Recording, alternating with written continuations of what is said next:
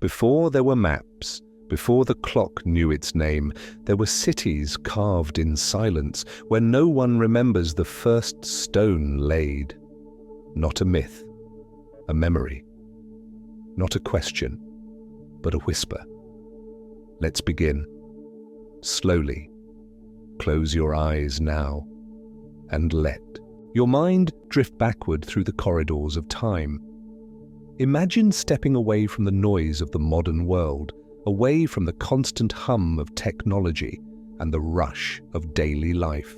We're going to journey together into the deep past, where civilizations rose and fell like tides, leaving behind only whispers carved in stone and mysteries buried beneath the earth.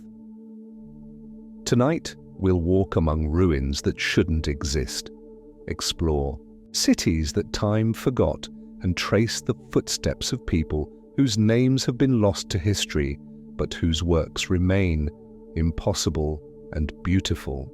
These are not fairy tales or fantasies. These are real places, real stones, real mysteries that archaeologists and historians still struggle to explain.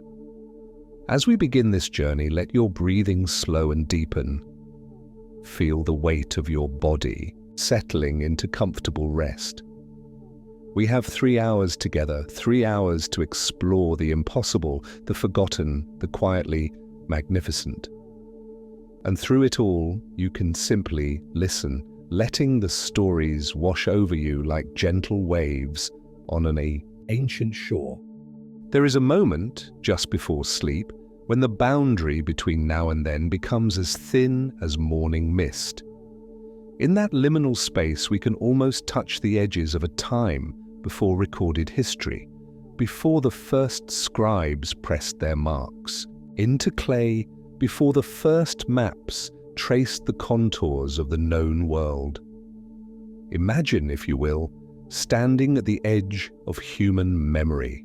Behind you stretches everything we think we know about our past, the rise and fall of empires, the march of armies, the building of monuments whose purposes we understand. But ahead of you, shrouded in the soft grey of prehistoric dawn, lie civilizations that flourished and vanished before memory began. These were not primitive peoples stumbling through darkness. Archaeological evidence suggests that some of these ancient cultures possessed knowledge and capabilities that challenge our understanding of human development. They moved stones that modern cranes would struggle to lift. They created astronomical alignments more precise than medieval cathedrals. They left behind artifacts that suggest technologies we cannot fully explain. The conventional timeline of human civilization tells us that complex societies began around 5,000 years ago with the rise of Mesopotamian city-states and Egyptian dynasties. But scattered across the globe are traces of something older, something that whispers of a deeper past. Carbon dating reveals megalithic structures that predate the pyramids by millennia. Underwater surveys discover cities submerged since the last ice age. Genetic studies suggest population bottlenecks and migrations that speak of forgotten catastrophes and lost homelands. As you drift deeper into relaxation, consider this possibility. What if the story we tell ourselves about human progress, the neat narrative of gradual advancement from stone tools to space travel, is incomplete? What if there were chapters written in languages we've forgotten, achievements made by peoples whose names the wind has carried away? The ancient Greeks spoke of a golden age, a time before their time when the world was different, when gods walked among mortals and the very fabric of reality was more malleable. Hindu texts describe vast cycles of creation and destruction, ages, when the world was young and knowledge flowed like water. Even our own cultural memories, the stories of Atlantis, of Eden, of a time when all languages were one, hint at a consensus across human societies that there was once something more. But these are not just stories told around fires or preserved in sacred texts. the earth itself holds evidence.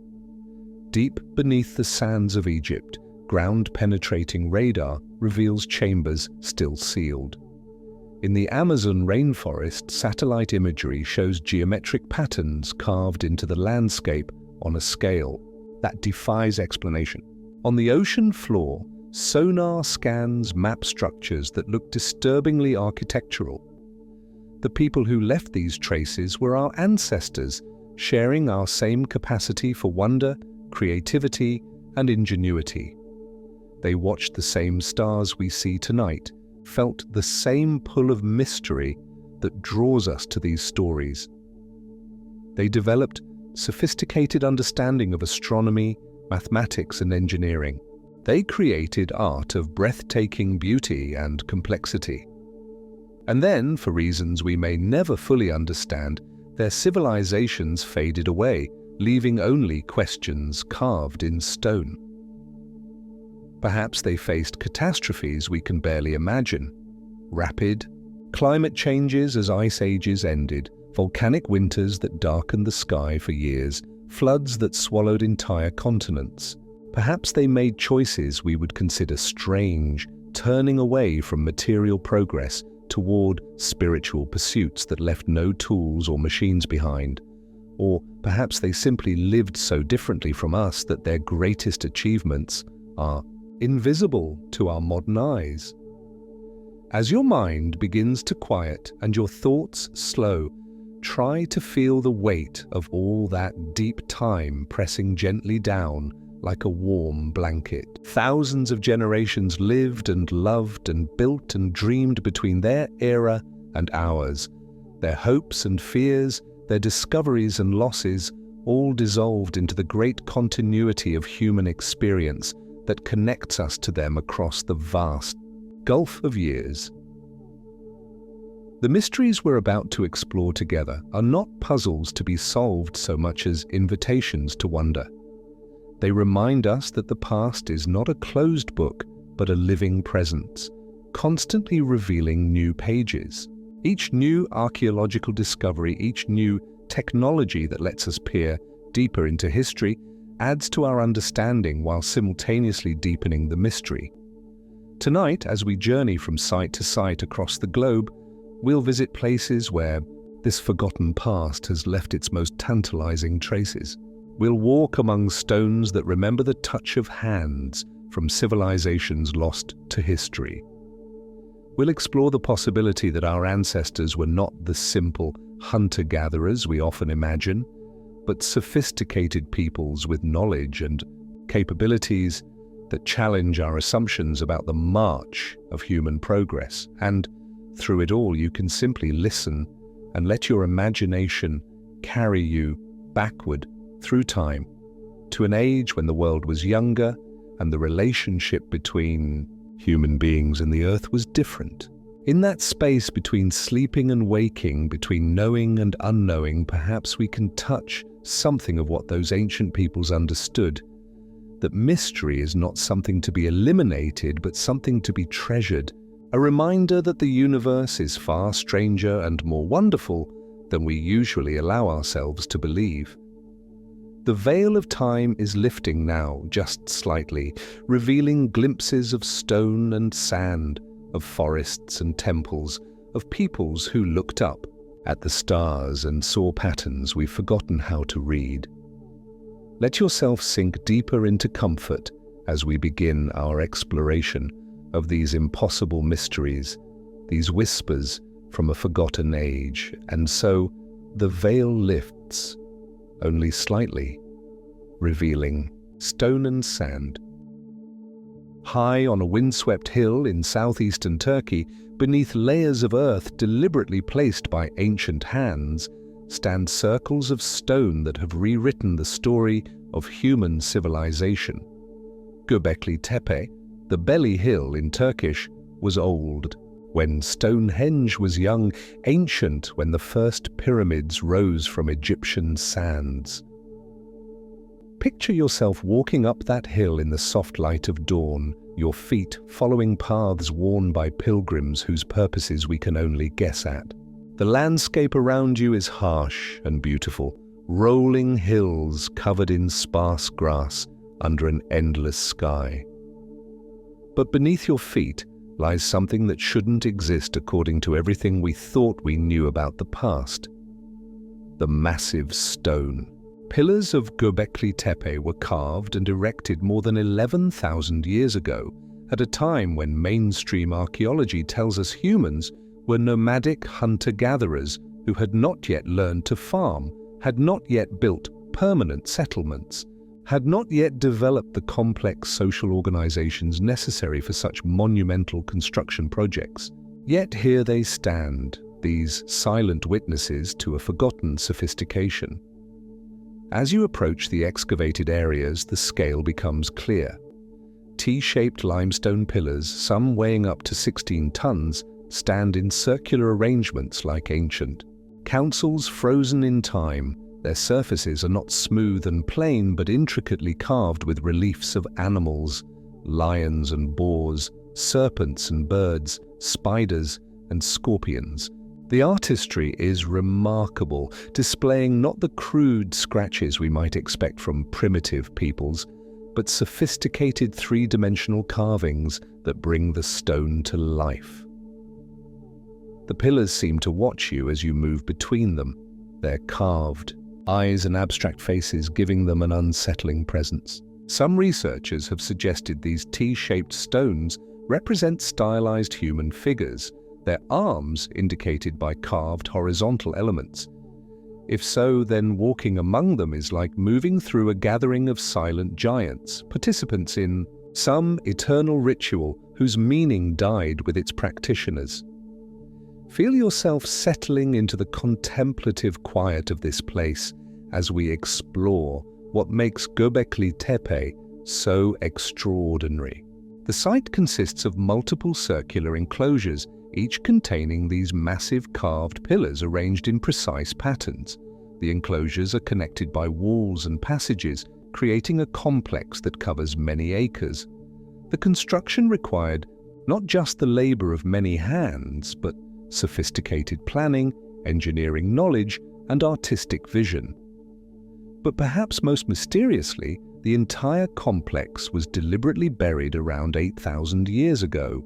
Someone, for reasons we cannot fathom, decided that this magnificent temple should be hidden from the world. They brought tons of earth and stones, carefully covering every pillar, every wall, every carved relief, creating the hill that gave the site its modern name. It was as if they were sealing away not just a building, but a way of life, a form of knowledge, an entire worldview. The implications of Göbekli Tepe ripple through our understanding of prehistoric life, like stones thrown into still water. If hunter-gatherers could organize the massive labor force necessary to quarry, carve, transport, and erect these pillars, then they were not the simple, scattered bands we often imagine.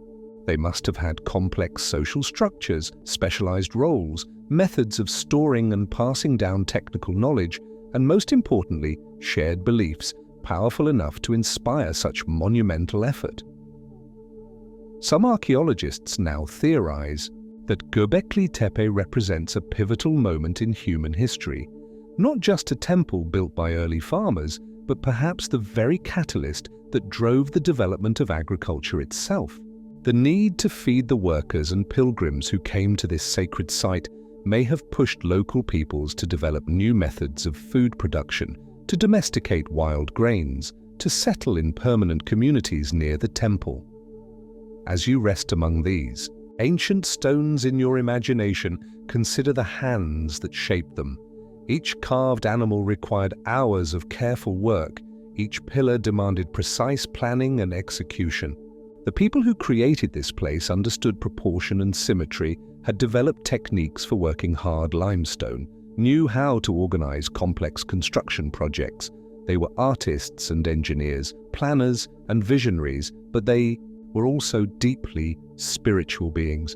Every element of Göbekli Tepe speaks to profound religious or ceremonial purposes. The circular enclosures may have been designed for specific rituals, their walls creating sacred spaces separated from the ordinary world. The animal carvings might represent totems or spiritual guides, mythological beings, or astronomical symbols. The pillars themselves could be representations of ancestors, gods, or abstract concepts we no longer understand. The silence that hangs over Göbekli Tepe today is profound, but it's not empty. It's the silence of deep time, of secrets kept for millennia, of mysteries that may never be fully solved. As you let your breathing slow and deepen, imagine what this place might have been like when it was alive with purpose. Pilgrims climbing the hill at dawn, priests or shamans conducting ceremonies among the pillars, the low murmur of ancient languages spoken in reverence and wonder. The night sky above Göbekli Tepe would have been brilliant 11,000 years ago, unmarred by light pollution, a vast dome of stars providing the calendar and compass for peoples who lived intimately, connected to natural rhythms. Perhaps the arrangement of the pillars reflects stellar alignments marking important celestial events, connecting the earthly temple to cosmic cycles. The carvings of animals might represent constellations, their stone forms serving as a permanent record of astronomical knowledge. Recent discoveries have revealed that Göbekli Tepe is far from unique. Similar sites are being found across the region, suggesting that this style of megalithic construction was once widespread, part of a cultural phenomenon that spanned centuries and vast distances. Each new discovery deepens the mystery while expanding our appreciation for the sophistication of these ancient peoples.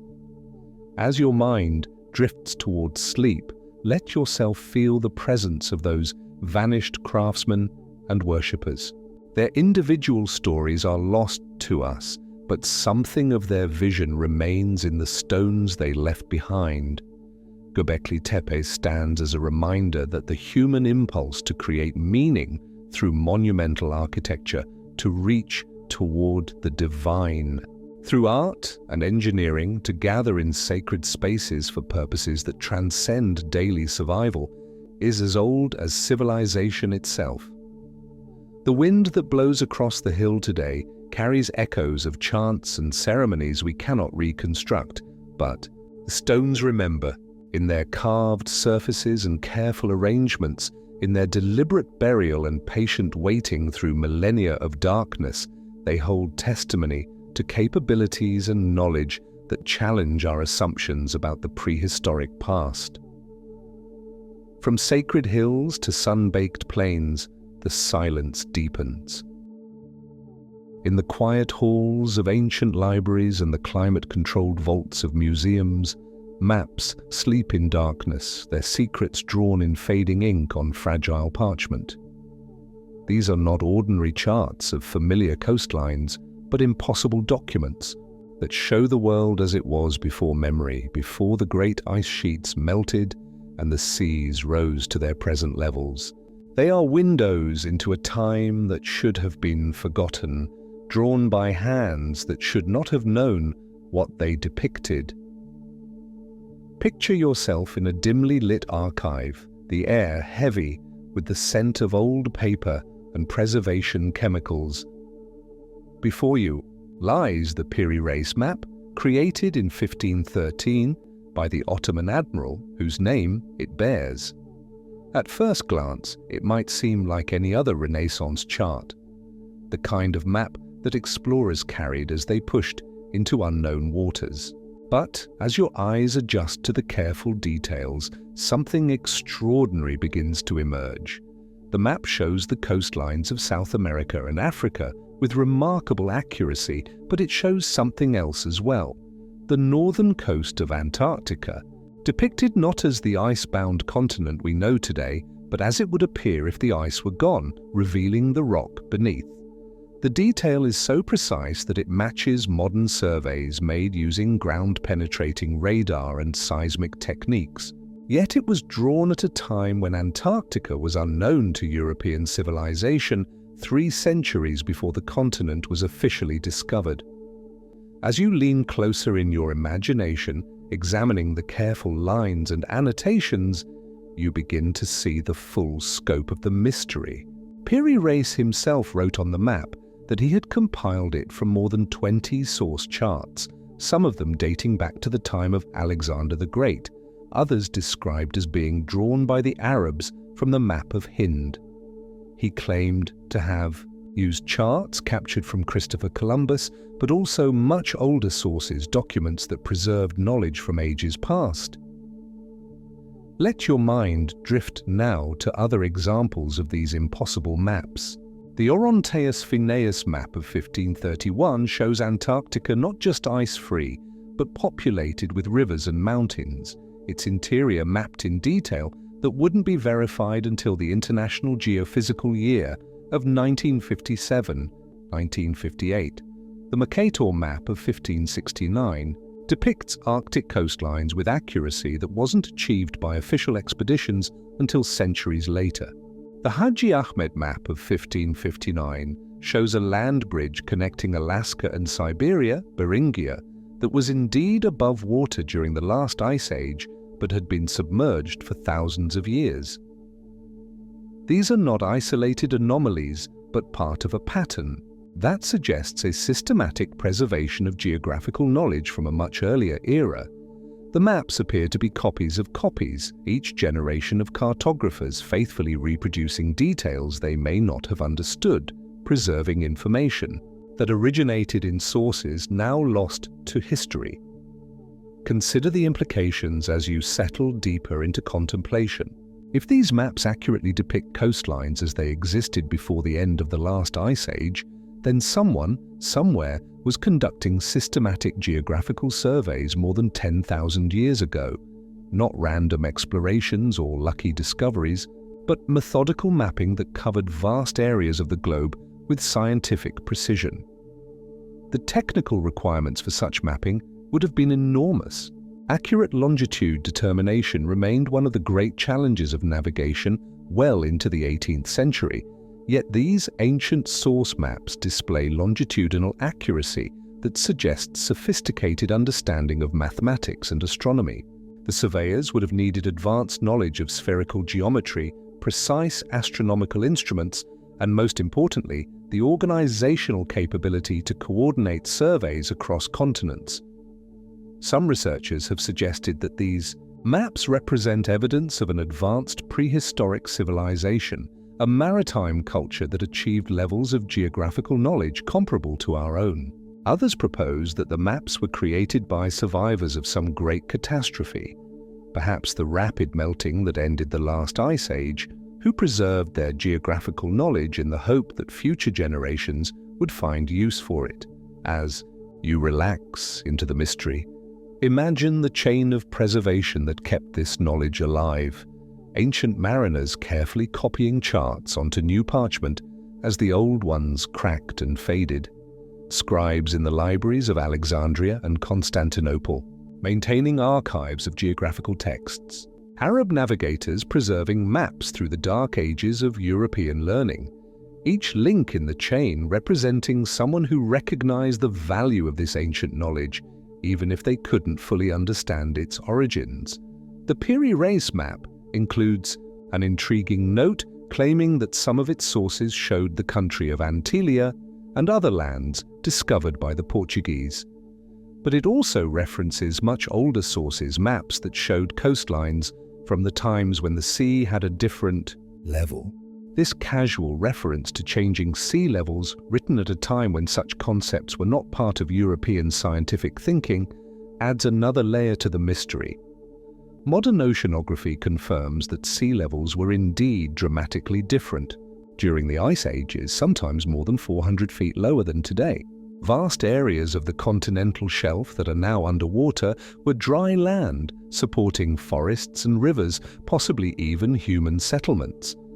The Bering Land Bridge, the Doggerland connecting Britain to Europe, the exposed coastlines of Southeast Asia. All of these features appear on various ancient maps with accuracy that shouldn't be possible.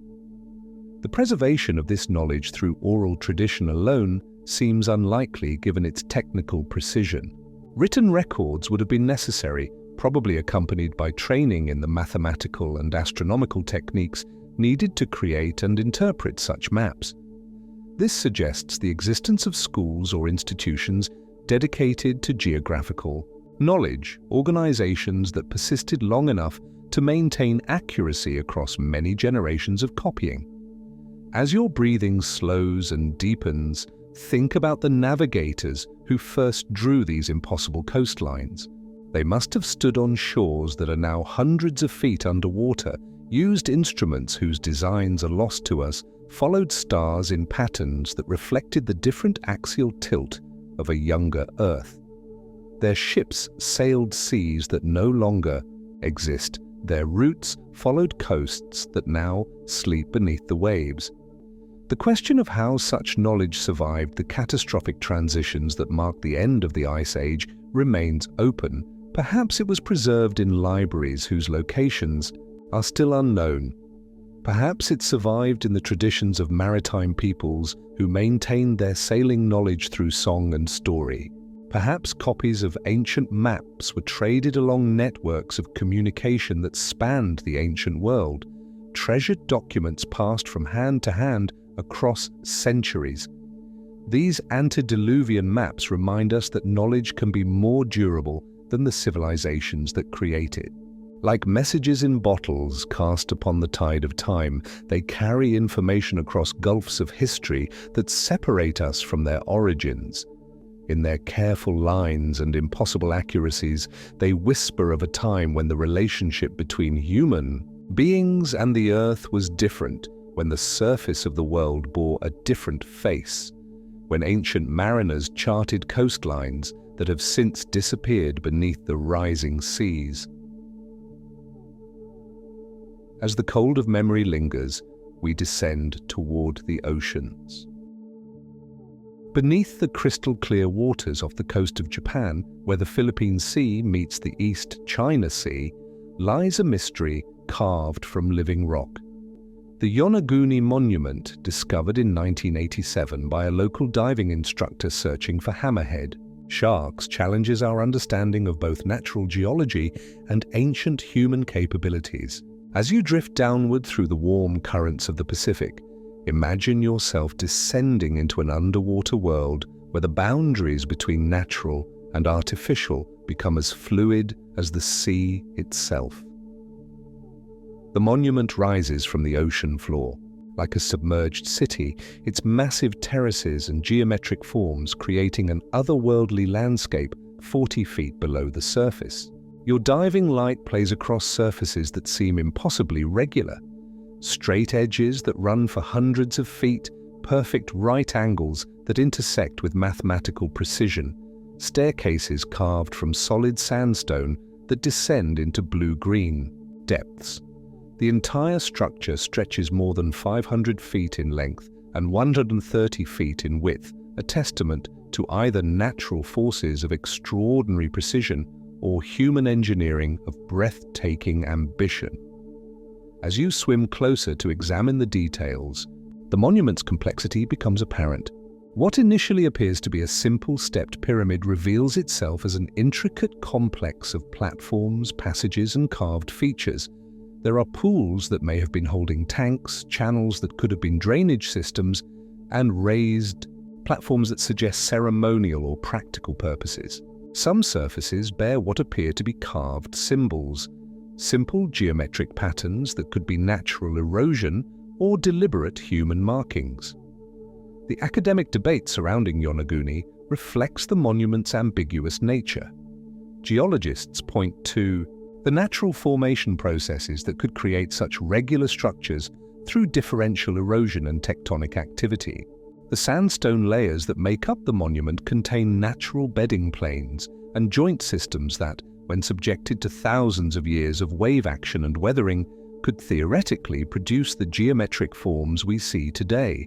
The region is geologically active, with frequent earthquakes and tsunamis that could have carved and shaped the rock in unusual ways. Yet marine archaeologists and other researchers see evidence of human modification in the monument's features. They point to the presence of what appear to be carved steps, holding pools, and drainage channels that seem too purposeful to be entirely natural. The monument's highest point features a formation that some interpret as a carved head or face, its features worn smooth by millennia of current and tide. Other sections show evidence of tool marks and deliberate shaping that would be difficult to explain through natural processes alone. Let yourself float weightlessly in the warm water as we consider the implications of human involvement in Yonaguni's creation. If the monument was indeed shaped by ancient hands, it would have been constructed during the last ice age, when sea levels were much lower and the site was above water. This would place its creation at least 10,000 years ago, possibly much earlier, making it one of the oldest architectural sites on Earth. The people who might have built Yonaguni would have possessed sophisticated stoneworking techniques, the organizational ability to coordinate massive construction projects, and the vision to create monumental architecture on an unprecedented scale. They would have worked with tools and methods that left no trace in the archaeological record, using techniques that could shape hard sandstone with precision that matches modern standards.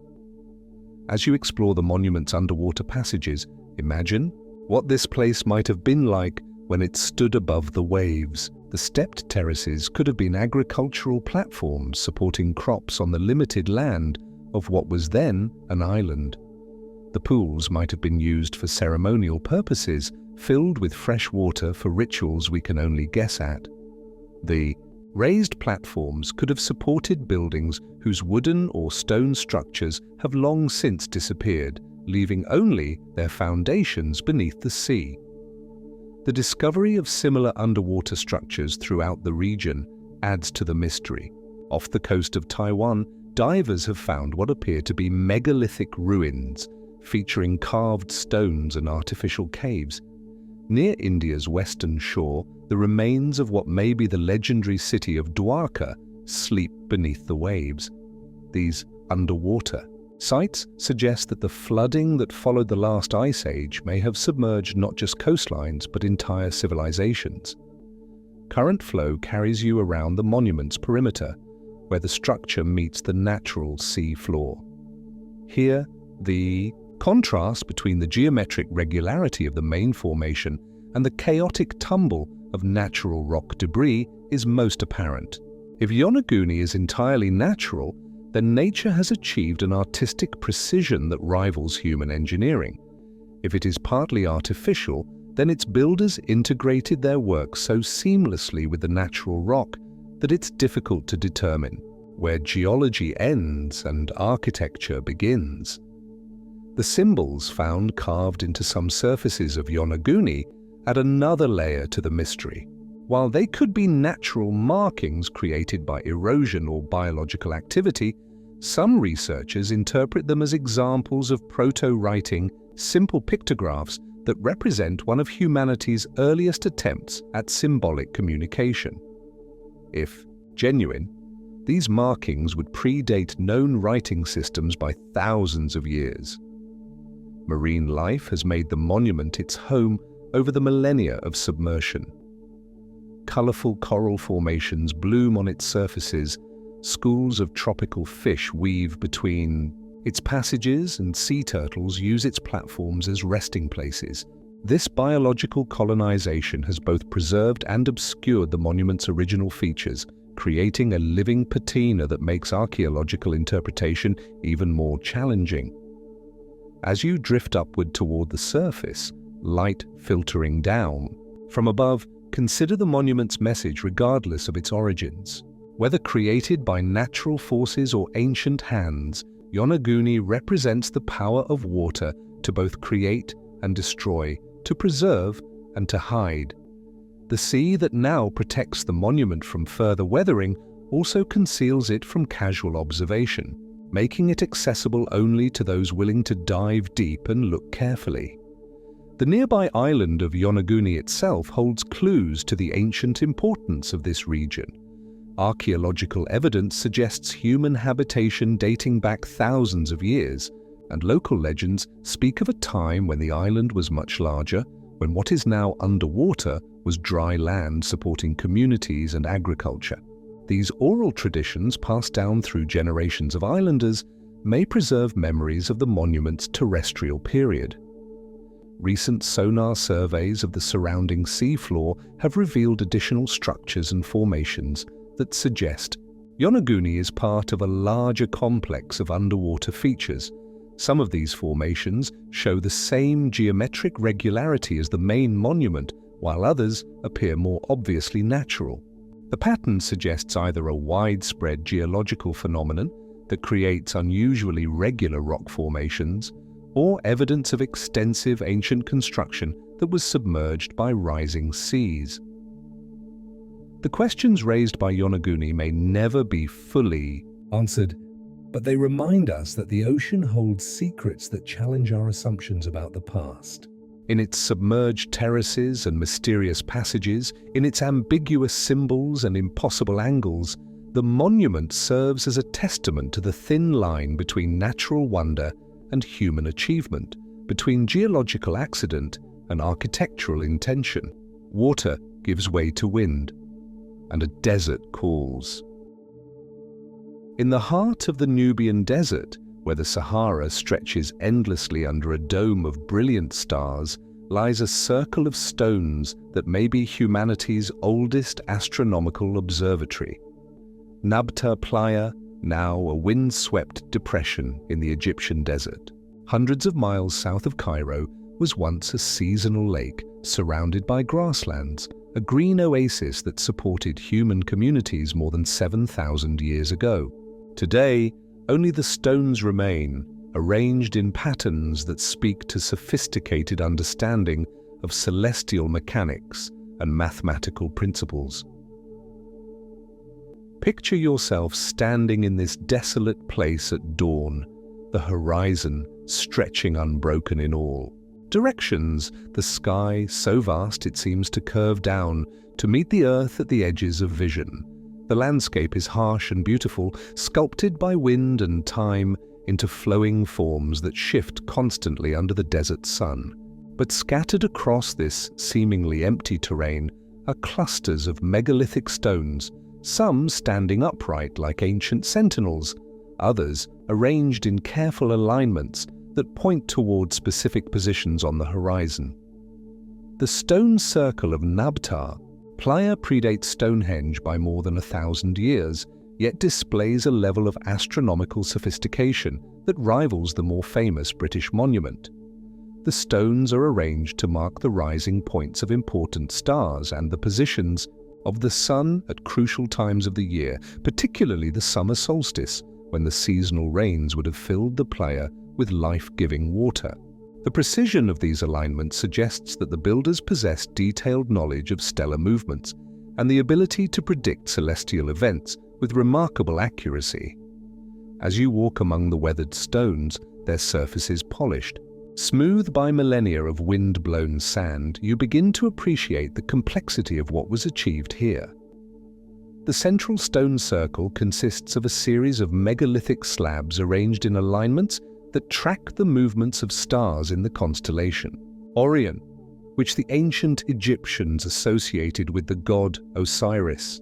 But the alignments go deeper than simple star watching, incorporating mathematical relationships that suggest understanding of geometric principles we normally associate with much later civilizations.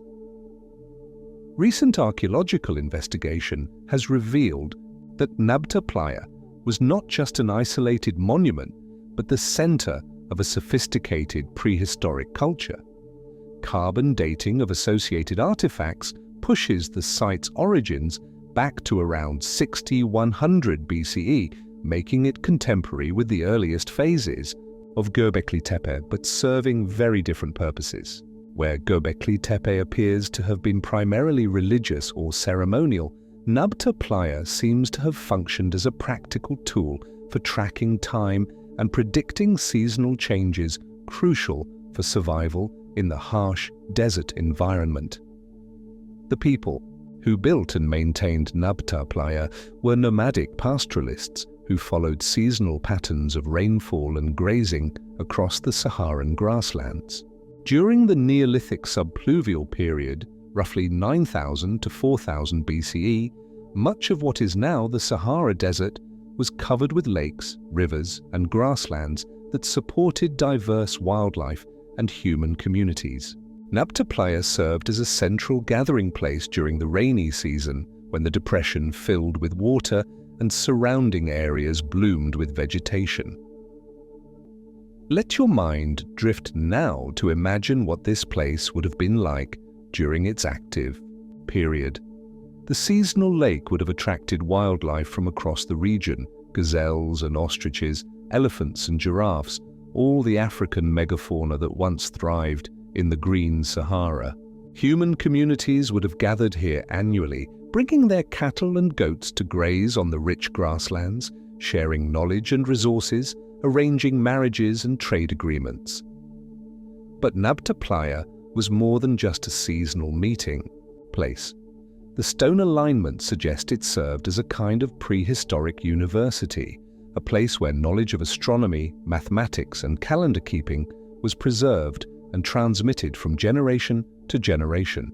The priests or astronomers who maintained the site would have been responsible for predicting the annual floods, for determining the optimal times for planting and harvesting, for maintaining the complex body of knowledge necessary for survival. In a marginal environment, the mathematical sophistication of Nabta Playa becomes apparent when modern archaeoastronomers analyze its alignments. The stones track not just the obvious movements of the sun and bright stars, but also more subtle celestial phenomena like the precession of the equinoxes, the slow wobble of Earth's axis that causes the positions of stars to shift over periods of thousands of years. This suggests that the builders were not just recording current stellar positions, but were aware of long-term changes in the night sky. Some researchers have proposed that Nabta Playa represents a direct prehistoric ancestor to the astronomical traditions of ancient Egypt, the alignment of stones with Orion constellation, the emphasis on stellar observations for calendar keeping, the integration of astronomical knowledge with religious beliefs. All of these elements would later appear in the pyramid texts and temple alignments of pharaonic Egypt. The knowledge preserved at Nabta Playa may have migrated northward as the Sahara dried, carried by communities forced to abandon the desert as it became uninhabitable. As you sit quietly among the ancient stones, feeling the desert wind whisper across the empty landscape, consider the continuity of human fascination with the night sky. The same stars that guided the builders of Nabta Playa still wheel overhead today, following the same eternal patterns that have provided navigation and inspiration to countless generations. The knowledge encoded in these stone alignments represents one of humanity's earliest attempts to understand our place in the cosmos, to find meaning and predictability in the vast dance of celestial bodies. The decline of Nabta Playa coincided with the gradual desiccation of the Sahara around 4000 BCE. As rainfall decreased and the desert expanded, the seasonal lakes dried up permanently, forcing the pastoral communities to abandon their traditional gathering places and migrate toward the Nile Valley. The stone circles were left behind, monuments to a way of life that could no longer be sustained in the changing climate. Recent satellite imagery and ground surveys have revealed that Nabta Playa is part of a much larger complex of Neolithic sites scattered across the Western Desert. Stone circles, burial grounds, and rock art sites extend across hundreds of miles, suggesting that the astronomical traditions preserved at Nabta Playa were part of a widespread cultural phenomenon that linked communities across vast distances. The precision of the astronomical alignments at Nabta Playa required not just observational skills but also sophisticated mathematical understanding. The builders had to be able to predict where stars would rise at specific times of year, to calculate the relationships between different celestial cycles to maintain accuracy over periods of many decades. This level of knowledge suggests educational institutions or traditions that could preserve and transmit complex information across generations. As your breathing slows and the desert quiet settles around you, think about the astronomers who once stood in this place, watching the stars wheel overhead, recording their observations in arrangements of stone that would outlast their civilization by millennia. Their individual names are lost, but their understanding of celestial mechanics, preserved in megalithic computers they built from blocks of sandstone, continues to teach us about the sophistication of prehistoric human achievement. The desert deepens, and with it, the wonder. Beneath the most famous monuments in the world, hidden in darkness that has lasted for millennia, passages and chambers wind through the bedrock like the neural pathways of some vast stone brain. The pyramids of Giza, rising majestically above the Egyptian desert, are merely the visible portion of a complex that extends deep into the earth, its underground components mapped by ground-penetrating radar but still largely unexplored, sealed by Egyptian authorities and protected by protocols that keep their secrets from public view. Picture yourself descending into these hidden depths, leaving behind the tourist crowds and souvenir vendors that surround the surface monuments. As you move deeper underground, the temperature drops and the air becomes still, heavy with the accumulated silence of thousands of years. Your footsteps echo in passages carved from solid limestone, their walls bearing traces of tool marks left by ancient workers who labored in torchlit darkness to create this subterranean world. The known chambers beneath the Great Pyramid, the subterranean chamber, the Queen's Chamber, the Grand Gallery, represent only a fraction of the underground complex that modern technology has revealed. Seismic surveys and electromagnetic scanning have detected numerous additional chambers, some filled with sand, others apparently hollow, their purposes and contents unknown. These hidden spaces exist not just beneath the Great Pyramid, but extend throughout the Giza complex, connecting the three main pyramids in an underground network whose full extent remains mysterious. Recent discoveries by international teams, using cosmic ray imaging and advanced scanning technologies, have confirmed the existence of large voids within the Great Pyramid itself, chambers that appear to be as significant as the known internal spaces but remain completely inaccessible. These discoveries suggest that the pyramid's internal architecture is far more complex than previously understood, with entire sections that have never been entered by modern explorers. The underground passages of Giza are not random tunnels, but appear to form a systematic network, possibly designed for specific ceremonial or practical purposes. Ancient Egyptian texts speak of the Duat, the underworld realm where the souls of the dead traveled on their journey to the afterlife. Some researchers theorize that the subterranean chambers of Giza may have been designed as a physical representation of this mythical underworld, a place where initiation ceremonies could be conducted in spaces that symbolically connected the world of the living with the realm of the dead. As you move deeper into the imagined passages, the walls around you tell stories through their construction.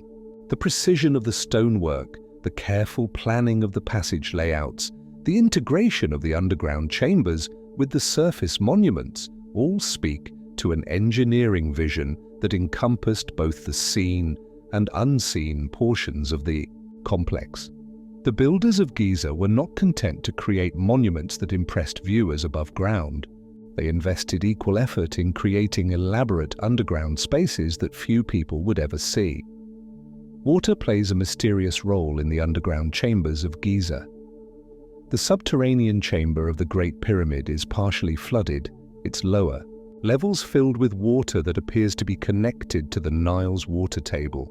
But recent investigations suggest that this water system may have been intentionally incorporated into the pyramid's design, possibly serving ritual purposes or as part of an ancient hydraulic system that channeled water throughout the underground. Complex. The famous air shafts of the Great Pyramid, long thought to be ventilation systems, have been revealed through robotic exploration to be far more complex than originally believed. These narrow passages, some extending for hundreds of feet through the pyramid's interior, are blocked by stone doors with copper handles and appear to lead to chambers that remain unexplored. The discovery of these doors has raised questions about what they might have been designed to seal away and why such elaborate security measures were built into the pyramid structure. Let yourself drift deeper into the mystery as we consider the possibility that the underground chambers of Giza served purposes beyond those described in conventional Egyptology. Some researchers have suggested that the complex may have functioned as a kind of ancient technological installation, its chambers designed to harness or manipulate natural forces in ways we don't fully understand. The precision of the construction, the incorporation of water systems, the complex geometry of the passages, all could be elements of a sophisticated ancient technology whose purposes remain hidden from modern understanding. The limestone bedrock beneath Giza is riddled with natural caves and fissures that the ancient builders incorporated into their underground construction. These natural features may have been seen as sacred spaces, places where the earth itself provided chambers for ritual or storage. The integration of natural and artificial underground spaces creates a complex three-dimensional environment that challenges our ability to map and understand the full extent of what lies beneath the pyramids. Recent ground-penetrating radar surveys have revealed what appear to be additional underground structures extending far beyond the immediate pyramid complex. These anomalies suggest that the underground construction at Giza may cover several square miles, connecting not just the three main pyramids, but possibly extending to other monuments in the area. If confirmed, this would make the underground portion of Giza one of the largest ancient construction projects ever undertaken. The flooding of many underground chambers has both preserved and complicated their exploration. Water has protected organic materials and inscriptions that might otherwise have been destroyed by time, but it has also made access difficult and dangerous. Remote sensing techniques can detect the presence of chambers and passages, but determining their contents and purposes requires physical exploration that current technology and regulations make challenging. Ancient Egyptian texts describe elaborate ceremonies conducted in underground chambers, rituals that were considered too sacred or dangerous for the surface world. The pyramid texts carved into the walls of later pyramids contain references to underground journeys beneath the most famous monuments in the world, hidden in darkness that has lasted for millennia. Passages and chambers wind through the bedrock like the neural pathways of some vast stone brain. The pyramids of Giza, rising majestically above the Egyptian desert, are merely the visible portion of a complex that extends deep into the earth, its underground components mapped by ground-penetrating radar, but still largely unexplored, sealed by Egyptian authorities and protected by protocols that keep their secrets from public view. Picture yourself descending into these hidden depths, leaving behind the tourist crowds and souvenir vendors that surround the surface monuments. As you move deeper underground, the temperature drops and the air becomes still, heavy with the accumulated silence of thousands of years. Your footsteps echo in passages carved from solid limestone, their walls bearing traces of tool marks left by ancient workers who labored in torchlit darkness to create this subterranean world. The known chambers beneath the Great Pyramid, the subterranean chamber, the Queen's Chamber, the Grand Gallery, represent only a fraction of the underground complex that modern technology has revealed. Seismic surveys and electromagnetic scanning have detected numerous additional chambers, some filled with sand, others apparently hollow, their purposes and contents unknown. These hidden spaces exist not just beneath the Great Pyramid, but extend Throughout the Giza complex, connecting the three main pyramids in an underground network whose full extent remains mysterious. Recent discoveries by international teams, using cosmic ray imaging and advanced scanning technologies, have confirmed the existence of large voids within the Great Pyramid itself, chambers that appear to be as significant as the known internal spaces but remain completely inaccessible. These discoveries suggest that the pyramid's internal architecture is far more complex than previously understood, with entire sections that have never been entered by modern explorers.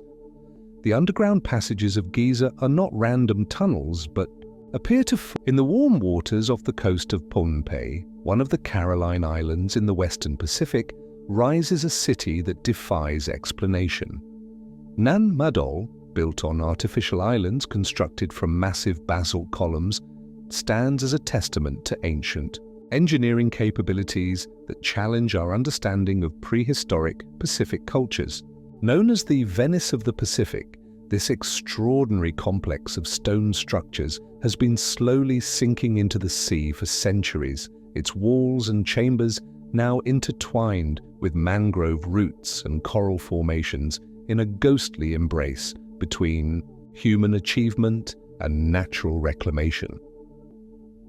Picture yourself approaching Nan Madol by boat in the soft light of dawn, the warm Pacific wind carrying the scent of salt and tropical vegetation. As you navigate the narrow channels between the artificial islands, the scale of the ancient construction becomes apparent. Massive basalt columns, some weighing several tons each, are stacked like giant Lincoln logs to form walls that rise 20 feet or more above the water. These columns were quarried from a site several miles away, transported across open water, and assembled with precision that rivals modern construction techniques.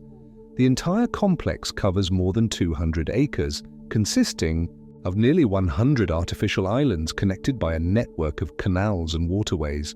Each island served specific purposes in what appears to have been a highly organized ceremonial and administrative center. Some islands contained temples, others served as residential areas for the ruling class, and still others were used for specialized activities like food preparation or craft production. The careful planning evident in the layout suggests a sophisticated understanding of urban design and social organization. As you drift through the channels in your imagination, the silence is profound, broken only by the gentle lapping of waves against ancient stone and the rustle of vegetation that has colonized the ruins. Mangrove trees have grown up through the walls, their roots weaving between the basalt columns in patterns that mirror the careful stacking of the original builders. The integration of natural and artificial elements creates a dreamlike landscape where the boundaries between human creation and natural process have become beautifully blurred. The construction of Nan Madol represents one of the most remarkable engineering achievements in the Pacific, requiring the movement and placement of an estimated 750,000 tons of basalt rock. The builders accomplished this without metal tools, wheeled vehicles, or large domesticated animals, using only the technologies available to Neolithic peoples. Yet they created a complex that rivals the great stone monuments of other continents in its ambition and execution. The basalt columns used in Nan Madol's construction were quarried from a site on the opposite side of Pohnpei Island, requiring transportation across several miles of open ocean. The logistics of moving these massive stones would have demanded sophisticated knowledge of marine engineering, including the construction of rafts or boats capable of carrying multi-ton loads, and the development of techniques for loading, transporting, and unloading the columns without modern equipment. Local legends speak of the city's construction by two brothers, Olisipa and Olosopa, who were said to have magical powers that allowed them to fly the stones through the air and position them with perfect precision. While we can dismiss the magical elements of these stories, they may preserve memories of construction techniques that seemed so advanced to later generations that they attributed them to supernatural causes. The precision of the stonework and the scale of the undertaking certainly suggest capabilities that were extraordinary for their time. The purpose of Nan Madol remains partially mysterious, but archaeological evidence suggests it served as the ceremonial and administrative center of the Saudalur dynasty, which ruled Pohnpei for several centuries. The complex appears to have been both a religious center where important ceremonies were conducted and a residence for the ruling elite, who controlled the island's resources and population. The artificial islands may have been designed to physically separate the rulers from the common people, creating a sacred space that reinforced social hierarchies through architectural means. Recent underwater archaeology has revealed that Nan Madol extends below the current water level, with additional structures and platforms submerged beneath the lagoon.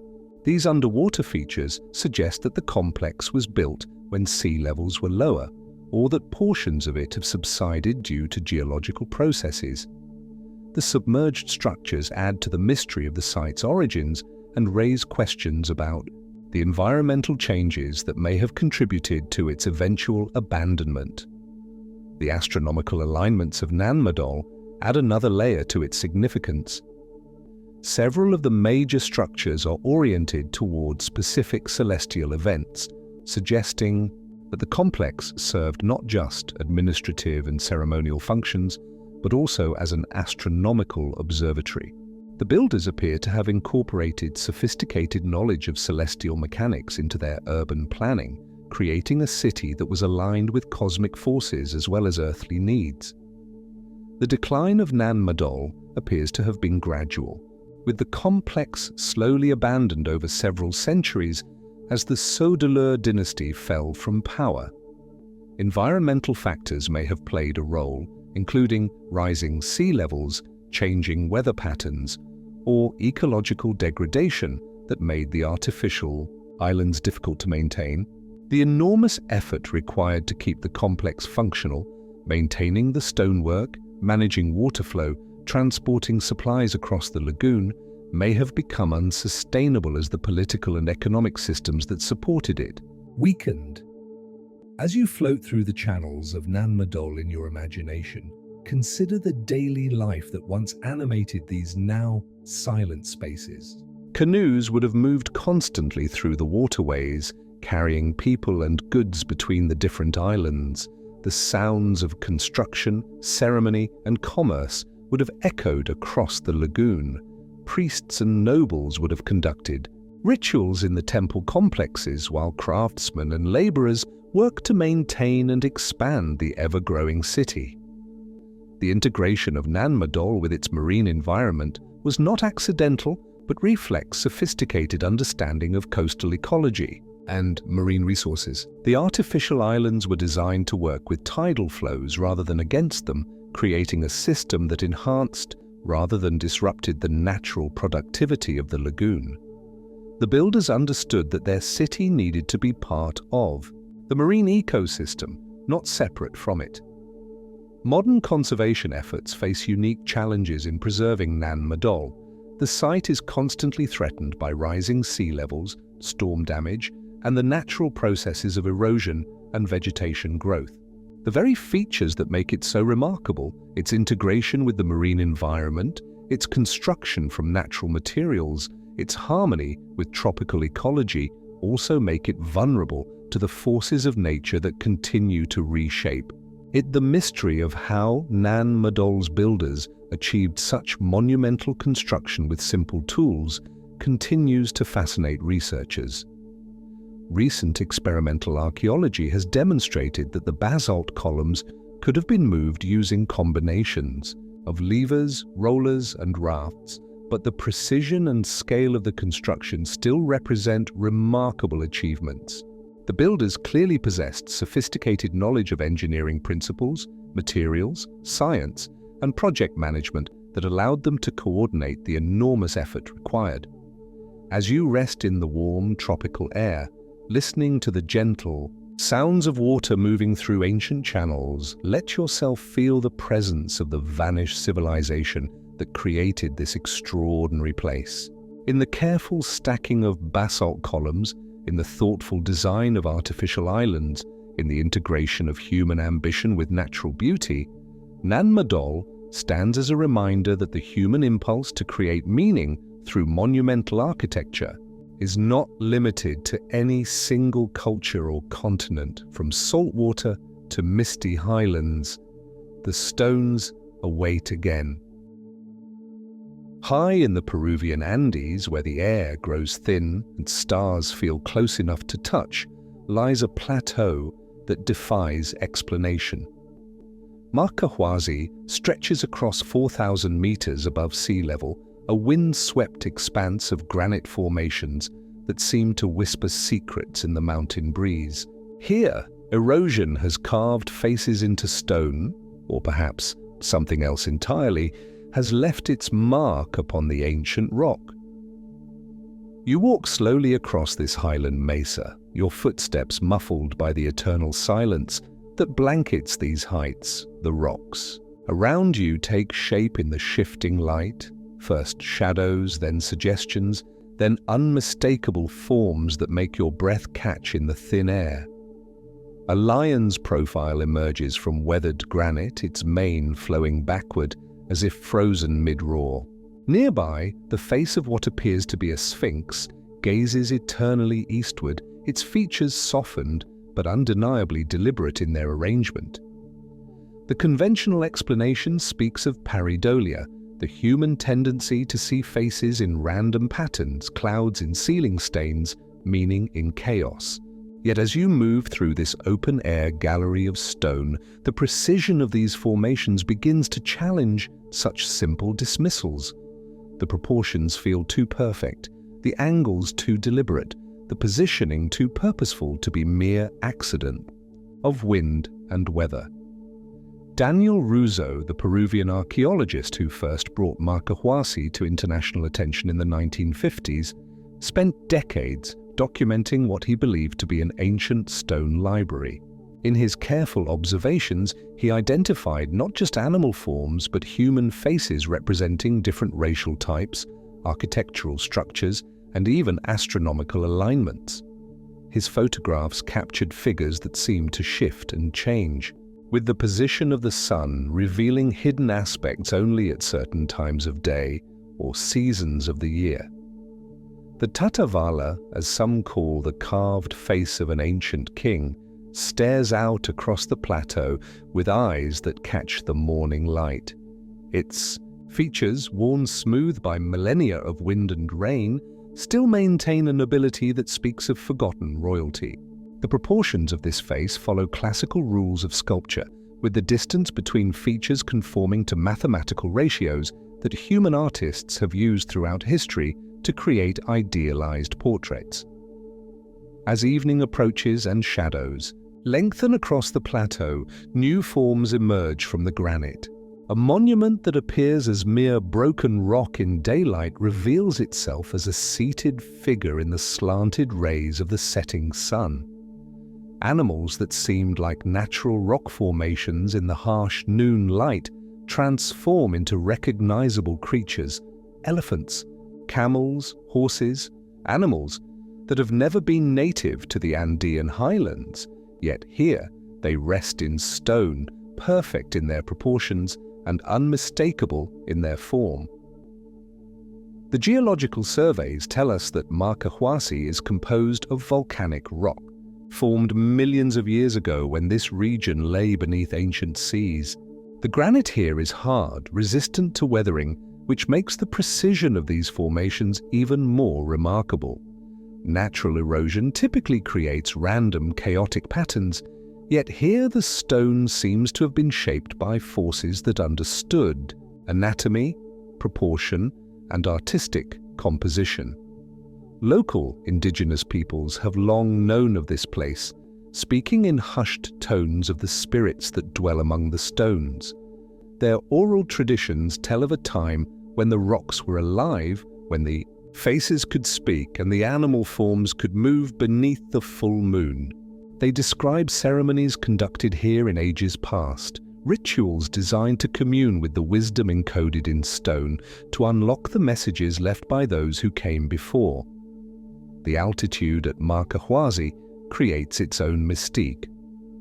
At 13,000 feet above sea level, visitors often experience altered states of consciousness, lightheadedness, vivid dreams, a sense of otherworldly presence.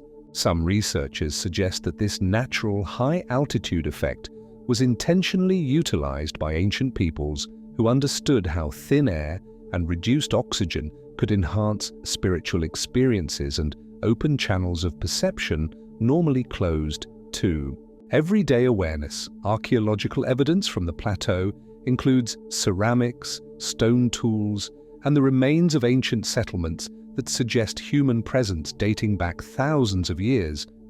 Yet the stone formations themselves resist easy dating. Unlike carved monuments that bear tool marks or construction techniques that can be analyzed and placed in historical context, these granite figures offer no clear evidence of human intervention, only the compelling suggestion that intelligence guided their formation. Scientists have proposed various natural explanations for the formations. Differential weathering, where harder and softer areas of rock erode at different rates, can create remarkable shapes. Freeze-thaw cycles, chemical weathering, and wind erosion working over vast periods of time can indeed sculpt stone into forms that seem almost alive. Yet the sheer number of recognizable figures at Markahuasi, their artistic quality, and their apparent thematic coherence push the boundaries of what we might reasonably expect from random natural processes. The mystery deepens when you consider the plateau's astronomical alignments. Several of the stone formations appear to be positioned to mark significant celestial events, solstices, equinoxes, and the rising points of important stars. This suggests either remarkable coincidence or deliberate placement by people who possessed sophisticated knowledge of astronomical cycles and their earthly correspondences. As night falls over Markahuasi, the stone faces seem to come alive in the starlight. The Milky Way stretches overhead with a brilliance impossible to see from lower altitudes, and the carved figures appear to gaze upward at this celestial river, as if remembering their connection to the cosmos. The silence here is profound, not empty, but full of presence, heavy with the weight of ages and the accumulated breath of all who have stood on this plateau and wondered at its mysteries. Whether carved by human hands, guided by ancient wisdom, shaped by natural forces working with impossible artistry, or formed through some combination of intention and accident that we have yet to understand, Markahuasi stands as a testament to the enduring power of mystery. In a world where science seeks to explain all phenomena, where satellites map every mountain and databases catalog every stone, places like this remain stubbornly enigmatic, offering more questions than answers, more wonder than certainty. This message of Markahuasi may not be one that can be translated into words or decoded through conventional archaeology. Perhaps its meaning lies in the experience itself, in the humbling recognition that the world still holds secrets, that the past speaks in languages we have forgotten how to hear, and that sometimes the most profound communications come not through text or speech, but through the patient testimony of stone shaped by time, intention, and the endless conversation between earth and sky. Let us walk now through stone that sings. In the shadow of Peru's Cordillera Blanca, where ancient rivers carve deep valleys through mountain stone, stands a temple complex that turns architecture into instrument. Chavín de Huántar, built more than 3,000 years ago, represents one of humanity's earliest experiments in acoustic engineering, a place where sound itself becomes sacred, where echoes carry more than mere noise, but meaning, mystery, and perhaps something approaching magic. You approach this ancient ceremonial Center as pilgrims once did, following stone-paved pathways through terraced courtyards. The complex spreads before you like a massive stone puzzle, its underground galleries and surface plazas designed not just for gathering, but for transformation. This is architecture with purpose beyond shelter or display. These buildings were constructed to alter consciousness through carefully controlled manipulation of sound. The old temple, the oldest section of Chavín de Huántar, contains within its heart a network of narrow stone corridors that wind through the structure like the chambers of some vast musical instrument. These passageways, barely wide enough for a single person to navigate, create a three-dimensional maze where every step produces echoes that seem to originate from impossible directions. As you move through these ancient halls, your footsteps multiply and return to you transformed, carrying harmonics and overtones that make the stone itself seem alive. At the center of this acoustic labyrinth stands the lanzon, a carved granite monolith that serves as the temple's spiritual axis. This towering stone figure, part human, part jaguar, part condor, resides in a chamber specifically designed to amplify and transform sound. When voices are raised in this space, they undergo a metamorphosis, emerging as something deeper, more resonant, almost otherworldly. The chamber acts as a massive resonator, taking human speech and song and returning it as the voice of the deity itself. Modern acoustic analysis has revealed the sophisticated understanding of sound that guided Chavín's builders. The galleries were constructed with precise angles and dimensions that create specific acoustic effects. Some passages amplify bass frequencies while filtering out higher tones. Others create complex echo patterns that make a single voice sound like a chorus. The stone used in construction was selected not just for its structural properties, but for its acoustic qualities, with different types of rock chosen for their ability to absorb, reflect, or modify sound waves. The most remarkable acoustic feature of Chavín de Huántar is its use of water as a sound element. Underground channels carry the Mosna River beneath the temple complex, creating a constant background rumble that serves as the bass note for all other sounds produced within the structure. During the rainy season, this underground river would have roared with increased volume, providing a powerful rhythmic foundation for ceremonies conducted in the galleries above. Archaeologist John Rick, who has spent decades studying Chavín, describes experiencing profound disorientation when navigating the underground passages. The acoustic properties of these spaces can induce altered states of consciousness, the constant echoing, the rumble of hidden water, the way sounds seemed to come from everywhere and nowhere at once. These effects would have been even more pronounced for ancient visitors who approached the temple in darkness, guided only by torch flames that cast dancing shadows on carved walls. The temple's acoustic design suggests a sophisticated understanding of sound's psychological effects. Certain frequencies can induce feelings of unease, transcendence, or religious awe. The builders of Chavín de Huántar appear to have deliberately incorporated these psychological triggers into their architecture, creating spaces that naturally predispose visitors to spiritual experiences. The narrow passages force people to move slowly and quietly, heightening sensitivity to the acoustic environment and building tension before emergence into larger ceremonial spaces. Stone trumpets found at the site provide additional evidence of Chavín's acoustic sophistication. These instruments, carved from conch shells and fitted with stone mouthpieces, produce haunting, resonant tones that carry extraordinary distances through the temple complex. When blown within the galleries, these trumpets create standing wave, patterns that seem to make the very walls vibrate with power. The sound emerges from hidden openings in the temple's exterior walls, making it appear to observers outside that the building itself is speaking. Recent experiments with replica instruments have demonstrated that Chavín priests could use these acoustic properties to create elaborate sound shows. A single priest positioned in the right location within the gallery system could make their voice appear to come from multiple directions simultaneously. Combined with the temple's complex system of interior lighting, carefully placed torches and oil lamps that create specific visual effects, these acoustic illusions would have been profoundly convincing demonstrations of supernatural power.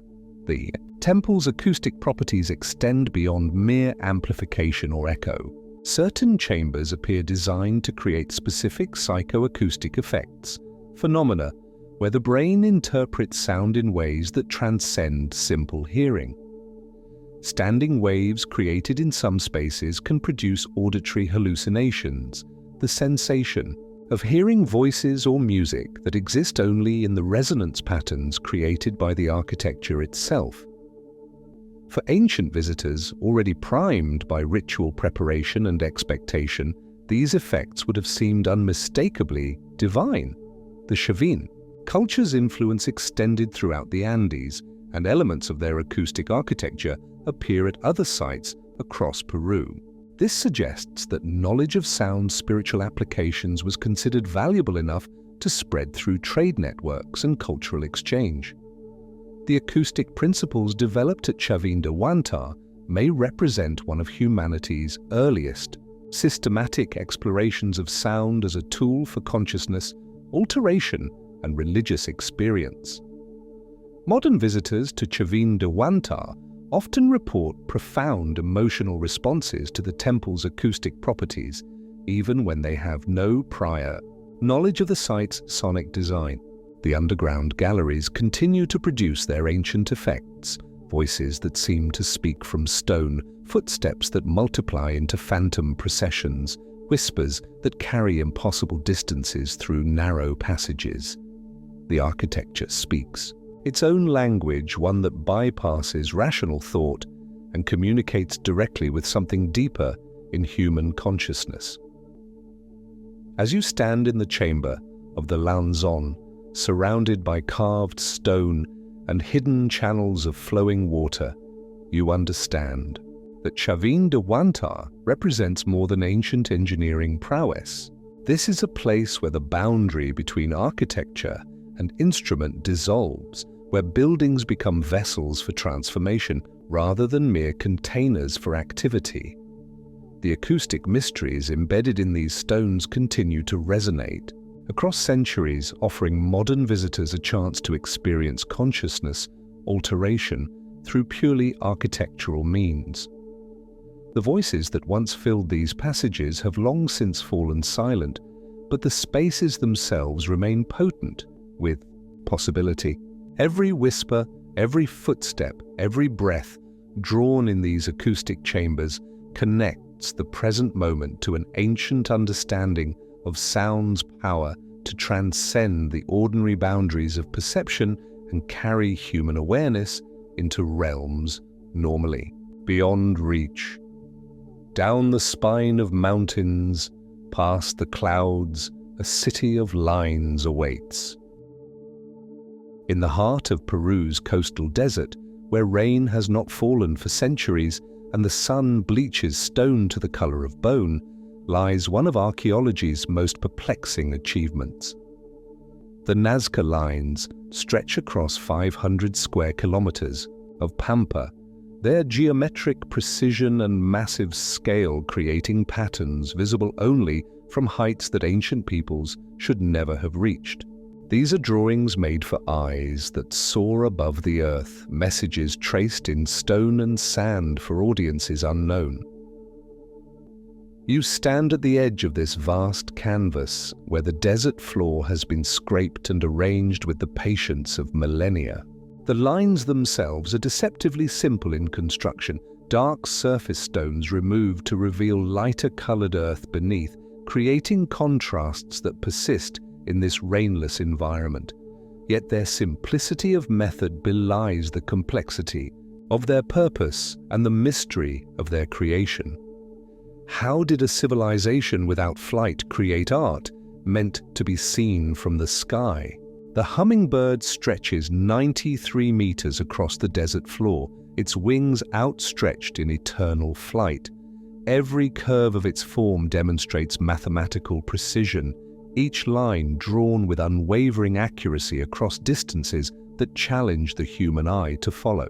The proportions remain perfect whether viewed from ground level or from the small aircraft that now carry tourists over this ancient gallery. Standing beside one of its wing tips, you cannot see where the line leads or how it connects to form. The greater whole, yet satellite imagery, reveals flawless symmetry in every detail. Maria Reiche, the German mathematician who devoted her life to studying and protecting the Nazca lines, spent decades walking these figures with measuring tape and compass. Her meticulous documentation revealed the extraordinary precision involved in their creation. Lines that stretch for kilometers maintain perfect straightness. Geometric figures achieve mathematical accuracy that rivals modern surveying, and the massive animal forms preserve anatomical proportions despite their enormous scale. This level of precision suggests not just artistic skill, but sophisticated knowledge of engineering and mathematics. The spider, 36 meters in length, captures the essence of an arachnid species found only in remote areas of the Amazon rainforest. Its creators somehow knew the precise anatomy of creatures that lived hundreds of kilometers away in ecosystems they may never have encountered. The geoglyph shows details of the spider's reproductive organs that are invisible to the naked eye, and were unknown to modern science until microscopic examination revealed them in the 20th century. How did ancient Nazca artists possess such detailed knowledge of microscopic anatomy? Theories about the line's purpose have proliferated like mirages in the desert heat. Some researchers propose astronomical explanations, suggesting the lines point to celestial events significant to Nazca culture. While some alignments do correspond to solstices or the rising points of important stars, the majority of lines show no clear astronomical connections. The geometric precision that characterizes the figures would have been useful for astronomical observations, but if that were their primary purpose, why create such elaborate animal forms alongside the functional geometric patterns? The runway theory, popularized by Erich von Däniken, suggests the lines served as landing strips for ancient aircraft. The long, straight lines and cleared rectangular areas do bear superficial resemblance to modern airfields, and some local legends speak of flying gods who descended from the sky. However, the soil composition of the pampa would not support heavy aircraft, and many of the lines end abruptly at cliff edges or fade into mountainous terrain unsuitable for landing. The theory persists in popular imagination but finds little support among serious researchers. Water divination represents another compelling explanation for the line's existence. The Nazca civilization flourished in one of the world's driest deserts, making water location and management crucial for survival. Some researchers suggest the lines trace underground water sources or mark locations where aquifers approach the surface. This theory gains credibility from the Nazca culture's sophisticated knowledge of underground hydrology, demonstrated by their construction of elaborate aqueduct systems that still function today. The shamanic flight hypothesis proposes that the lines served as pathways for spiritual journeys undertaken by Nazca priests. In many Andean cultures, shamans describe out-of-body experiences that involve flying over the landscape, viewing the world from aerial perspectives during ritual trances. The Nazca lines could represent maps or guides for these spiritual flights, with different figures marking territories associated with specific animal spirits or supernatural powers. This interpretation aligns with the widespread use of psychoactive plants in ancient Andean religious practices. Recent research has revealed that the Nazca lines are not unique in Peru. Similar geoglyphs exist throughout the region, though none match the scale and preservation of the Nazca examples. This suggests that ground drawing was a widespread cultural practice, possibly serving multiple functions across different societies. The concentration and elaboration of lines at Nazca may reflect this culture's particular devotion to the practice rather than representing an isolated phenomenon. The preservation of the Nazca lines speaks to the remarkable stability of this desert environment. The lack of rain, minimal wind erosion, and sparse vegetation have maintained these fragile drawings for over 1,000 years. Yet this same preservation reveals the line's vulnerability. A single vehicle driven across the pampa can create tracks that will remain visible for decades, and increased tourism threatens to damage figures that have survived since pre-Columbian times. Modern technology has revealed new details about the line's construction and purpose. Ground-penetrating radar has identified additional figures buried beneath centuries of accumulated sand and debris. Satellite imagery continues to discover previously unknown geoglyphs hidden in remote areas of the desert. These tools have also revealed the logistics involved in the line's creation, evidence of planning stations, tool caches, and the remains of temporary camps used by work crews during construction. The Nazca culture that created these lines flourished between 100 and 700 CE, developing sophisticated techniques for surviving in extreme desert conditions. Their pottery reveals artistic traditions that may have influenced the geoglyphs' designs, while their textiles display geometric patterns that echo the mathematical precision found in the desert drawings. The lines represent just one aspect of a complex civilization that transformed one of Earth's most challenging environments into a canvas for monumental art. As you walk along one of the straight lines, following its path toward distant mountains, the desert stretches endlessly in all directions. The line beneath your feet continues with mechanical precision, seemingly forever, its purpose as mysterious now as when it was first traced in stone and sand. Above, condors circle on thermals rising from the heated pampa, their aerial perspective offering a view that ancient Nazca people could only imagine. The silence here is profound, broken only by wind across stone and the distant sound of aircraft, carrying modern visitors over patterns created by hands that have returned to dust. Yet in this silence, the lines continue to speak their ancient language, not words, but meaning expressed through scale, precision, and the enduring human need to leave messages that transcend the limitations of individual lifetimes. The lines vanish, but the mystery flows northward. Above the ancient Inca capital of Cusco, where the Andes pierce thin air and clouds gather like offerings around sacred peaks, stands a fortress that defies architectural understanding. Sacsayhuamán sprawls across a hillside like a massive puzzle, solved by hands that understood secrets lost to modern engineering.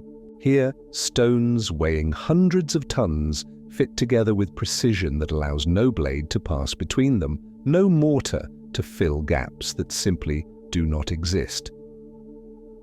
You approach these walls as Spanish conquistadors once did, with mixture of awe and disbelief that gradually transforms into something approaching reverence. The stones themselves seem organic, not carved but grown, not assembled but fused by forces that worked with patience measured in geological time. Each block curves and angles to meet its neighbors with mathematical precision, creating interlocking patterns that seem to flow like liquid frozen at the moment of perfect balance. The largest stone in the complex weighs an estimated 200 tons, yet it rests in its position with the delicacy of a jewel in a setting designed specifically for its unique shape. This megalith, taller than a 3-story building and wider than a city bus, somehow traveled from quarries located several kilometers away across terrain that challenges modern machinery. No records exist of how such massive blocks were moved, shaped or lifted into their final positions with accuracy that modern construction techniques struggle to match. Traditional explanations speak of ramps, rollers, and vast numbers of workers applying coordinated effort over decades of construction. Yet calculations of the forces involved suggest that even with unlimited human labor, moving and positioning stones of this size would require engineering solutions that surpass those documented in Inca culture. The precision of fit between blocks eliminates the possibility of trial and error placement. Each stone must have been shaped to exact specifications before being moved to its final location. Local legends offer different explanations for Sacsayhuamán's construction. Indigenous accounts speak of a plant called Petroglyph that could soften stone like clay, allowing massive blocks to be molded into their final forms before hardening again into permanent position. Other stories describe musical stones that could be moved by sound or ritual techniques that temporarily reduced the weight of massive blocks. While these explanations challenge modern understanding of physics, they reflect cultural memories of construction methods that differed fundamentally from conventional approaches. The walls of Sacsayhuamán demonstrate a construction technique called polygonal masonry, where irregularly shaped stones fit together like three-dimensional jigsaw puzzles. This method distributes stress more effectively than conventional rectangular blocks, creating structures that remain stable even during earthquakes that damage more recent buildings. The technique requires extraordinary precision in stone cutting, as each block must be shaped to match multiple neighbors while maintaining overall structural integrity. Recent analysis, using ground-penetrating radar and other non-invasive technologies, has revealed that Sacsayhuamán's construction involved even greater complexity than visible from surface examination. The walls extend deep underground, with foundation systems that anchor the structure to bedrock through techniques that remain mysterious. Interior spaces within the walls house sophisticated drainage systems that continue to function after centuries, channeling water through passages carved with the same precision as the visible exterior blocks. The fortress served multiple functions beyond military defense. Archaeological evidence suggests it functioned as a ceremonial center with specific areas designed for astronomical observations and religious rituals. The complex alignment of walls and platforms creates sight lines to important celestial events, while acoustic properties of certain spaces suggest they were designed to amplify sound during gatherings. This multifunctional design reflects the Inca understanding of architecture as something beyond mere building, structures that served spiritual and scientific purposes alongside practical needs. Chroniclers from the early colonial period described Sacsayhuamán as one of the most impressive structures in the Inca Empire, comparing it favorably to the greatest monuments of Europe. Yet much of the original complex was dismantled during the colonial period, its precisely cut stones repurposed for Spanish buildings in Cusco.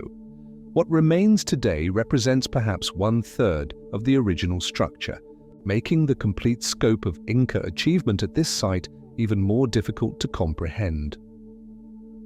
The stone used in Sacsayhuamán's construction comes from quarries located across the Vilcanota River Valley, requiring transport across terrain that includes steep hillsides, deep ravines, and the river itself. Some blocks show evidence of partial shaping at the quarry sites, suggesting that rough forms were created before transport, with final precision work completed at the construction site. This approach would have reduced the weight of blocks during transport while maintaining the accuracy required for final placement. Modern attempts to replicate Sacsayhuamán's construction techniques have met with limited success. Even with power, tools, hydraulic equipment, and modern transportation, creating comparable precision in stone fitting requires extraordinary time and effort. The scale of the original construction, involving thousands of precisely fitted blocks across a hillside complex, suggests organizational capabilities and technical knowledge that surpass conventional understanding of pre-Columbian American civilizations. The whole mystery deepens when considering the logistics of coordinating such massive construction projects. Moving blocks weighing hundreds of tons requires not just physical capability, but sophisticated planning, communication systems, and quality control measures. The precision achieved at Sacsayhuamán suggests that work crews possessed standardized measuring systems, unified construction techniques, and supervisory structures capable of maintaining accuracy across years or decades of construction. Archaeoastronomy has revealed additional layers of sophistication in Sacsayhuamán's design. The fortress's walls align with specific astronomical events important to Inca culture, including solstices and the rising points of significant star groups. These alignments suggest that the structure served as a massive astronomical instrument, allowing precise observation of celestial cycles that governed agricultural and ceremonial activities throughout the empire. The name Sacsayhuamán translates roughly as satisfied falcon, referring to the fortress's commanding position overlooking Cusco Valley. From this elevated position, the structure provides panoramic views that encompass the entire Inca capital and surrounding agricultural terraces. This strategic placement reflects military considerations, but also symbolic ones. The fortress stands as a guardian over the empire's sacred center, its massive stones embodying the permanence and power of Inca civilization. As evening light strikes the fortress walls, the stones seem to glow with internal warmth. The precision of their fitting creates shadow patterns that shift throughout the day, highlighting different aspects of the construction as the sun moves across the sky. In these moments, standing among blocks that weigh more than houses and fit together with tolerances measured in fractions of millimeters, you understand why early Spanish chroniclers describe Sacsayhuamán as a work that seemed to exceed human capabilities. The living stones of Sacsayhuamán continue to pose questions that challenge conventional archaeology and engineering. Their existence demands explanations for construction techniques that remain mysterious, organizational capabilities that seem to exceed known Inca systems, and precision that rivals modern standards. Whether these achievements reflect lost knowledge, sophisticated techniques disguised by their apparent simplicity, or capabilities that historians have systematically underestimated, Sacsayhuamán stands as testament to human potential that transcends the boundaries of conventional understanding, from stone that bends to islands that vanish. Far beyond the western shores of Ireland, where Atlantic swells roll endless and grey beneath shifting skies, sailors once marked their charts with islands that appeared and vanished like dreams half remembered. Hy-Brasil, the phantom island of Celtic legend, shimmered on the horizon of medieval maps and mariners' tales, sometimes visible, always elusive, forever promising mysteries that retreated like mist before approaching vessels. You stand on the cliffs of the Aran Islands, where generations of fishermen have gazed westward into waters that hold secrets deeper than their deepest soundings. The Atlantic stretches unbroken to your eyes, yet on certain evenings, when light slants just so through gathering clouds, something appears to rise from the distant waters. Not quite an island, not quite illusion, a shadow on the horizon that makes ancient stories seem less like fantasy and more like memory. The earliest mentions of Hy-Brasil appear in Irish manuscript traditions dating to the 14th century, though the oral traditions they record reach much deeper into Celtic antiquity. The island's name derives from the Irish Hy-Brasil, meaning the clan of Brasil, referencing a supernatural king who ruled this otherworldly realm. In these ancient accounts, Hy-Brasil appears every 7 years, emerging from the Atlantic mists as a land of perpetual youth, where time flows differently and death holds no dominion. Medieval cartographers included Hy-Brasil on their maps with remarkable consistency, placing it approximately 200 kilometers west of the Irish coast. The island appears on the Catalan Atlas of 1375, Abraham Ortelius's world map of 1570, and numerous other authoritative charts through the 18th century. These were not fantasy maps filled with dragons and decorative elements, but serious navigational tools used by professional mariners. The persistent inclusion of Hy-Brasil across centuries of cartography suggests something more substantial than mere legend influenced these careful documentation efforts. Expedition records from the 15th and 16th centuries describe deliberate attempts to reach and explore Hy-Brasil. In 1480, John Jay of Bristol organized a voyage specifically to locate the Phantom Island, though his expedition returned without success. Other Bristol merchants financed similar ventures throughout the late medieval period, treating Hy-Brasil as a legitimate navigational objective rather than mythical destination. These commercial expeditions invested significant resources in pursuing what modern skeptics dismiss as Celtic fantasy. The most intriguing historical account comes from Captain John Nisbet, who claimed to have actually landed on Hy-Brasil in 1674. According to his detailed report, filed with maritime authorities in Dublin, the island appeared during unusual weather conditions as his ship sailed west of Ireland. Nisbet described landing on shores populated by giant rabbits and encountering a mysterious elderly man who lived alone in a castle and possessed knowledge of advanced metallurgy. The captain claimed to have brought back samples of gold and silver given to him by this inhabitant. Optical phenomena may provide rational explanations for some Hy-Brasil sightings. Superior mirages caused by atmospheric temperature inversions common in northern Atlantic waters can project images of distant land masses far beyond their actual horizon positions. Under specific conditions, mirages can display the Faroe Islands, Iceland, or even Greenland's coastline to observers hundreds of kilometers away. These phantom images often appear and disappear rapidly as atmospheric conditions change, matching historical descriptions of Hy-Brasil's behavior. The island's connection to Celtic otherworld traditions runs deeper than simple geographical speculation.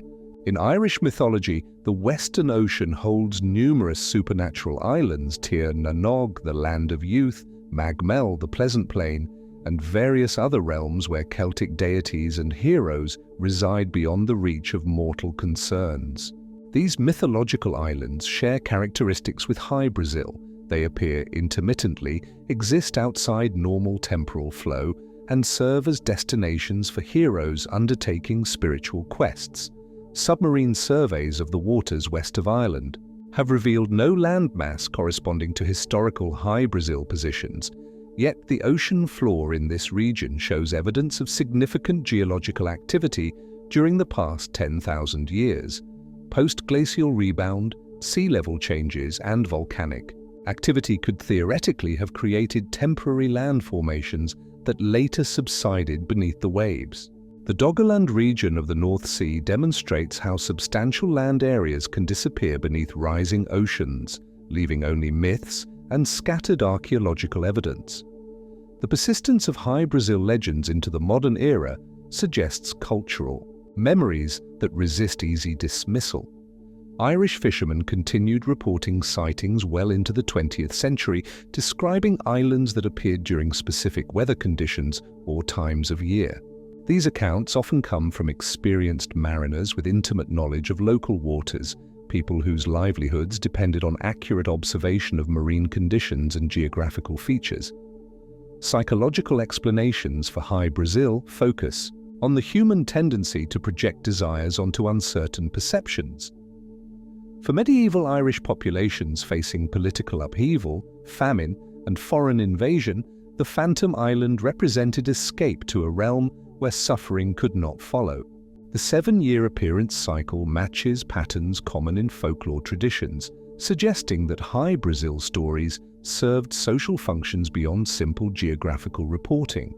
They provided hope during dark periods and maintained cultural connections to pre-Christian spiritual traditions.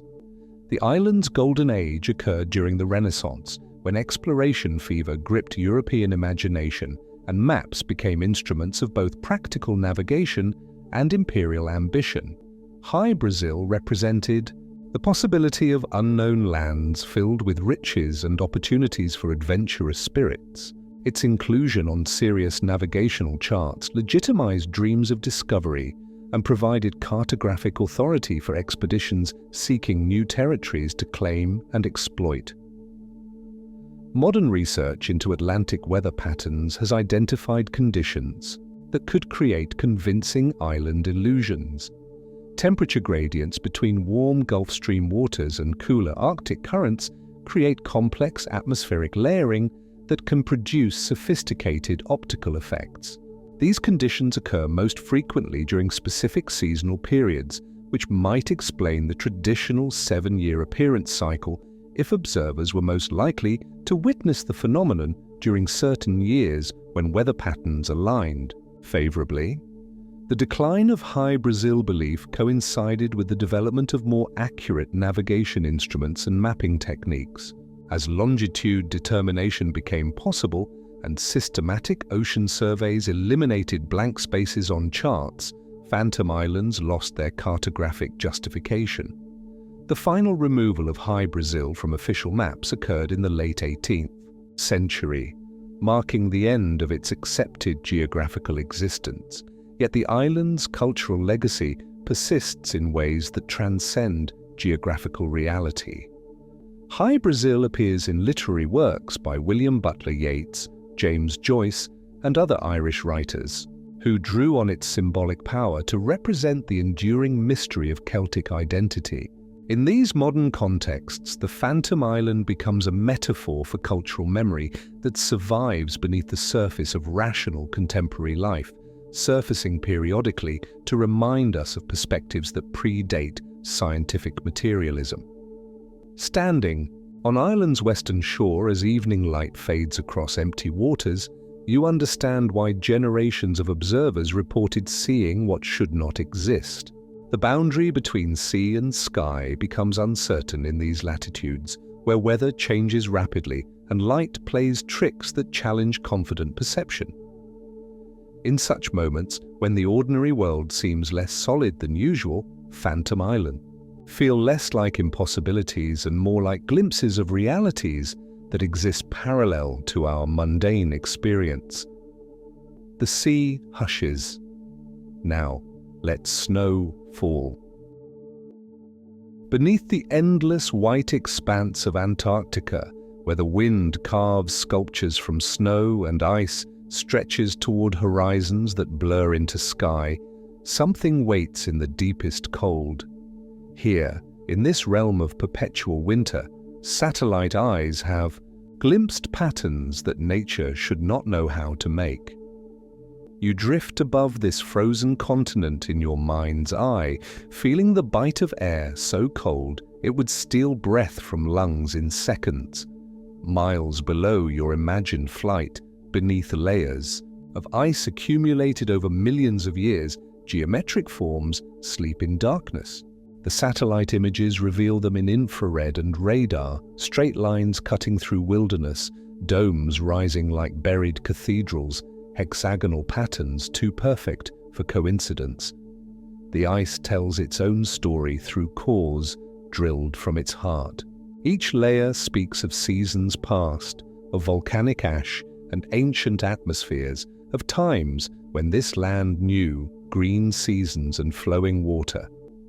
But the deepest ice holds secrets that predate human memory. Some formations buried beneath appear artificial.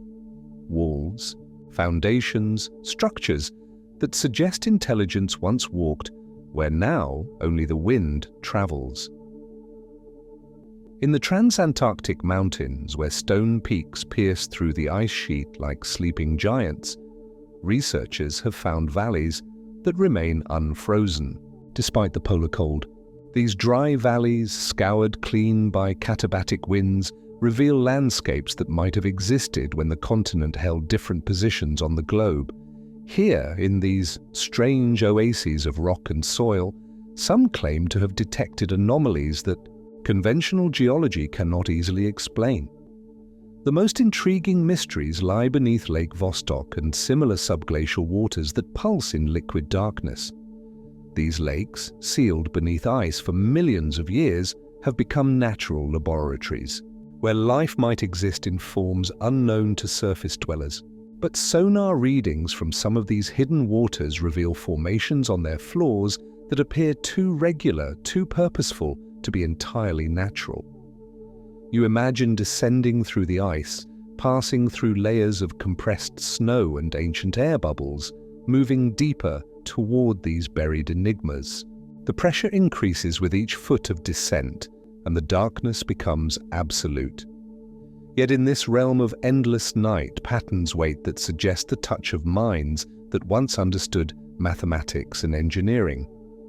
Some researchers whisper of discoveries that official reports do not mention, structures beneath the ice that resemble constructions rather than geological formations. They speak of chambers and passages, of walls that meet at right angles, of spaces that seem designed for purposes now forgotten. These claims drift through scientific communities like rumors, neither confirmed nor entirely dismissed. The most provocative theory suggests that Antarctica was not always positioned at the South Pole. Continental drift and magnetic pole reversals might have placed this landmass in more temperate zones during epochs when great civilizations flourished elsewhere on Earth.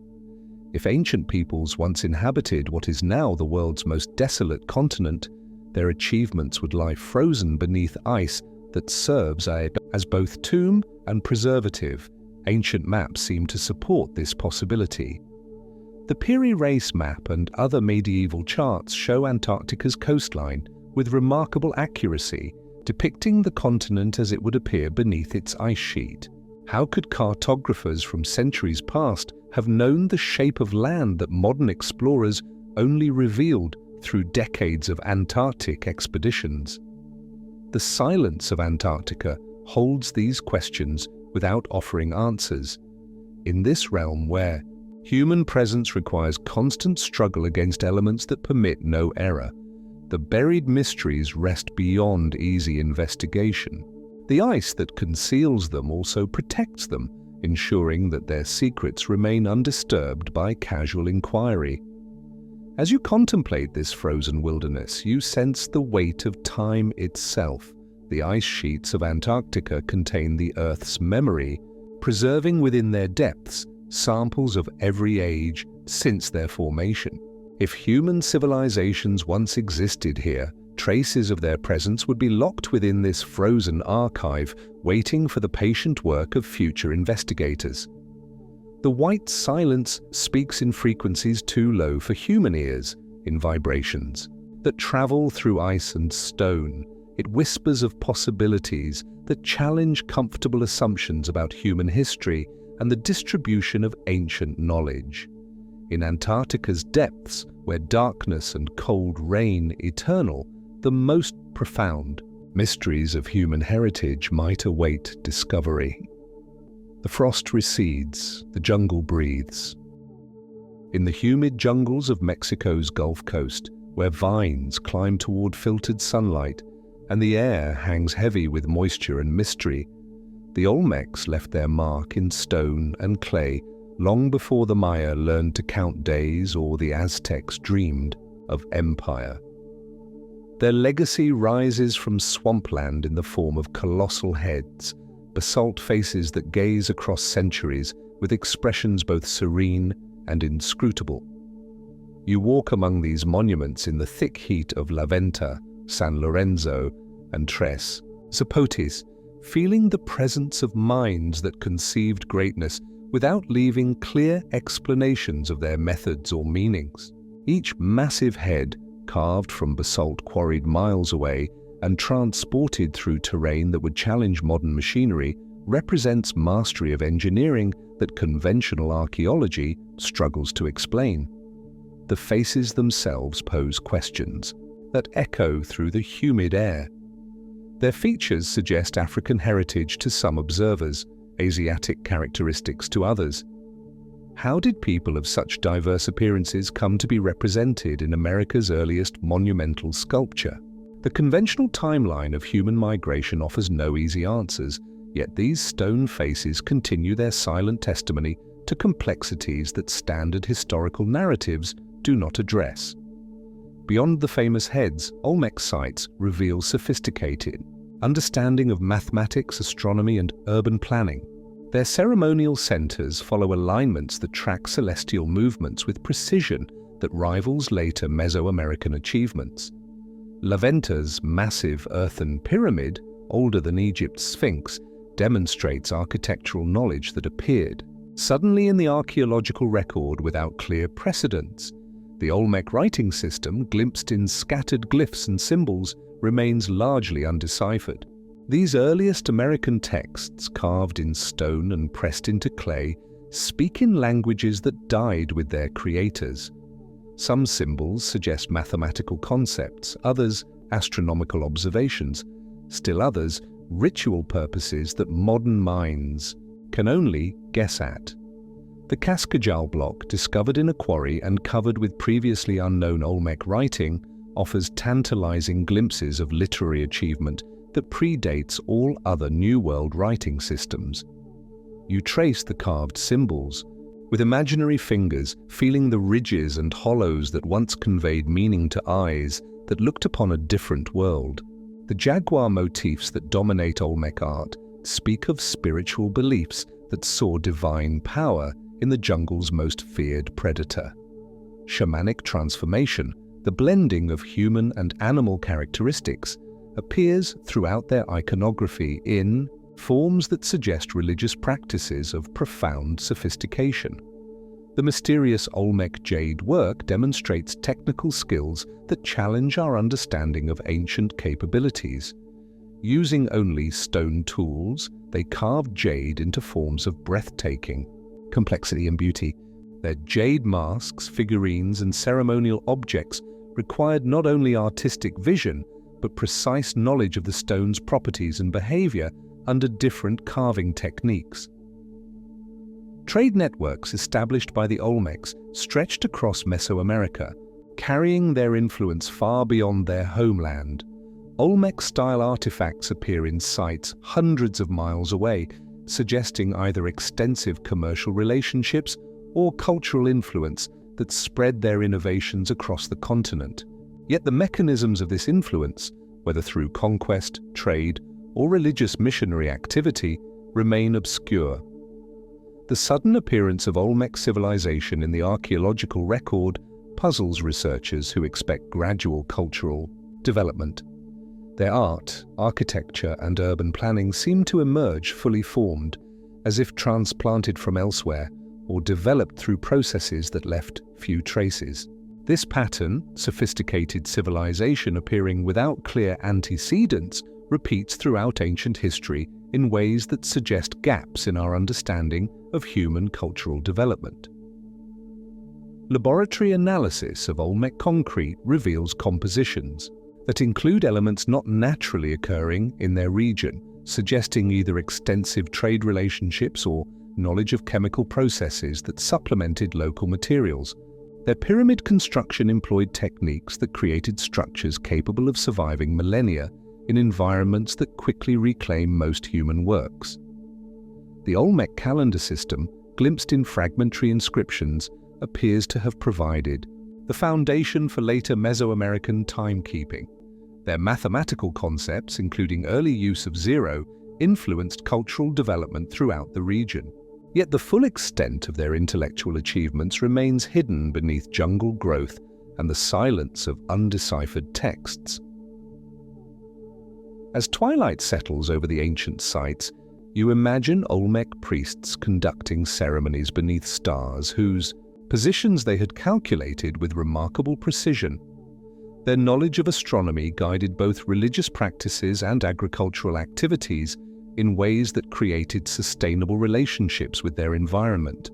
The collapse of their civilization, like its emergence, happened without leaving clear explanations for later generations to study. The Olmec legacy persists in the cultural DNA of Mesoamerica, influencing art, religion, and intellectual development for centuries after their cities fell silent. Their colossal heads continue to gaze across the landscape they once dominated, holding secrets that may never be fully revealed, but whose presence continues to challenge comfortable assumptions about the development of human civilization. From head to heart, a temple pulses.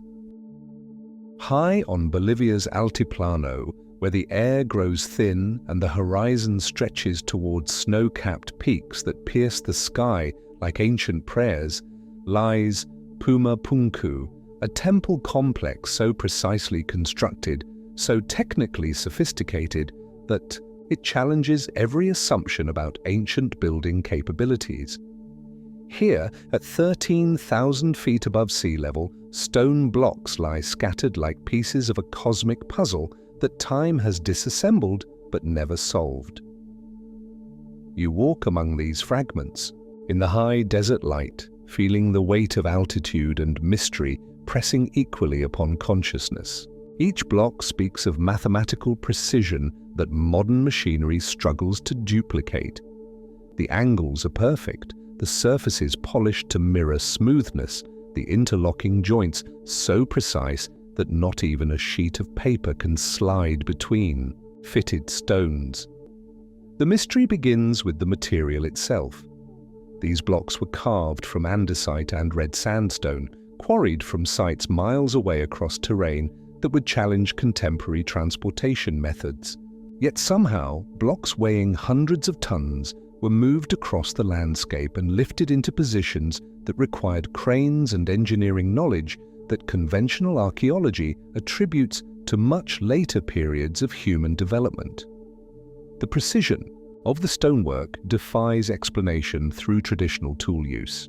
The blocks show evidence of machine-like accuracy in their cutting and shaping. Internal angles meet at exactly 90 degrees, surfaces achieve flatness that varies by less than fractions of inches across spans of many feet, and the interlocking systems demonstrate understanding of engineering principles that require sophisticated mathematical knowledge. Each stone appears to have been designed as part of a larger whole, yet that whole has been so completely disassembled that archaeologists can only speculate about the original structure's appearance and purpose. The blocks fit together through complex interlocking systems that suggest modular construction techniques. Some stones contain channels and holes that seem designed to accommodate unknown mechanical systems, or perhaps to facilitate the flow of liquids for purposes that remain mysterious. You kneel beside one of the larger blocks, running your hand along surfaces that feel almost metallic in their smoothness. The precision suggests not just skilled craftsmanship, but tools and techniques that seem anachronistic for their supposed age. Some researchers propose that ultrasonic drilling or laser cutting might have been employed, technologies that official archaeology insists were unknown to ancient peoples. The site's location adds another layer of mystery.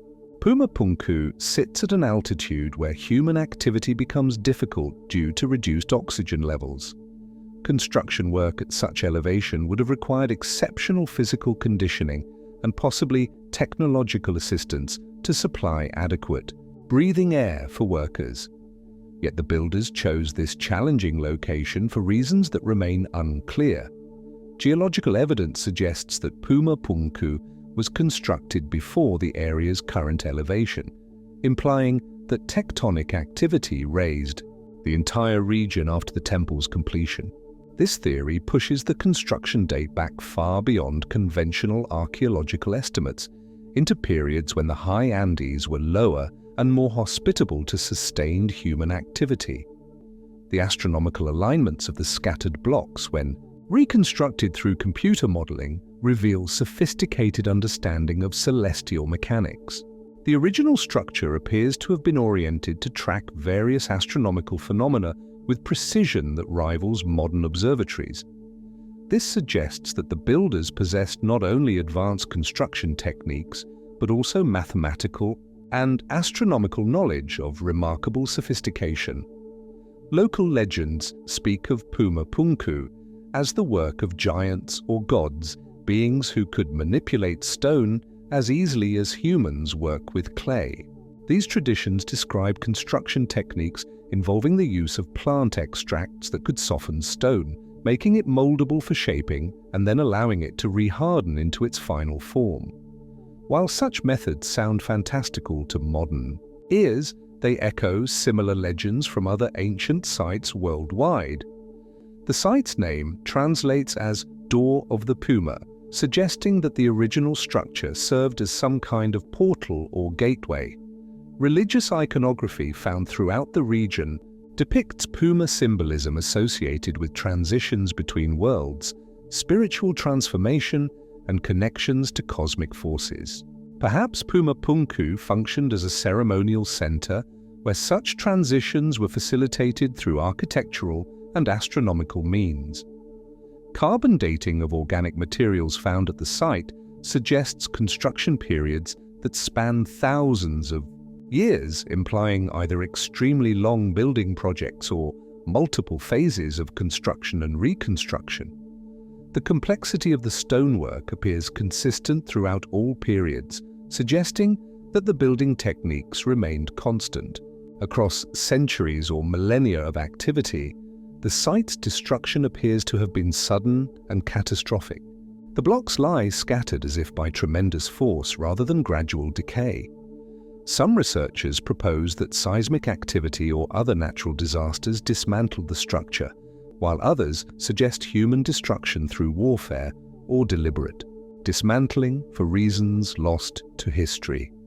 As sunset paints the scattered stones in golden light, you contemplate the magnitude of knowledge that Puma Punku represents. The site embodies mysteries that extend beyond construction techniques to encompass questions about the nature of ancient knowledge, the capabilities of prehistoric civilizations, and the possibility that human technological development followed, paths quite different from those recorded in conventional history. The temple without a builder continues to challenge investigators, holding its secrets in stone too precisely cut to ignore and too sophisticated to explain through accepted models of ancient capability. In the thin air of the Altiplano, where breathing requires conscious effort and the sky seems close enough to touch, Puma Punku waits as testament to human achievements that may never be fully understood. Let us follow the line to the east. In the ancient port city of Alexandria, where the Nile Delta meets the Mediterranean in a confusion of channels and memories, once stood the greatest repository of human knowledge the world had ever known.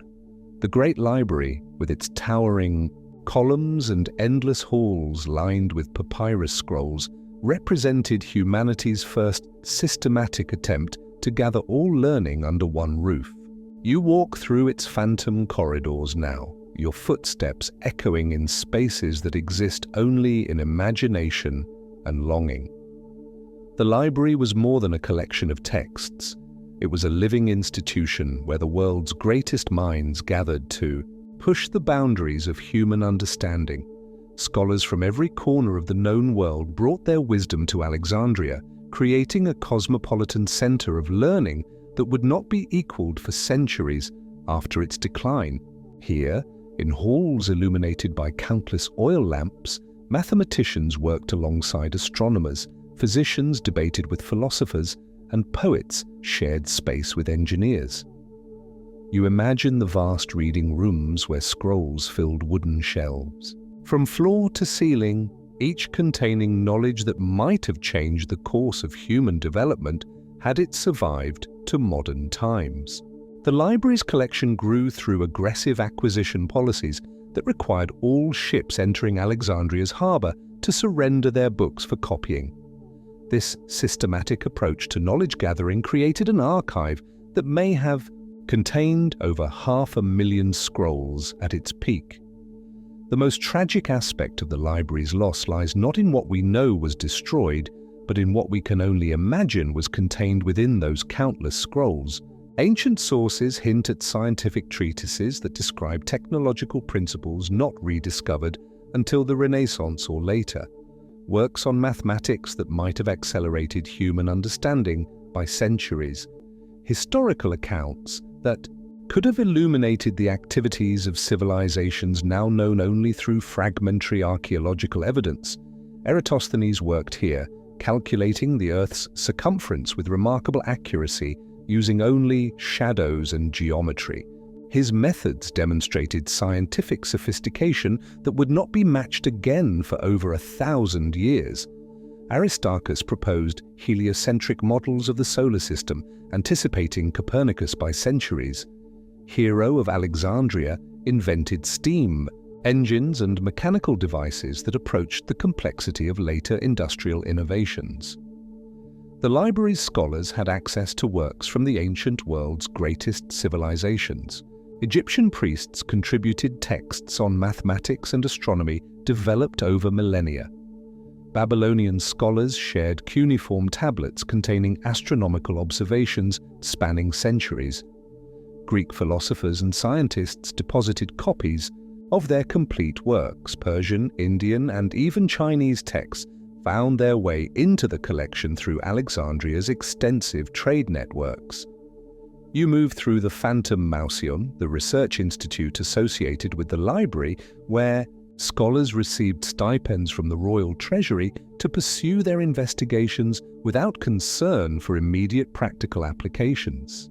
This early model of state-supported research created an environment where pure learning could flourish, leading to advances in every field of human inquiry.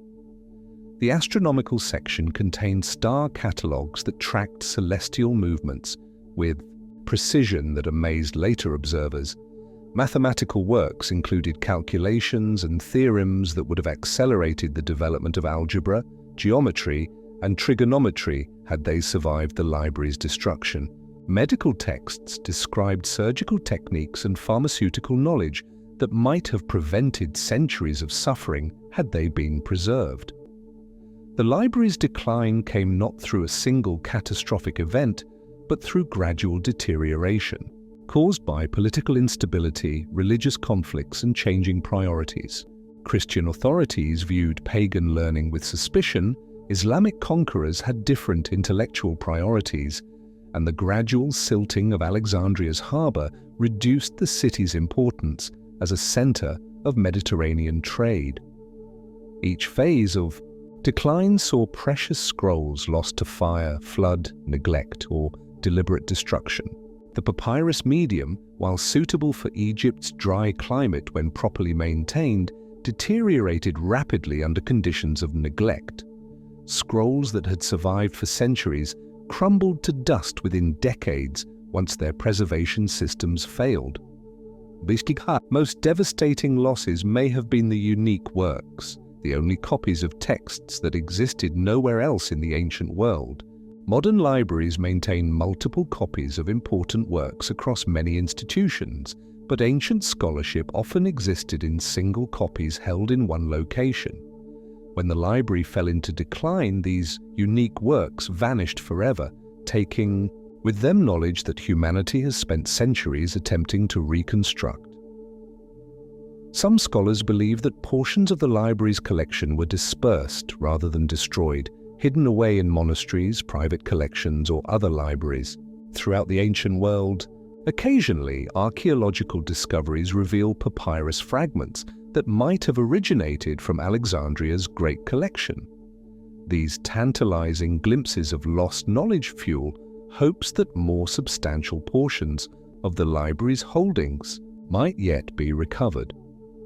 The intellectual tradition established at Alexandria influenced scholarship throughout the medieval period and into the modern era. The systematic approach to knowledge gathering, the emphasis on international cooperation among scholars, and the ideal of comprehensive learning all originated in the library's halls.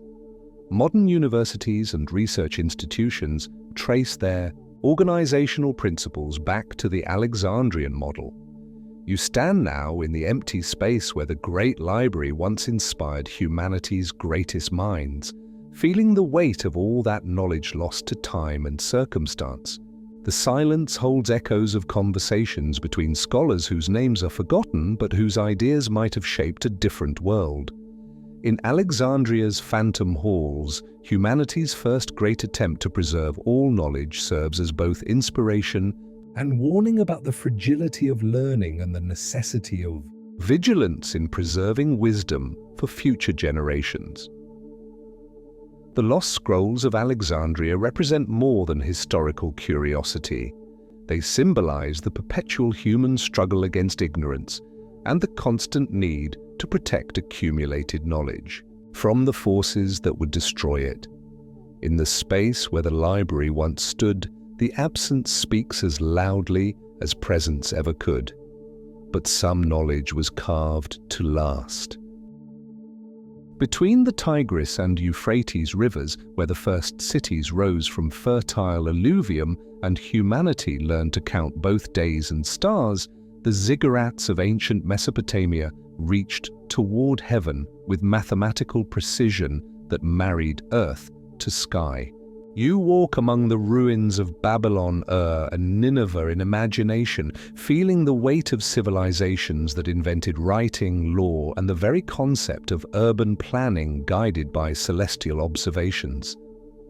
The ziggurats themselves speak of knowledge that transcended mere architectural ambition. These massive stepped pyramids, built from millions of sun-baked bricks, were not simple monuments but sophisticated astronomical instruments designed to facilitate communication between human priests and cosmic forces. Each level represented specific celestial realms, and the entire structure functioned as a three-dimensional calendar that tracked the movements of planets, stars, and seasonal cycles. You climb the reconstructed stairs of the Great Ziggurat of in your mind's eye, feeling the ascent through increasingly sacred levels of reality. Each terrace brought priests closer to the divine realm, while simultaneously providing elevated platforms for astronomical observations that required clear views of the horizon. The uppermost level, reached after climbing hundreds of steps, housed the sacred chamber where earthly and celestial powers were believed to intersect. The precision of Mesopotamian astronomical knowledge astonishes modern researchers. Babylonian astronomers calculated the length of the year to within minutes of current measurements, tracked planetary cycles that span decades, and predicted eclipses with accuracy that would not be exceeded until the development of modern instruments. Their mathematical systems, based on sophisticated understanding of numbers and geometric relationships, provided tools for calculations that remained unsurpassed for millennia. The Epic of Gilgamesh, humanity's first great literary work, emerged from this same intellectual tradition that combined practical astronomy with spiritual insight. The epic's astronomical references suggest that its authors possessed detailed knowledge of celestial mechanics, encoding astronomical information within narrative structures that ensured its preservation across generations. The story itself may function as a mnemonic device for astronomical observations, disguising scientific knowledge within entertaining narrative. Urban planning throughout Mesopotamian cities reflected cosmic principles that modern archaeology is only beginning to understand. Streets aligned with cardinal directions and significant astronomical events, public spaces were positioned to facilitate celestial observations, and the placement of temples and palaces followed patterns that mirrored celestial arrangements. These cities were not randomly developed, but carefully planned to function as earthly reflections of cosmic order. The invention of writing in Mesopotamia grew directly from the need to record astronomical observations and mathematical calculations. Cuneiform tablets preserve thousands of years of careful observations, creating an astronomical database that spans longer periods than any other ancient civilization maintained. These records reveal knowledge of planetary cycles, stellar positions, and celestial events that required systematic observation across many generations. You examine cuneiform tablets in imagination, running your fingers over wedge-shaped marks that record the movements of Venus across the sky, the timing of lunar eclipses, and the calculation of planetary positions years in advance. Each tablet represents countless hours of patient observation by priest astronomers who understood their work as essential to maintaining cosmic harmony and ensuring the prosperity of their cities. The mathematical innovations of Mesopotamian scholars laid foundations for all subsequent scientific development. Their place-value number system, geometric principles, and algebraic methods provided tools that Greek mathematicians would later adopt and refine. The division of circles into 360 degrees, hours into 60 minutes, and minutes into 60 seconds, all derived from Mesopotamian mathematical systems based on astronomical observations. The relationship between kings and cosmic forces in Mesopotamian society demonstrates sophisticated understanding of the connections between earthly governance and celestial patterns. Royal legitimacy depended upon demonstrated ability to maintain harmony between human affairs and cosmic order. Kings who failed to properly observe astronomical rituals or who ignored celestial omens risked losing divine support and political authority. The ziggurats served as focal points for communities that understood themselves as participants in cosmic processes rather than mere inhabitants of isolated settlements. The agricultural cycles that sustained these cities were timed according to astronomical observations, ensuring that planting, harvesting, and other essential activities occurred at moments when celestial conditions were most favorable. Religious practices throughout Mesopotamia reflected detailed astronomical knowledge that connected human spiritual development with cosmic processes. The movements of planets were interpreted as communications from specific deities, stellar positions influenced the timing of religious festivals, and the construction of temples followed astronomical principles that ensured proper alignment with celestial forces.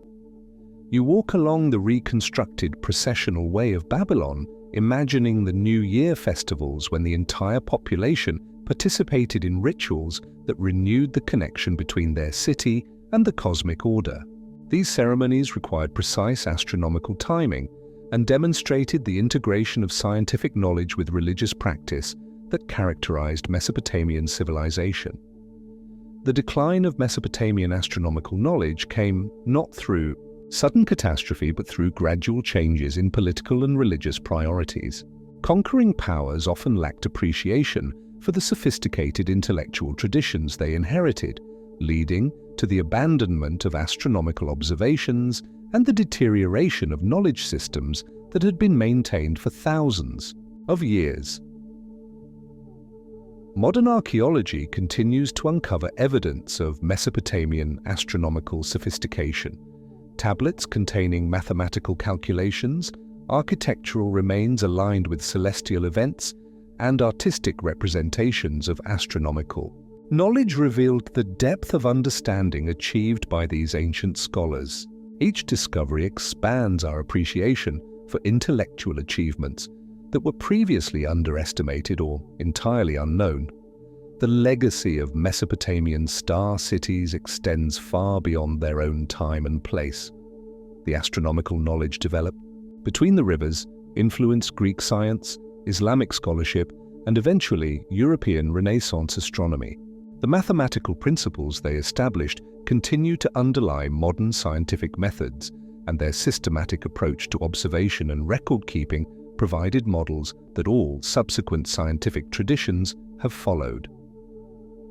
As night falls, over the ancient ruins you contemplate the sophisticated relationship between human knowledge and cosmic order that Mesopotamian civilization achieved. Their cities were not merely places where people lived and worked, but carefully designed instruments for participating in the larger patterns that govern existence. In the silence of these ruins, the wisdom of humanity's first urban civilization continues to speak to those who listen carefully to the messages encoded in stone and star. When stars descend, secrets rise. In the Bekaa Valley, of Lebanon, where the anti-Lebanon mountains rise like sentinels guarding ancient secrets, the Roman temple complex of Baalbek rests upon foundations so massive, so precisely fitted, that they challenge every assumption about ancient construction capabilities. Here, beneath the towering columns of Jupiter's temple, lie stone blocks of such enormous dimensions that modern cranes strain to lift similar weights, yet somehow ancient builders place them with precision that suggests knowledge and techniques lost to contemporary understanding. You approach the complex as pilgrims once did, walking across the broad platform that elevates the entire temple area above the surrounding valley. Each step brings you closer to mysteries that have puzzled engineers and archaeologists for centuries. The platform itself, constructed from limestone blocks weighing dozens of tons each, creates a foundation of such stability that 2 millennia of earthquakes have failed to disturb its integrity. The mystery deepens as you examine the southeastern wall of the platform, where 3 colossal stone blocks known as the trilithon have rested in perfect alignment for centuries. Each of these blocks measures approximately 65 feet in length, 14 feet in height, and 12 feet in width. Their combined weight exceeds 3,000 tons, a mass that challenges the lifting capacity of the world's largest modern cranes. The precision with which these giants were placed defies conventional understanding of ancient construction methods. The blocks fit together so perfectly that mortar was unnecessary, and the joints between them remain so tight that knife blades cannot penetrate the seams. This level of precision requires not only tremendous lifting power, but also the ability to position multi-ton blocks with tolerances measured in fractions of inches. You climb to examine the blocks more closely, running your hands along surfaces, polished smooth and edges cut with geometric perfection. The quality of the stonework suggests tools and techniques that conventional archaeology attributes to much later periods of human development. Some researchers propose that ultrasonic cutting or other advanced technologies might have been employed, though such suggestions remain controversial within academic circles.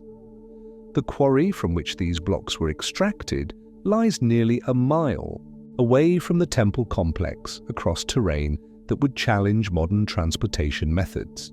At the quarry site, an even larger block known as the Stone of the Pregnant Woman remains partially carved from the bedrock. This monolith, which would weigh over 1,000 tons if fully extracted, demonstrates that the ancient builders possessed confidence in their ability to move stones of almost unimaginable mass. The logistics of transporting the trilithon blocks from quarry to construction site remain mysterious. No ramps, tracks, or other transportation infrastructure from the ancient period have been discovered. The route between quarry and temple crosses uneven ground that would require extensive preparation to accommodate the movement of such massive loads. Yet somehow these blocks made the journey and were lifted into their final positions with precision that modern engineering struggles to explain. The temple complex that rises above this enigmatic foundation represents the pinnacle of Roman architectural achievement. The columns of Jupiter's temple, among the largest ever constructed in the Roman world, soar nearly 70 feet into the sky and support an entablature of proportional magnificence. Yet, even these impressive Roman achievements pale beside the mystery of the platform upon which they rest. Local legends attribute the construction of Baalbek's foundations to giants or supernatural beings.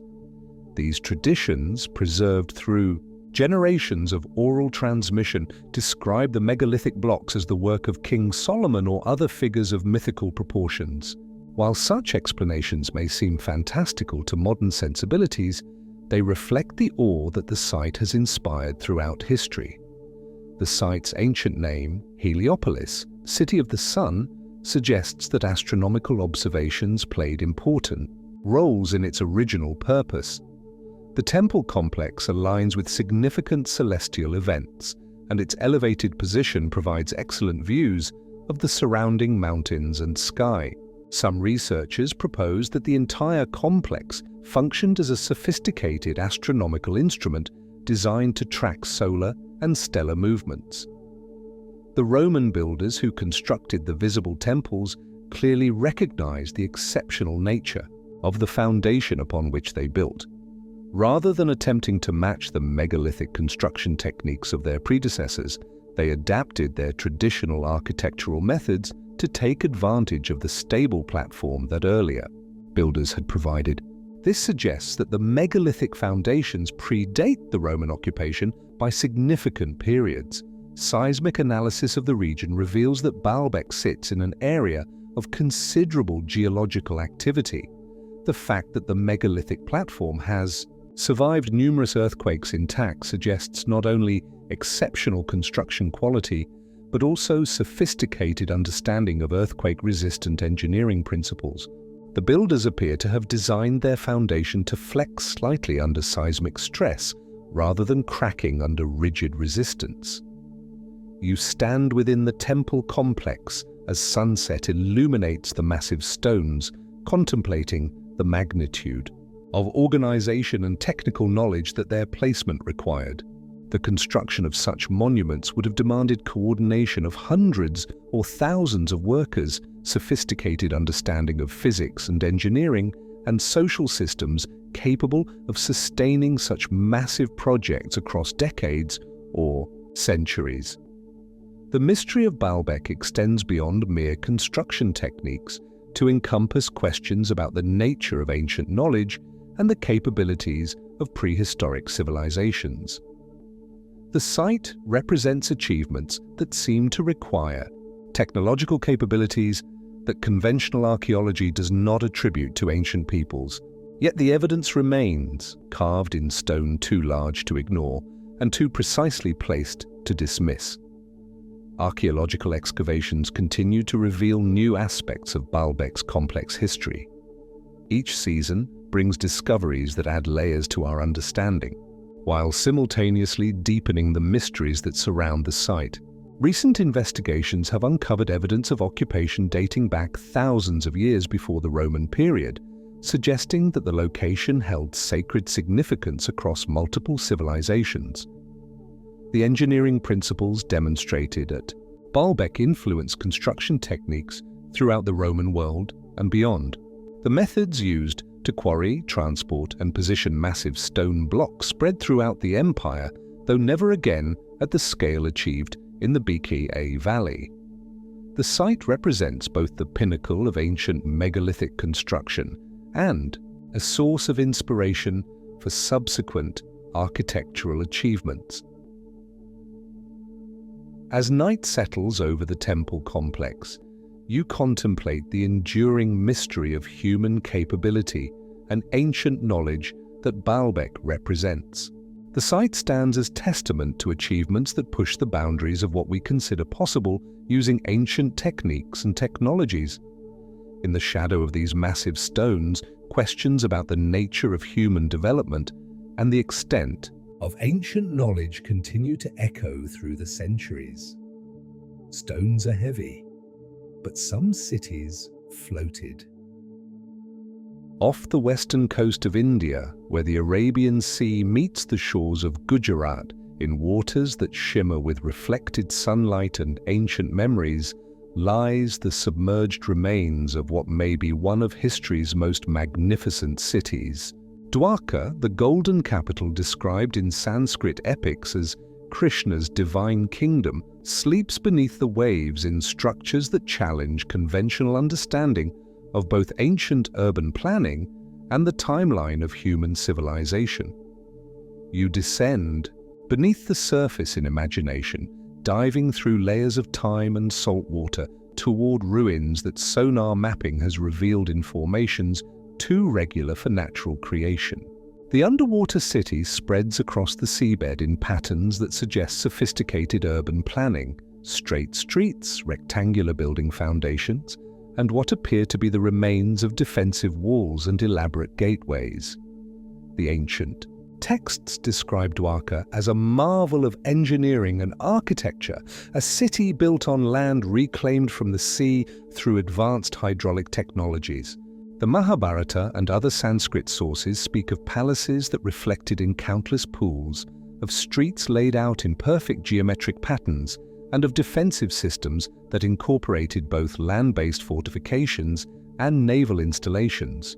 These descriptions, long dismissed as mythological embellishments, take on new significance in light of the underwater archaeological discoveries.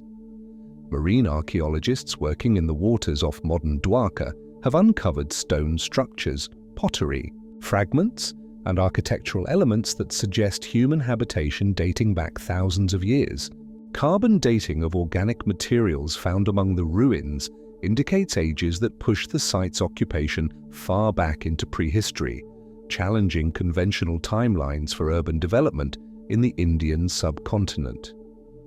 The most intriguing discoveries include massive stone blocks arranged in patterns that suggest sophisticated engineering knowledge.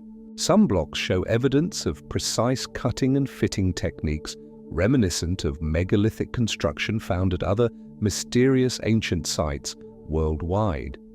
The underwater preservation has protected these elements from weathering, allowing for detailed study of construction methods that might otherwise have been lost to time. You glide between submerged walls and foundations, imagining the city as it once stood above the waves. The layout suggests urban planning principles that required sophisticated understanding of hydraulics, drainage, and flood control. The builders appear to have created a city that could coexist with the sea's changing moods, incorporating water management systems that allowed urban life to flourish in a coastal environment. The Sanskrit texts describe technological achievements that seem anachronistic for their supposed time period: flying vehicles, advanced metallurgy, and weapons of tremendous power. While such descriptions were traditionally interpreted as mythological exaggerations, the underwater ruins of Dwarka suggest that ancient Indian civilization may have achieved levels of technological sophistication that conventional archaeology has underestimated. Local fishing communities have long reported encounters with unusual underwater structures in the area. Their traditional knowledge, passed down through generations of maritime activity, describes locations where nets snag on submerged ruins and where the sea bottom reveals artificial formations. This indigenous knowledge guided modern archaeological expeditions to many of their most significant discoveries. The geological evidence suggests that the current underwater location of Dwarka results from significant sea level changes that occurred at the end of the last ice age. As polar ice caps melted, rising waters would have inundated coastal cities throughout the world. Dwarka may represent one of many advanced urban centers that were lost to post-glacial flooding, explaining the global prevalence of flood mythologies in ancient cultures. Satellite imagery and underwater photography reveal formations that extend far beyond the initially discovered areas. The submerged city appears to have been much larger than originally estimated, possibly encompassing several square miles of urban development.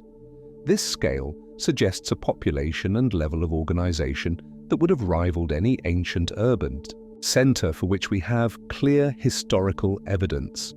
The religious significance of Dwarka in Hindu tradition adds layers of meaning to the archaeological discoveries. As one of the 7 sacred cities of Hinduism and the legendary capital of Lord Krishna, the site carries spiritual importance that transcends mere historical curiosity. Pilgrims have visited the area for millennia, drawn by traditions that maintained the memory of a golden age when gods walked among humans in cities of unimaginable splendor. The architectural elements recovered from the underwater site display sophisticated understanding of both engineering and aesthetics. Carved pillars, decorative friezes, and structural elements demonstrate artistic achievements that rival the finest examples of ancient Indian craftsmanship. The preservation afforded by underwater conditions has maintained details that would have been lost to weathering in surface sites. Recent expeditions have discovered what appears to be a sophisticated harbour system with stone quays, channels, and what may be the remains of lighthouse foundations. These installations suggest that ancient Dwarka was not merely a coastal city but a major maritime centre with the infrastructure necessary to support extensive sea trade and naval operations. The metallurgical artifacts found among the ruins include examples of iron and bronze work that demonstrate advanced techniques for their supposed age. Some pieces show evidence of alloy compositions and manufacturing methods that were not thought to have been developed until much later periods. These discoveries challenge conventional timelines for technological development in ancient India. You swim through what may have been temple complexes, their spires now providing homes for marine life, but still recognizable in their architectural proportions and decorative elements. The integration of religious and civic architecture suggests a society where spiritual and practical concerns were seamlessly woven together in urban planning that served both earthly and divine purposes.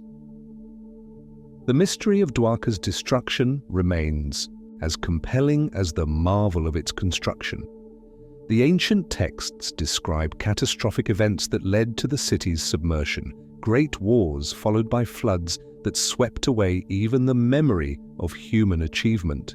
Whether these accounts describe natural disasters, human conflicts, or some combination of both continues to puzzle researchers who study the site. As you ascend toward the surface, leaving the submerged ruins to their eternal silence, you carry with you questions that extend far beyond archaeology into realms of mythology, spirituality, and the nature of human achievement. Dwarka's mirrored waters reflect not only light, but also the possibility that human civilization has achieved heights of development and understanding that were subsequently lost to time and catastrophe. The ongoing investigation of underwater, Dwarka represents more than archaeological curiosity. It offers potential insights into the true scope of ancient human achievement and the recurring cycles of civilization that may characterize human development across millennia.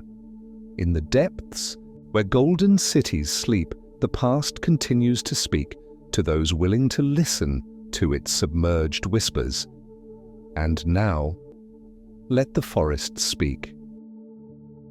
In the dense jungles of Cambodia, where vines climb toward filtered sunlight and the humid air hangs heavy with the breath of centuries, the temple complex of Angkor Wat rises from the forest floor like a stone lotus blooming in slow motion across the span of ages. Here, in this cathedral of carved stone and living wood, the boundaries between human achievement and natural power blur into something that transcends both architecture and wilderness. You walk along causeway stones worn smooth by countless pilgrims' feet, approaching the temple through an approach designed to mirror the cosmic journey from earthly realm to divine presence.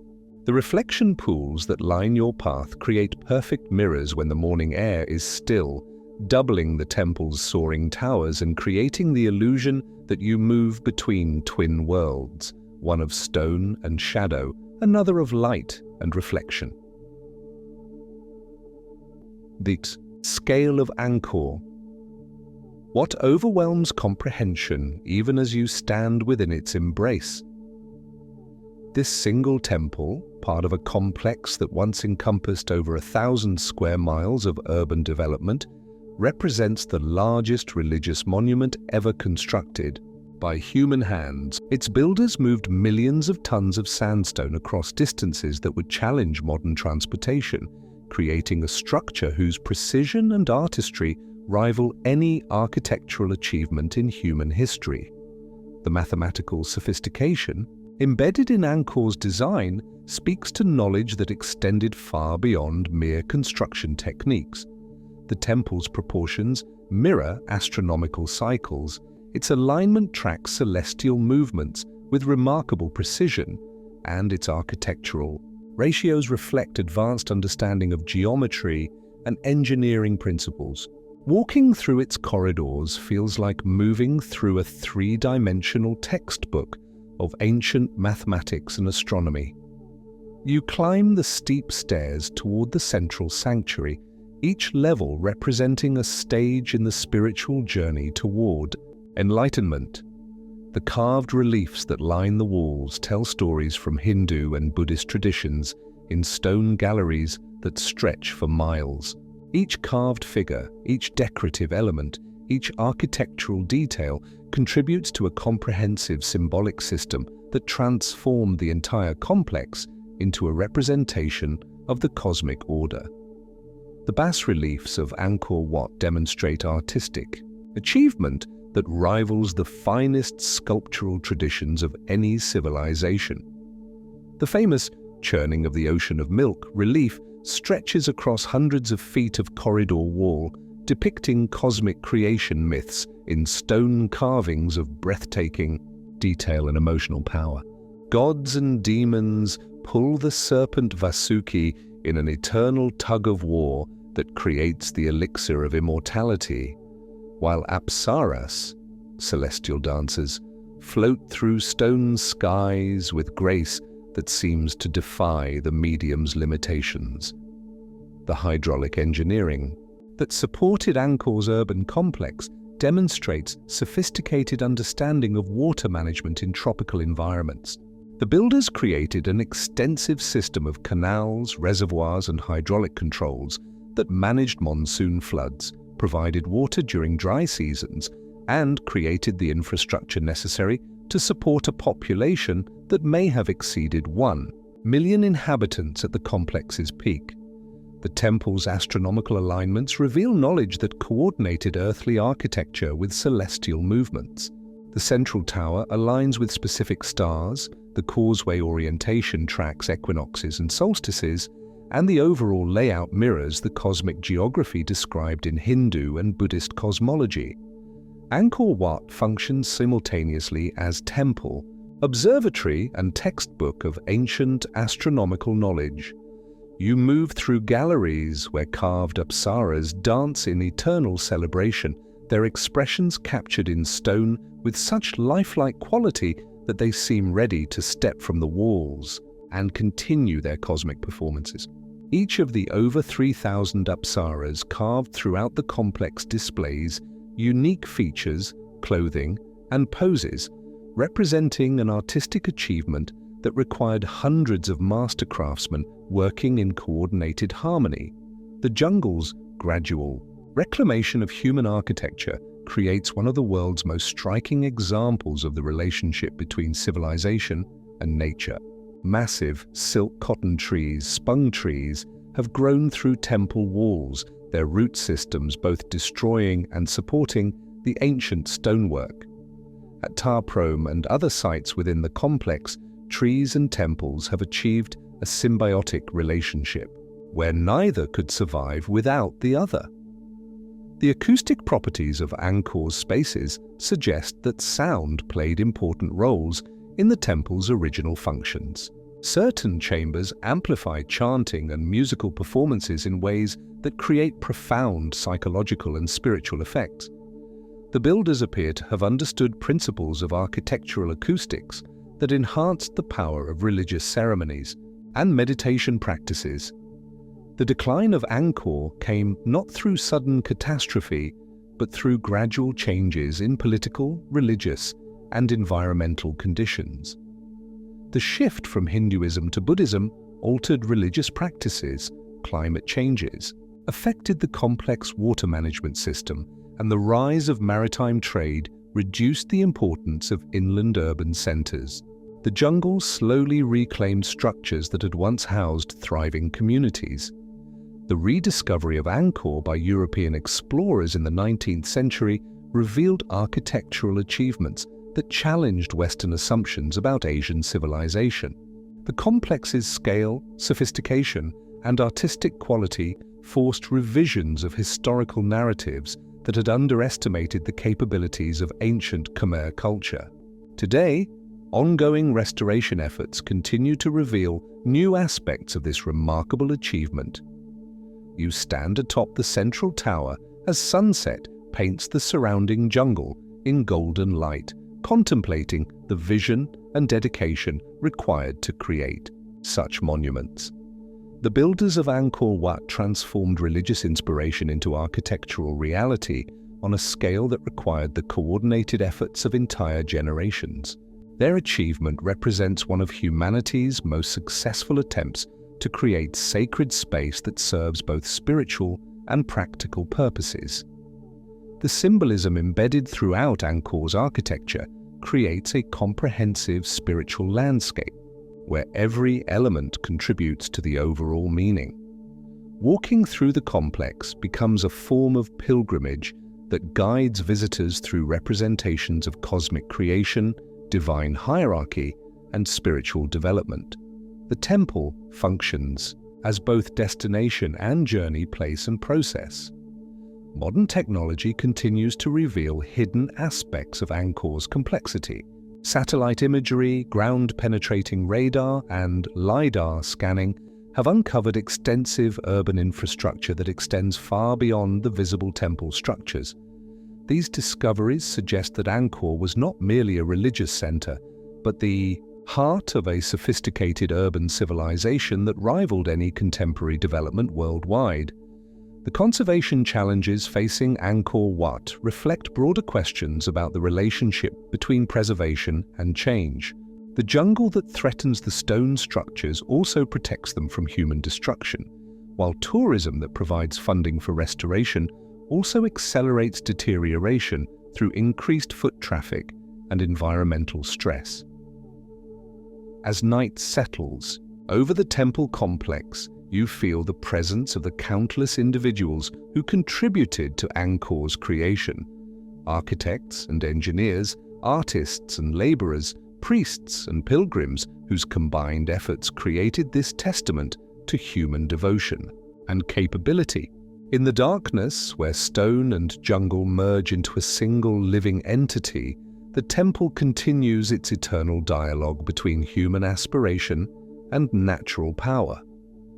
The jungle veins of Angkor Wat pulse with life that encompasses both the organic growth of tropical vegetation and the enduring vitality of human creative achievement.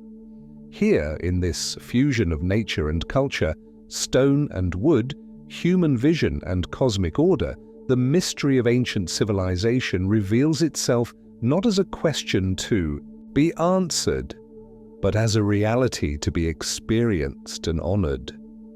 The path winds now into the cold again. Deep beneath Antarctica's frozen surface, where ice accumulated over millions of years has created a dome of frozen water 2 miles thick, lies Lake Vostok, a body of liquid water larger than Lake Ontario that has remained sealed from the outside world since before humans learned to make fire. This subglacial lake represents one of Earth's most isolated environments, a realm where water flows in eternal darkness beneath pressures that would crush surface dwellers and temperatures that exist nowhere else on our planet's surface. You descend through layers of ice in imagination, passing through compressed snow that fell when mammoths roamed the Earth, through frozen air bubbles that contain samples of ancient atmospheres, deeper and deeper toward the boundary, where solid ice meets liquid water that has never known sunlight.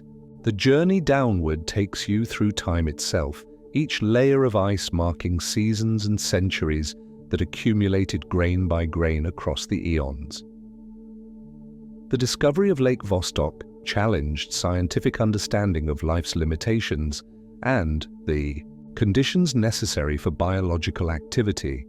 For decades, researchers believed that the extreme cold, crushing pressure, and complete isolation would make the lake sterile, a dead zone where no living thing could survive.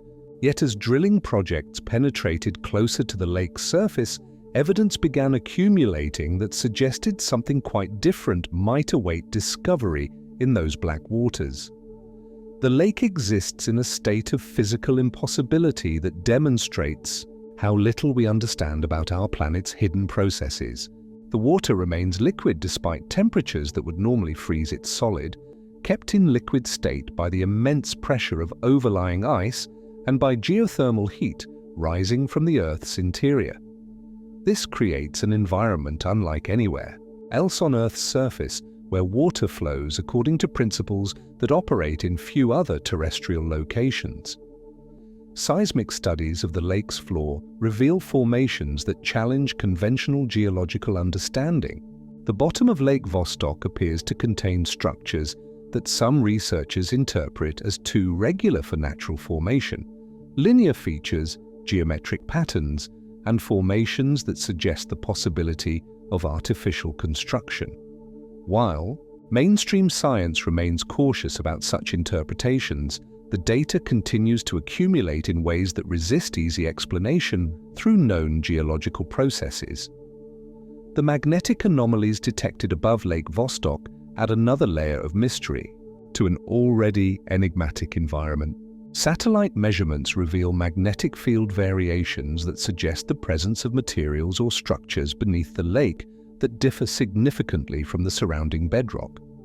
These anomalies might indicate mineral deposits, geological formations, or possibly artificial structures that generate magnetic signatures detectable from space. The water chemistry of Lake Vostok, analyzed through ice cores that contain frozen lake water, reveals compositions that differ from any other known body of water on Earth. The lake contains dissolved gases, minerals, and organic compounds in concentrations that suggest active chemical processes occurring in the isolated environment. Some of these chemical signatures hint at biological activity, while others remain unexplained through current understanding of aquatic chemistry. You float above the lake's surface in your mind's eye, imagining the vast expanse of water that stretches for over 200 miles beneath the ice dome. The lake's size and depth create an internal environment that operates according to its own hydrological rules. Currents flow through the water, driven by temperature differences and geothermal inputs, creating circulation patterns that have operated in isolation for millions of years. The possibility that Lake Vostok harbors unique forms of life has captured scientific imagination and public interest in equal measure. If organisms exist in these waters, they would represent evolutionary developments that occurred in complete isolation from the rest of terrestrial life. Such creatures might demonstrate biological principles unknown to surface science, survival, strategies adapted to extreme conditions, and possibly genetic codes that differ from all other known life forms. The drilling projects that have attempted to penetrate Lake Vostok's ice seal represent some of the most technically challenging scientific endeavors ever undertaken.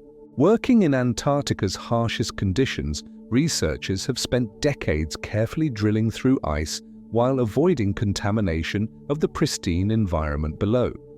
Each meter of progress required new technologies and techniques to maintain sterile conditions while penetrating through frozen barriers that resist conventional drilling methods.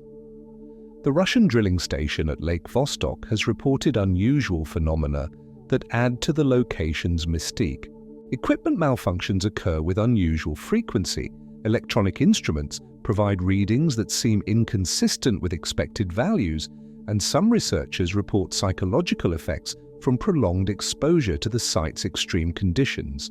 While such reports might be attributed to the harsh working environment, their consistency across multiple research teams suggests that Lake Vostok affects human perception and equipment function in ways that remain poorly understood. The acoustic properties of the ice above Lake Vostok reveal sound transmission characteristics that differ from other Antarctic locations. Some researchers report hearing unusual sounds transmitted through the ice, low-frequency vibrations that might originate from water movement in the lake below or from other sources that remain unidentified. These acoustic anomalies suggest that the lake environment generates sounds or vibrations that propagate through the overlying ice in detectable patterns. International scientific cooperation around Lake Vostok research reflects both the site's importance and the technical challenges it presents. Russian, American, and European research teams have collaborated on drilling projects, data analysis, and theoretical modeling of the lake's characteristics. This cooperation has advanced understanding while revealing how much remains unknown about this unique environment. The implications of Lake Vostok's existence extend far beyond terrestrial science into questions about the possibility of life in similarly extreme environments throughout the solar system. The moons of Jupiter and Saturn possess subsurface oceans that might share characteristics with Lake Vostok, making the Antarctic lake a testing ground for theories about extraterrestrial life and the conditions necessary for biological activity. In extreme environments, recent analysis of ice cores from above Lake Vostok has revealed microscopic organisms that appear to represent previously unknown species. These discoveries suggest that life not only exists in the lake environment, but has evolved into forms that differ significantly from known terrestrial organisms. The genetic analysis of these microorganisms continues to reveal characteristics that challenge conventional understanding of life's limitations and adaptive capabilities. The environmental protection protocols surrounding Lake Vostok research demonstrate the delicate balance between scientific curiosity and preservation of pristine environments. Researchers must prevent contamination of the lake while gathering enough data to understand its characteristics and potential biological significance. This balance requires technological innovations and research methodologies that push the boundaries of what is possible in extreme environment research. As you contemplate the vast darkness of Lake Vostok, sealed beneath miles of ice and isolated from the world's surface for millions of years, you sense the profound mystery that such environments represent. Here, in Earth's most isolated waters, the boundaries between known and unknown, possible and impossible, familiar and alien, blur into questions that may never be fully answered. The circle beneath the ice holds secrets that challenge our understanding of life, geology, and the hidden processes that operate in our planet's most extreme environments. One final place where gods once whispered. In the sun-baked marshlands of southwestern Spain, where the Guadalquivir River spreads into delta channels that merge with the Atlantic's eternal tides, once flourished a civilization so wealthy, so sophisticated, and so mysteriously vanished that even its exact location remains disputed among scholars. Tartessos, mentioned in ancient texts as a kingdom of impossible riches, advanced metallurgy, and cultural achievements that rivaled the greatest civilizations of the ancient world, disappeared so completely that modern archaeology struggles to separate historical reality from mythological embellishment. You walk through the wetlands of Doñana, where shifting sands and tidal waters have buried and revealed archaeological treasures for centuries, searching for traces of a people who may have possessed knowledge and capabilities that their contemporaries could barely comprehend. The landscape itself tells stories of dramatic change, river courses that have shifted, sea levels that have risen and fallen, and coastal configurations that bear little resemblance to ancient descriptions of harbors and cities that once dominated. Atlantic trade routes. The ancient sources describe Tartessos in terms that seem almost fantastical to modern readers. Plato mentioned the kingdom as existing beyond the Pillars of Hercules, wealthy beyond measure, and possessed of technologies that impressed even sophisticated Greek observers. The Bible's Book of Kings refers to ships of Tarshish bringing gold, silver, and exotic goods to King Solomon, suggesting trade relationships that spanned the known world and connected Atlantic resources with Mediterranean civilizations. The metallurgical achievements attributed to Tartessos represent one of the most intriguing aspects of their lost civilization. Ancient writers described mining and metalworking techniques that produced alloys and artifacts of exceptional quality and durability.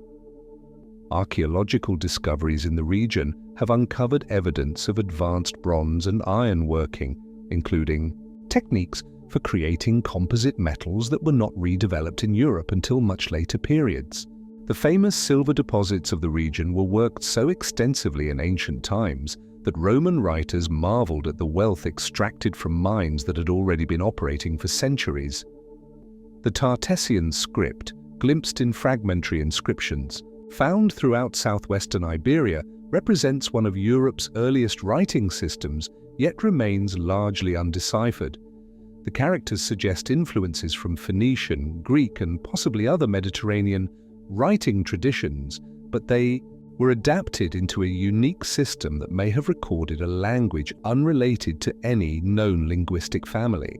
These inscriptions, carved in stone and pressed into metal tablets, offer tantalizing glimpses of literary and administrative achievements that vanished with the civilization that created them.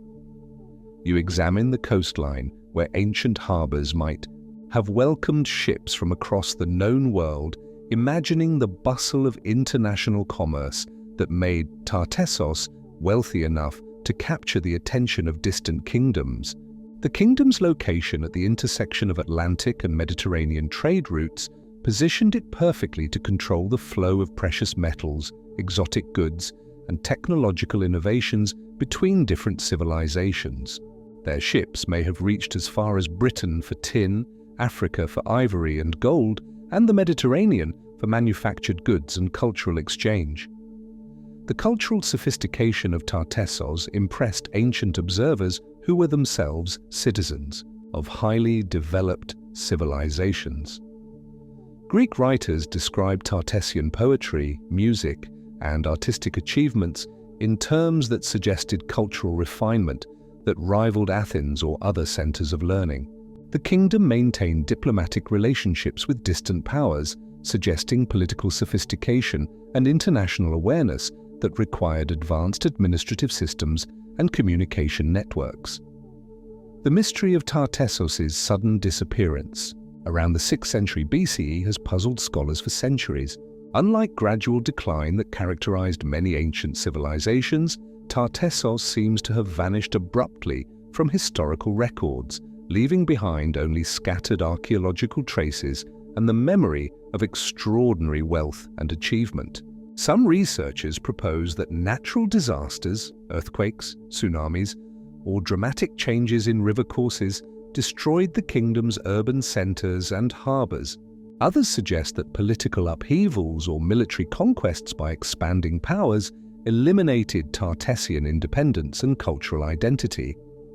The search for Tartessos has led archaeologists to investigate sites throughout southwestern Spain and Portugal, yet no single location has yielded evidence comprehensive enough to be definitively identified as the kingdom's capital. This archaeological invisibility might result from the perishable nature of many construction materials used in the region, the dramatic environmental changes that have altered the landscape, or the possibility that Tartessian urban centers were built in locations now covered by water or deeply buried beneath centuries of sediment. Recent technological advances in archaeological investigation have revealed promising new leads in the search for Tartessian remains. Satellite imagery, ground-penetrating radar, and marine archaeology techniques have identified subsurface structures and buried landscapes that might represent urban foundations or harbor installations. The Doñana marshlands in particular have yielded artifacts and structural remains that suggest significant ancient occupation, though definitively linking these discoveries to historical Tartessos remains challenging. The influence of Tartessian civilization on later developments in Iberian culture appears to have been profound and lasting. Artistic motifs, metallurgical techniques, and possibly linguistic elements associated with Tartessos persisted in regional cultures long after the kingdom's political disappearance.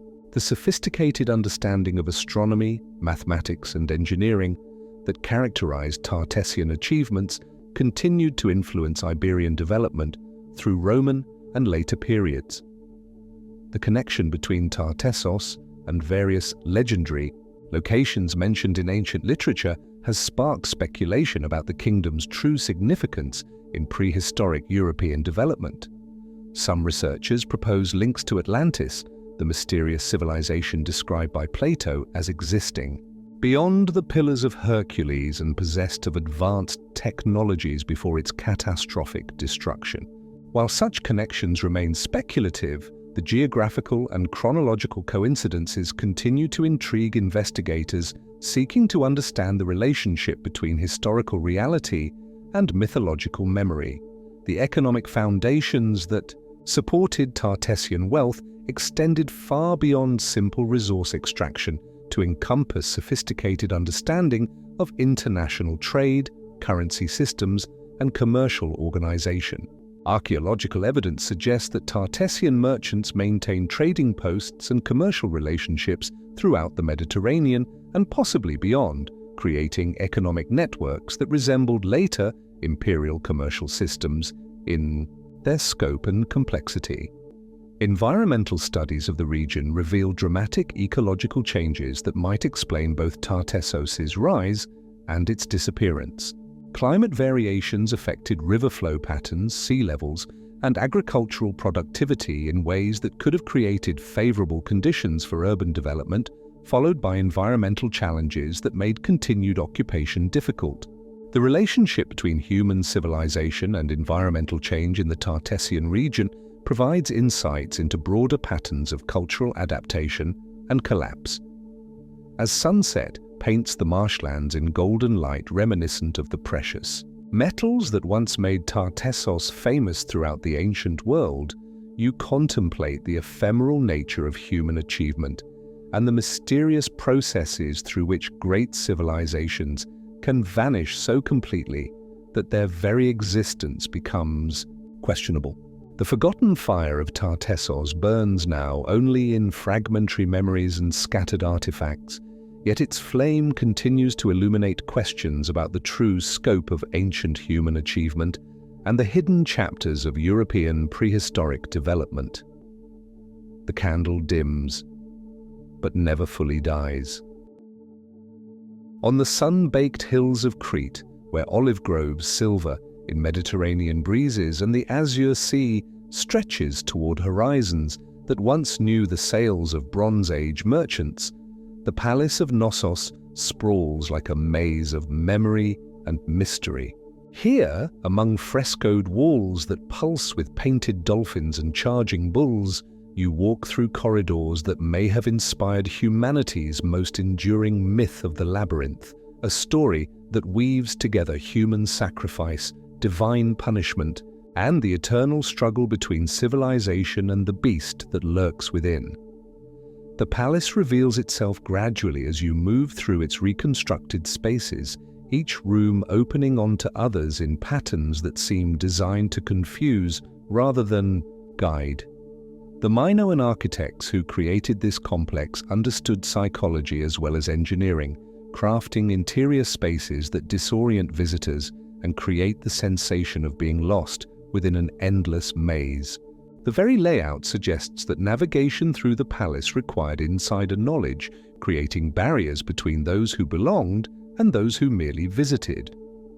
The famous frescoes that adorn the walls speak of a civilization that celebrated life with an intensity that seems almost modern in its appreciation for beauty, movement, and natural forms.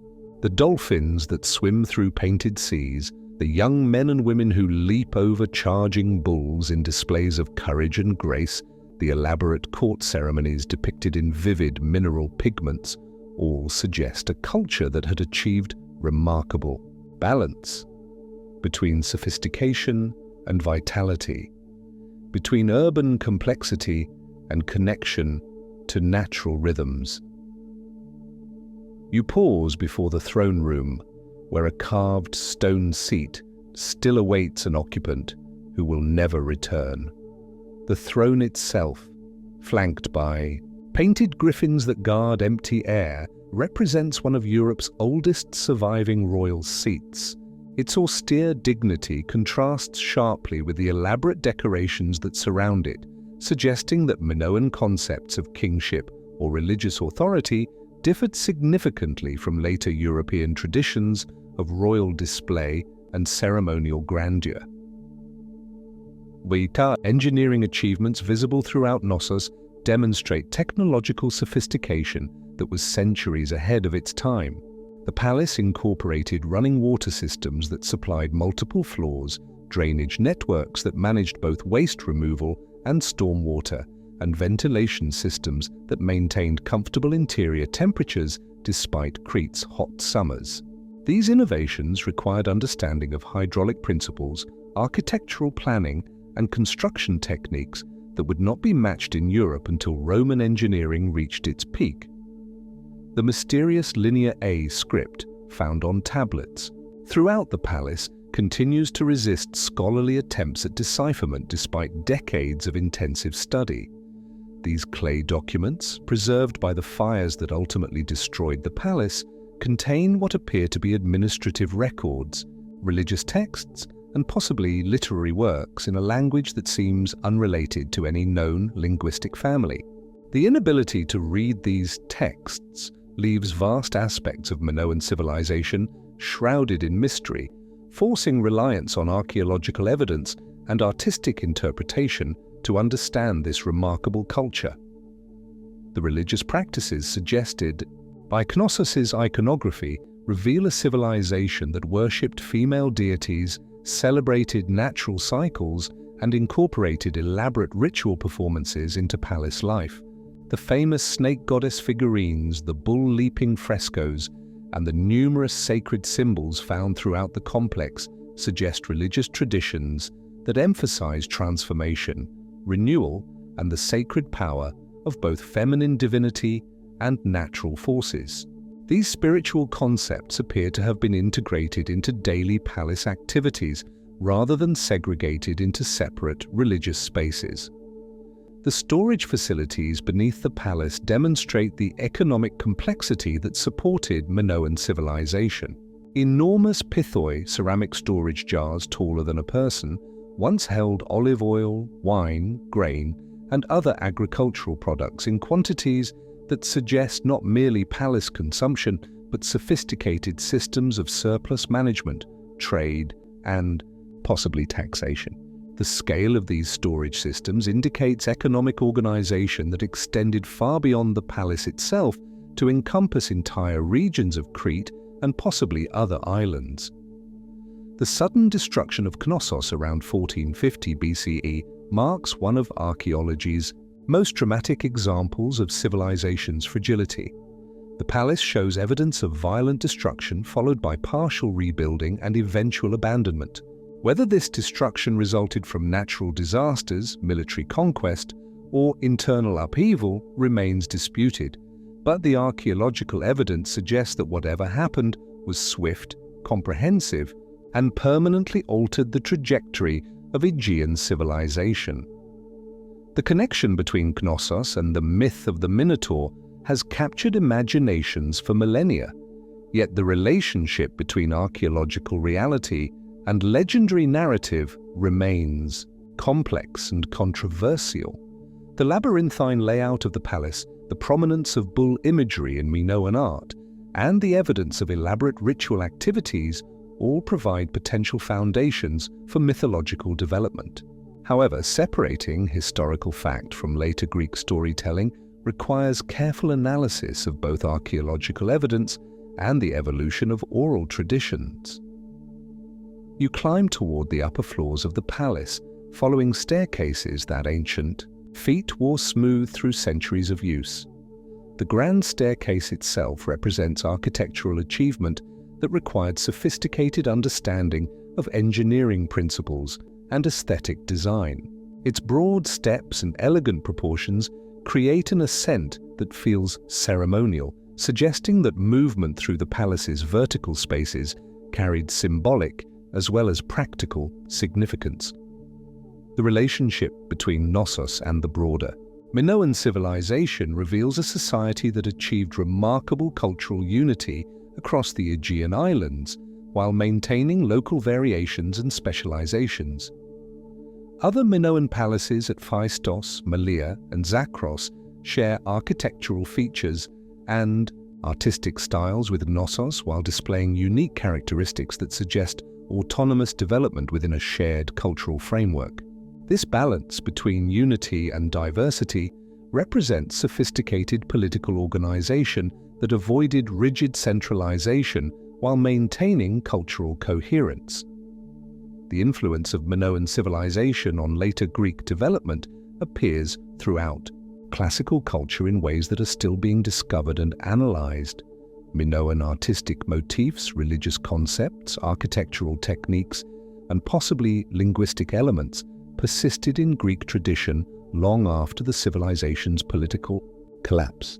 The labyrinth itself became a powerful symbol in Greek thought, representing the complexity of human nature and the challenge of navigating moral and spiritual confusion. The conservation challenges facing Knossos reflect broader questions about the relationship between archaeological preservation and public accessibility. The palace's popularity as a tourist destination creates pressures that threaten the very structures that attract visitors, while the need for public engagement with archaeological heritage requires continued access to these remarkable remains. Balancing preservation with education remains an ongoing challenge that affects not only Knossos but archaeological sites worldwide. As evening light slants through the reconstructed columns and painted corridors begin to fade into shadow, you contemplate the vision and energy that created this architectural marvel. The builders of Knossos achieved a synthesis of practical function and aesthetic beauty that continues to inspire architects and artists 4,000 years after its creation. In the gathering dusk, where modern reconstructions blend with ancient stones, the labyrinth continues its eternal invitation to lose oneself in the complexity of human achievement and the enduring power of mystery. From winding halls to gates carved in living rock, the steam rises like the breath of sleeping gods, curling from limestone fissures that crack the earth like forgotten scars. Here, in the ancient city of Hierapolis, where hot springs once drew pilgrims from across the known world, something dark awaits beneath the carved stones and weathered columns. You approach the plutonium slowly, your footsteps echoing against marble that has witnessed centuries of ritual and reverence. The locals called it the gate to the underworld, and as you draw closer, you understand why. The very air seems to thicken, heavy with sulfur and something else, something older than memory, more primal than fear. The entrance yawns before you like a mouth frozen mid-scream. Ancient Greek letters, worn smooth by time and weather, mark the threshold, warning of Pluto's domain, of Hades himself dwelling in the chambers below. But these are more than warnings carved by trembling hands. They are invitations, promises whispered by priests who knew secrets that died with them. Steam hisses from the depths, carrying with it the scent of the earth's inner fire. You lean forward, feeling the heat caress your face like a fever dream, and imagine the sacrificial animals that were led to this very spot. Bulls, goats, doves, all silenced not by blade or rope, but by the very breath of the underworld itself. The toxic vapors that rise from these depths could kill a man in moments, yet the priests walked among them unharmed, as if protected by divine favor or ancient knowledge lost to time. The limestone walls sweat with condensation, each droplet catching the pale light like tears shed by the stone itself. You trace your fingers along the carved reliefs, feeling the devotion of hands that shaped these images 2,000 years ago. Here, Persephone descends into darkness. There, Orpheus turns his head toward the light, losing his beloved forever. The stories live in the stone, breathing with each rise and fall of the mysterious vapors. In the silence between the hissing steam, you hear whispers, not words, but something deeper, more fundamental. The earth itself seems to speak in a language that bypasses the ears and speaks directly to the soul. This is no mere geological curiosity, no simple hot spring decorated with religious symbols. This is a place where the veil between worlds grows thin, where the ancients believed they could speak with the dead and receive prophecies from the depths of existence itself. You close your eyes and let the heat wash over you, imagining the processions that once wound their way up the hillside toward this sacred threshold. Pilgrims came from across the Mediterranean, carrying their questions and fears, their desperate hopes for communion with something greater than themselves.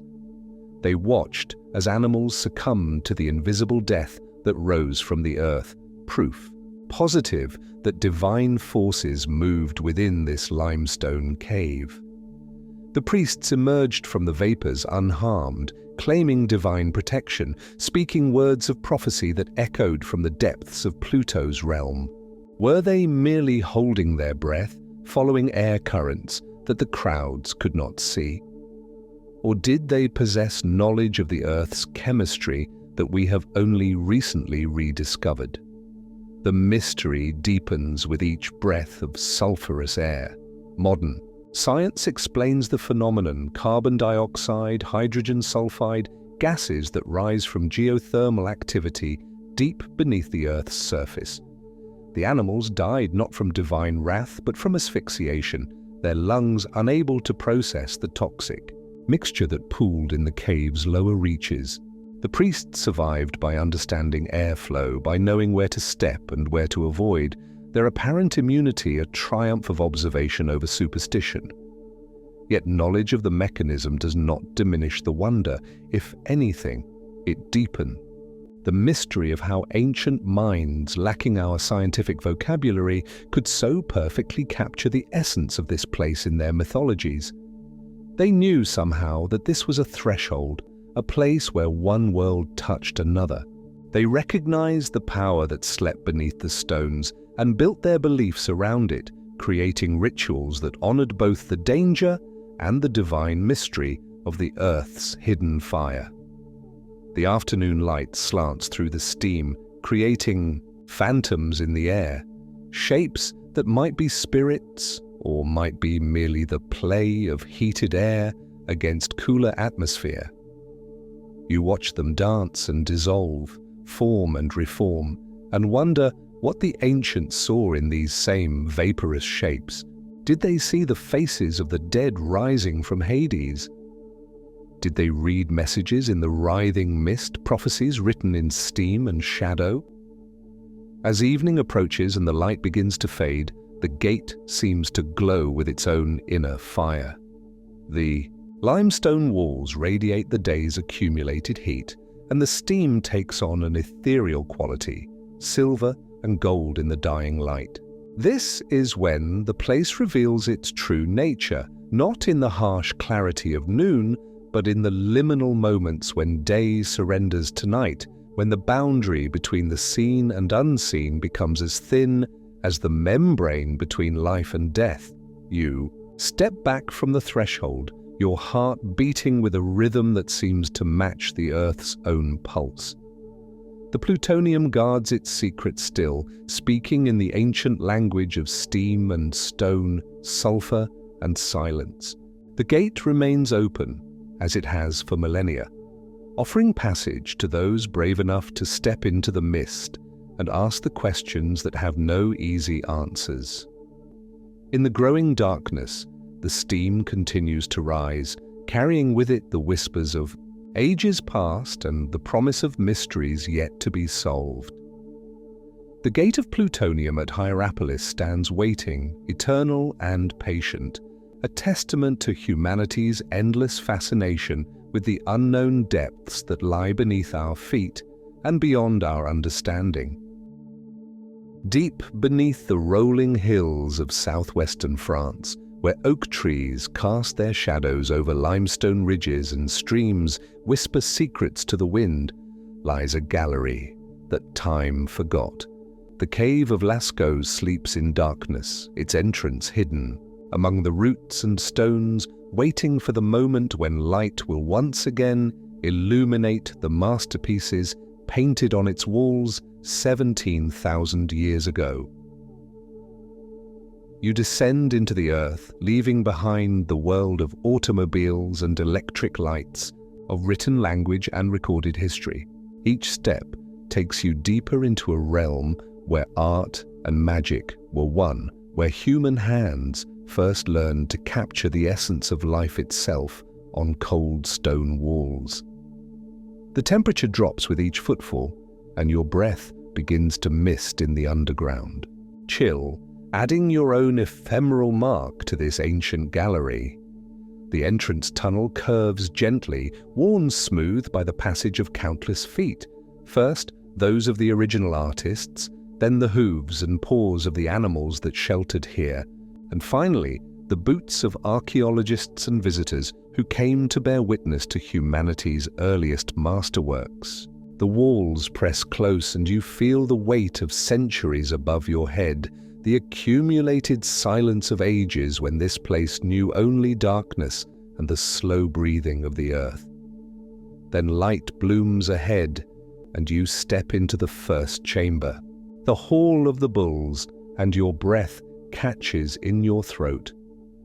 They emerge from the stone like dreams given form, massive aurochs with sweeping horns, their bodies flowing across the curved ceiling with impossible grace. Red ochre and charcoal, manganese and iron oxide, simple pigments transformed by unknown hands into something that transcends mere decoration and becomes pure expression of the human soul. The largest bull stretches nearly 18 feet across, the ceiling its form so perfectly captured that you can almost hear the thunder of its hooves, feel the ground tremble beneath its weight. These are not mere pictures, but spirits captured in stone, essences of wildness and power that the ancient artists somehow coaxed from rock and pigment. You crane your neck to follow the flowing lines, wondering at hands that could work in such cramped conditions, creating beauty in the most unlikely of places. Moving deeper into the cave system, you enter the axial gallery, where horses gallop across the walls in eternal motion. Their manes flow like water, their legs stretched in perfect rhythm, frozen at the moment of greatest speed, yet somehow still alive with kinetic energy. The artists who painted them understood anatomy with a precision that would not be matched. Again for millennia, capturing not just the appearance of these creatures, but their very essence, their spirit of freedom and wild grace. The narrow passages force you to move slowly, to appreciate each image as it emerges from the stone. Here, a herd of deer bounds across a natural ridge in the rock, their antlers intertwining like branches of some mythical forest. There, a bear's massive form fills an alcove, its bulk suggested by just a few bold strokes that capture the animal's power and dignity. Every surface seems to hold secrets. Every shadow might conceal another masterpiece waiting to be discovered. In the chamber of felines, you crouch low to examine the delicate engravings that dance across the stone. Lions and leopards, their forms etched into the limestone with tools of bone and flint, speak of a world where humans and great cats shared the landscape in ways we can barely imagine. These were not the works of primitive cave dwellers, but of sophisticated artists who understood light and shadow, perspective and proportion, who could transform the raw stone of cave walls into windows into a vanished world. The handprints stop. You cold, negative images created by placing a hand against the wall and blowing pigment around it, leaving behind a ghostly outline that seems to reach across the centuries. You hold up your own hand, comparing it to these ancient traces, and feel a connection that spans 17,000 years. These were people like you, with hopes and fears, with the need to leave something of themselves behind, to say, I was here. I lived, I saw beauty, and tried to capture it. The techniques reveal themselves as you study the paintings more closely. The artists used the natural contours of the cave walls, letting ridges suggest the rounded flanks of bison, using depressions to create the illusion of depth and shadow. They understood how to work with their medium, how to make the stone itself become part of the art. This was not painting on a flat canvas, but sculpture with pigment, three-dimensional art that used the cave itself as both canvas and frame. The colors remain vibrant after all these millennia, protected by the cave's stable environment from the weathering that has destroyed so many other ancient artworks. The red ochre glows like fresh blood, the black charcoal maintains its deep intensity, and the yellow pigments shine like captured sunlight. It is as if time itself has been suspended in these chambers, preserving not just the images, but the very moment of their creation. As you make your way through the final chambers, past swimming stags and the enigmatic Chinese horse, with its distinctive mane, you begin to understand that this is more than an art gallery. It is a temple, a sacred space where ancient humans came to commune with the spirits of the animals they hunted and revered. The placement of the paintings follows no random pattern but speaks of careful planning, of ritual significance that we can only guess at. The bird scene, deep in the cave's interior, presents one of archaeology's greatest mysteries, a human figure, rare in Paleolithic art, falling backward before a wounded bison. Is it a hunting scene, a shamanic vision, a mythological narrative?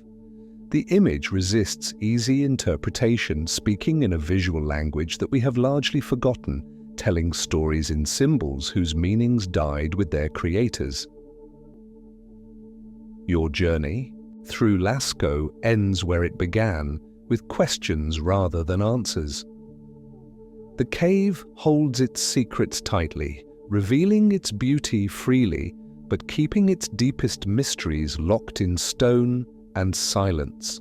As you ascend toward the surface, leaving behind the painted menagerie that has waited in darkness for so long, you carry with you the image of those reaching hands, the echo of voices that sang in languages we no longer speak, the proof that the human spirit has always yearned to create, to beautify, to leave something lasting in a world of constant change. The turquoise waters of the Bahamas stretch endlessly beneath your mask, crystal clear and impossibly blue, hiding secrets that have sparked debates for decades. 20 feet below the surface, off the northwestern coast of North Bimini Island, lies one of the ocean's most enigmatic mysteries, a formation of limestone blocks that some call nature's accident, and others whisper might be humanity's oldest highway. You drift downward through the warm Caribbean currents, your breathing apparatus creating a steady rhythm of bubbles that rise toward the dancing light above. Schools of tropical fish park before you like living curtains, their scales catching the filtered sunlight in brief flashes of silver and gold, but your attention focuses beyond their beauty, drawn to the geometric precision of the formations.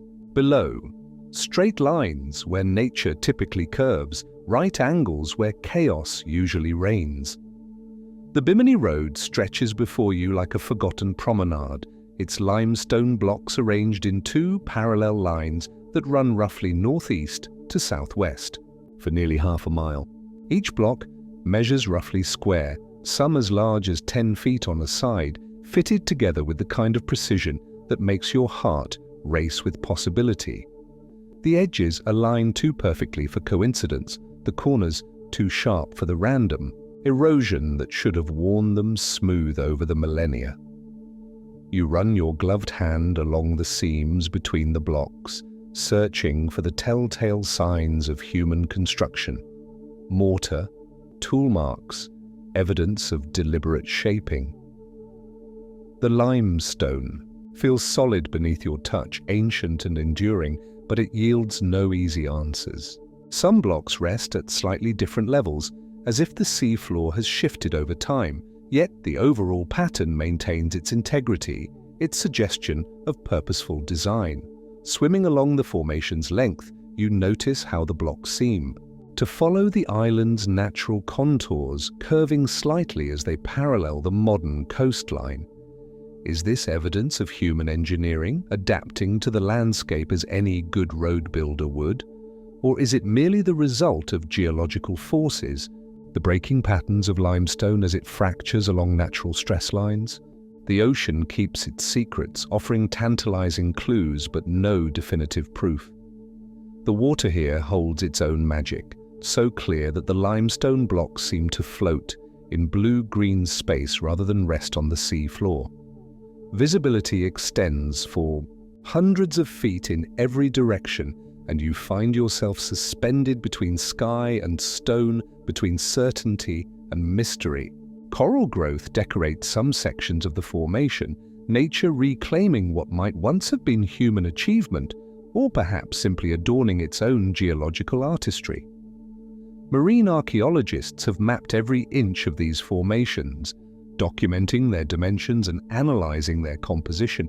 The limestone blocks are clearly beach rock, formed during periods when sea levels were lower, when this area might have been dry land or shallow lagoons. The radiocarbon dating places their formation somewhere between 2,800 and 15,000 years ago, a time frame that encompasses both plausible natural processes and tantalizing possibilities for human construction. You pause at what appears to be a junction where the main road meets another series of blocks running perpendicular to the first. The intersection displays the same mysterious precision, the same uncomfortable perfection that makes you question everything you thought you knew about prehistoric capabilities.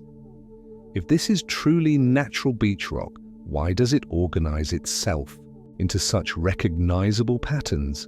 If it is human-made, how did a civilization capable of such engineering vanish so completely from the archaeological record? The legend of Atlantis whispers in the current around you, Plato's ancient tale of the advanced civilization swallowed by the sea. Edgar Cayce, the famous psychic, predicted that remnants of Atlantis would be found near Bimini in 1968, the very year that pilots flying overhead first spotted these formations. Coincidence, perhaps, or something more profound? The ocean holds both possibilities with equal grace, neither confirming nor denying the dreams and theories that swirl around these underwater stones. Swimming closer to the individual blocks, you notice details that both support and contradict the human construction theory. Some blocks show what appear to be tool marks, straight cuts that seem too precise for natural fracturing. Others display the kind of layered structure typical of beach rock formation, with shells and coral fragments embedded in the limestone matrix. The evidence points in multiple directions, refusing to resolve into a single, comfortable explanation. A nurse shark glides past with lazy grace, indifferent to the mysteries that captivate human imagination. For the shark, these blocks are simply part of the reef environment, shelter and hunting ground shaped by forces beyond the need for explanation.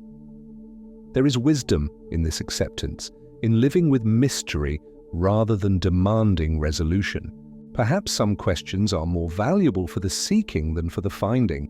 The formation extends beyond what was initially discovered, additional sections revealed by careful surveys and persistent exploration, J-shaped curves, additional parallel roads and scattered megalithic blocks paint a picture of either complex natural geology or an extensive human settlement now claimed by the sea. The more that is discovered, the deeper the mystery becomes, each new revelation adding layers of complexity rather than clarity. Local fishermen speak of other formations in deeper waters, structures they glimpse while checking their nets in.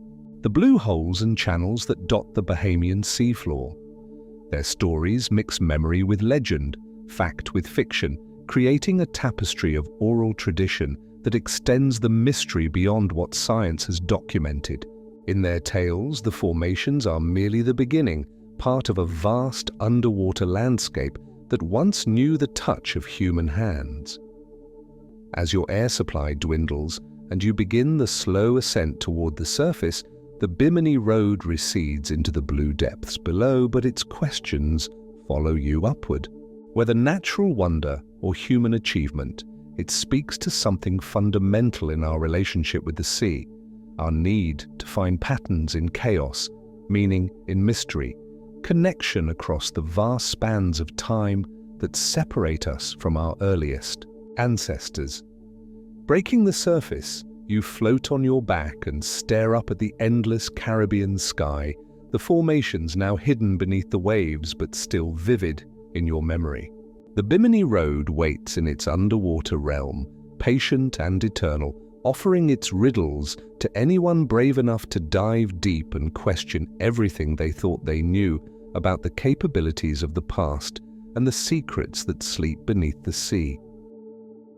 7 miles off the Egyptian coast, where the Mediterranean waters deepen from turquoise to indigo, a metropolis sleeps beneath layers of sand and centuries of silence. Heracleion, known to the Greeks as Thonis, once stood as Egypt's gateway to the world, its harbors bustling with merchant ships from across the ancient Mediterranean.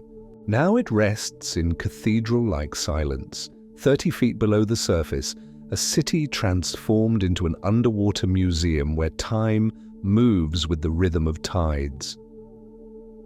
Your submersible descends through the liquid blue, its lights piercing the darkness, to reveal shadows that gradually resolve into the familiar shapes of human ambition, columns that once supported temple roofs, statues that once received the prayers of worshippers, streets that once echoed with the voices of merchants and sailors from distant lands. The water here holds different qualities than the open ocean, dense with the sediments of the Nile Delta, pregnant with the memories of a civilization that thought itself eternal. The first structure to emerge from the gloom takes your breath. Away, a colossal statue of a pharaoh, its face serene despite the weight of water and centuries pressing down upon it. Red granite, harder than the limestone that forms most Egyptian monuments, carved with the precision that marked the kingdom's golden age. The statue lies on its side, toppled by the same forces that claimed the entire city, yet its dignity remains intact, its eternal gaze now turned toward schools of fish that dart through the shadows like living hieroglyphs. Moving deeper into the submerged city, your lights play across scenes that archaeological dreams are made of, intact foundations of houses and temples, pottery still nestled in alcoves where it was placed over 1,000 years ago, gold jewelry scattered on sandy floors like dropped stars.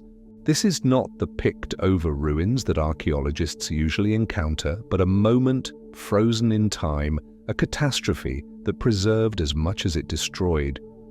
The ancient harbor reveals itself in sections, stone quays and mooring posts still standing, where ships once tied their lines. You can almost hear the creak of rigging and the shouts of sailors, the babble of a dozen languages mixing in the morning air, as merchants bargained over cargoes of precious stones, spices, and silk. Heracleion was more than a city, it was a nexus, a place where the wealth of Africa met the commerce of the Mediterranean, where Egyptian gold purchased Greek wine and Phoenician purple dye. Temple complexes emerge from the sand like sleeping giants, their walls still bearing the painted decorations that once dazzled pilgrims and visitors. The temple of Amun-Gereb, supreme god of this watery realm, shows its sacred chambers open to fish rather than priests, its altar stones now platforms for coral growth. Yet something of its sanctity remains, a weight of reverence that even submersion cannot wash away. The god may have new worshippers now, schools of yellow tangs that move in choreographed patterns through the sanctuary, their movements as ritualized as any ancient ceremony. Hieroglyphic inscriptions cover many surfaces, their carved depths, protected from erosion by the gentle embrace of silt and water. Here, the titulary of pharaohs proclaims eternal dominion over lands now claimed by the sea. There, religious texts promise protection and favor from gods who could not prevent the city from slipping beneath the waves. The irony is not lost on you. These stones, meant to preserve memory for all time, now require submarines and underwater archaeology to tell their stories. The residential quarters tell more intimate tales of daily life interrupted by catastrophe. In one house, amphorae still rest in their storage rooms, their wine long since replaced by seawater, their clay sides encrusted with the calcium deposits of centuries. Bronze mirrors lie tarnished on what were once dressing tables, their surfaces now reflecting only the beams of your submersible's lights. Children's toys, ceramic dolls and miniature boats rest scattered on floors where they were dropped when the earthquakes began and the sea came calling. You navigate carefully through streets that once knew the thunder of chariot wheels and the shuffle of sandaled feet. The urban planning reveals itself even in ruin: straight avenues, organized neighborhoods, public spaces designed for gathering and commerce. This was no random settlement, but a carefully planned city, laid out according to principles that valued both function and beauty. The Greeks and Egyptians who built Heracleion understood urban design in ways that would not be fully appreciated again until the Renaissance. The canal system that once connected the city to the Nile still traces its path through the ruins, though now it carries only Mediterranean currents instead of the vital river traffic that once sustained the metropolis. Ancient docks and loading platforms remain intact, their massive stone construction testimony to the engineering skills of builders who expected their work to last forever. They built well, too well perhaps, creating structures so durable that even catastrophic subsidence could not destroy them entirely. Marine life has claimed the city as its own, transforming Heracleion into an artificial reef that teems with biodiversity. Grouper nest in pharaonic sarcophagi, their young sheltering among the carved cartouches of long-dead kings. Octopi make their dens in wine amphorae, their tentacles emerging like strange new hieroglyphs writing themselves across the ancient pottery. The city continues to live, though in ways its original inhabitants could never have imagined. Archaeological work here proceeds at the pace of underwater excavation, methodical, painstaking, hampered by currents and limited bottom time. Each artifact must be carefully mapped before removal, each structural element documented with the precision that befits one of the most significant underwater discoveries of the modern era. The sand that buried and preserved the city also yields its treasures reluctantly, requiring careful excavation to avoid damaging the very objects being rescued from oblivion. Gold gleams in your lights, jewelry, coins, religious objects that speak to the wealth that once flowed through this submerged port. The precious metal has survived its underwater exile better than bronze or iron, still bright after centuries of submersion.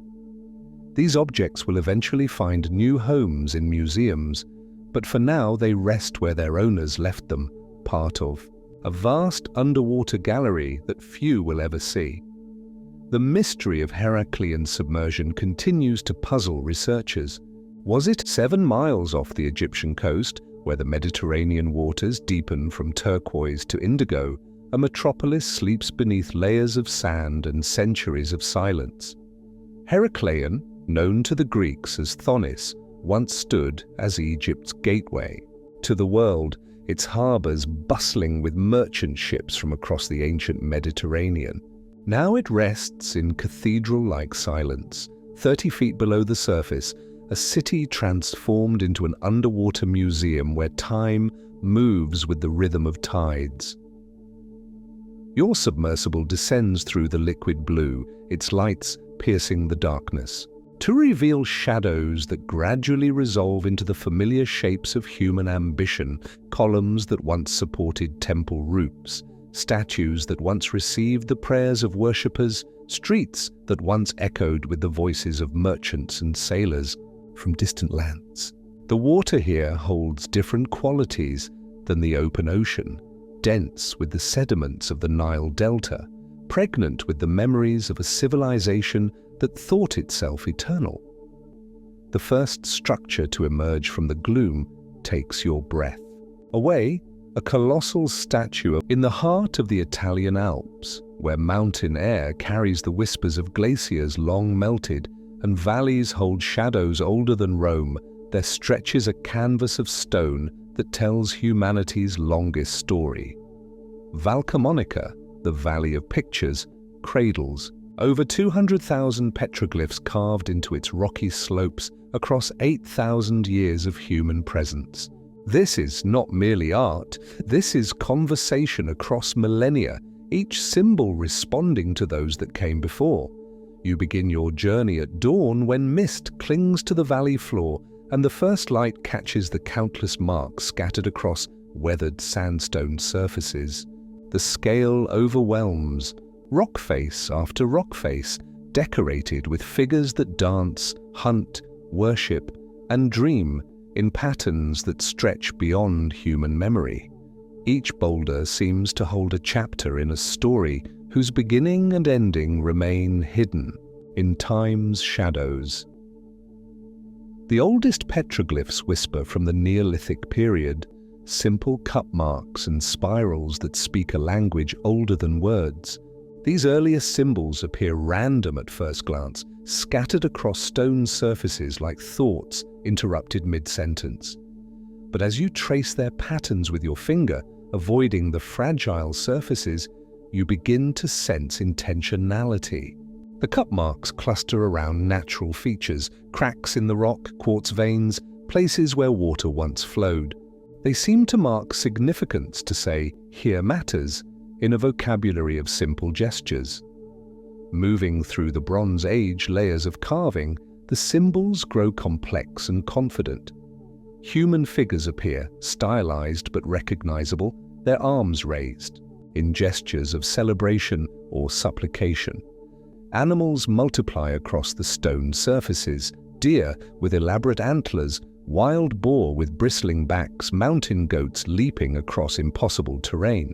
These are not random sketches, but carefully composed scenes that suggest narrative, mythology, records of events whose importance we can sense but never fully grasp. The technique fascinates as much as the content. These images were not painted or carved with metal tools but pecked into existence with stone hammers, each figure created through thousands of patient strikes. The prehistoric artists understood their medium intimately, working with the natural texture and color variations of the rock to enhance their compositions. Light and shadow become part of the artistic vocabulary, with many petroglyphs positioned to catch specific angles of illumination at particular times of day or season. As you climb higher into the valley, following ancient paths worn smooth by generations of feet, the petroglyphs evolve and multiply. The Iron Age brings new symbols, warriors with shields and spears, plows drawn by oxen, buildings with peaked roofs that suggest permanent settlement. These later carvings show increased sophistication in both technique and subject matter, depicting not just individual figures but complex scenes of daily life, religious ceremony, and social interaction. One boulder stops you in your tracks, its surface covered with what appears to be a prehistoric map. Lines connect circular symbols, dots mark specific locations, and wavy lines suggest rivers or pathways.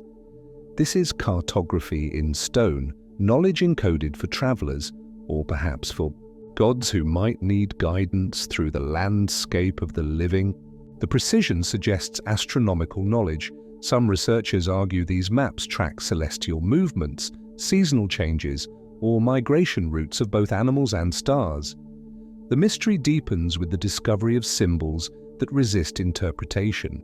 Geometric patterns that seem almost mathematical in their precision, spirals that follow golden ratio proportions, interlocking designs that suggest understanding of complex geometric principles. How did prehistoric artists working without written language or formal mathematical training create compositions that modern mathematicians find elegantly sophisticated? The religious or ceremonial aspects become more apparent as you study the positioning of different petroglyph concentrations. Certain rock faces were clearly sacred spaces, their surfaces covered with symbols of worship, sacrifice, and transcendence. Human figures with radiating lines suggest divine beings or shamans in states of spiritual transformation. Animals are depicted with multiple heads or limbs, as if showing their spiritual rather than physical nature. The continuity across millennia amazes you. Generation after generation return to these same rock faces, adding their own symbols to conversations begun by ancestors centuries or millennia earlier. Sometimes new carvings deliberately interact with older ones, figures appearing to dance around ancient spirals, hunters pursuing prey, first carved when the valley looked completely different. This is art as dialogue, creativity as collective memory. Weather and time have created their own artistry on these carved surfaces. Lichen grows in patterns that seem to complete unfinished compositions. Frost and rain have softened hard edges, giving some figures an ethereal quality that makes them seem to emerge from and disappear into the stone itself. The petroglyphs exist in constant conversation with natural processes, their meaning shifting as their appearance changes with each season and each century. The sheer quantity of symbols suggests Valcamonica was more than just a settlement. It was a pilgrimage destination, a sacred landscape where communities gathered to participate in rituals of marking, of making their presence known to forces greater than individual human lives. The rock surfaces served as primitive libraries, accumulating knowledge and story across generations of use. Modern visitors often experience a strange phenomenon while studying these ancient images. The symbols seem to move in peripheral vision, to shift meaning as you watch them, to suggest interpretations that feel profound in the moment but slip away when you try to capture them in words. This may be the artist's intention, to create images that work on consciousness in ways that bypass rational thought, that speak directly to the parts of human awareness that existed before language divided experience into categories. As evening, light slants across the valley, transforming the carved surfaces into plays of shadow and highlight. You realize that Valcamonica represents something unprecedented in human cultural expression. This is not art created for beauty or decoration, but communication across time itself. Each symbol was placed with the understanding that it would outlast its creator, that future generations would read these stone messages and add their own responses to the ongoing conversation. The petroglyphs continue to accumulate meaning, drawing researchers, artists, and spiritual seekers who find in these ancient symbols reflections of concerns and visions that remain remarkably contemporary. The valley holds a mirror to human consciousness, reflecting our persistent need to mark our presence, to communicate beyond the boundaries of individual lifetime, to participate in stories larger than our own brief existence. In the fading light, the countless symbols seem to pulse with accumulated intention, each mark a node in a network of meaning that connects the prehistoric past to an unknowable future. The conversation continues, carved in stone, patient and eternal. Across the wind-swept landscapes of Sardinia, where ancient olive groves silver in Mediterranean breezes and granite peaks pierce endless blue sky, there rise monuments that speak of a civilization both magnificent and mysterious. The Tombe dei Giganti, giants' graves, stretch across the island like stone ships sailing through time, their megalithic forms suggesting burials worthy of beings larger than ordinary human memory. You approach your first giant's grave at sunrise, when long shadows stretch across the maquis shrubland and the monument emerges from the landscape like a vision half remembered from dreams.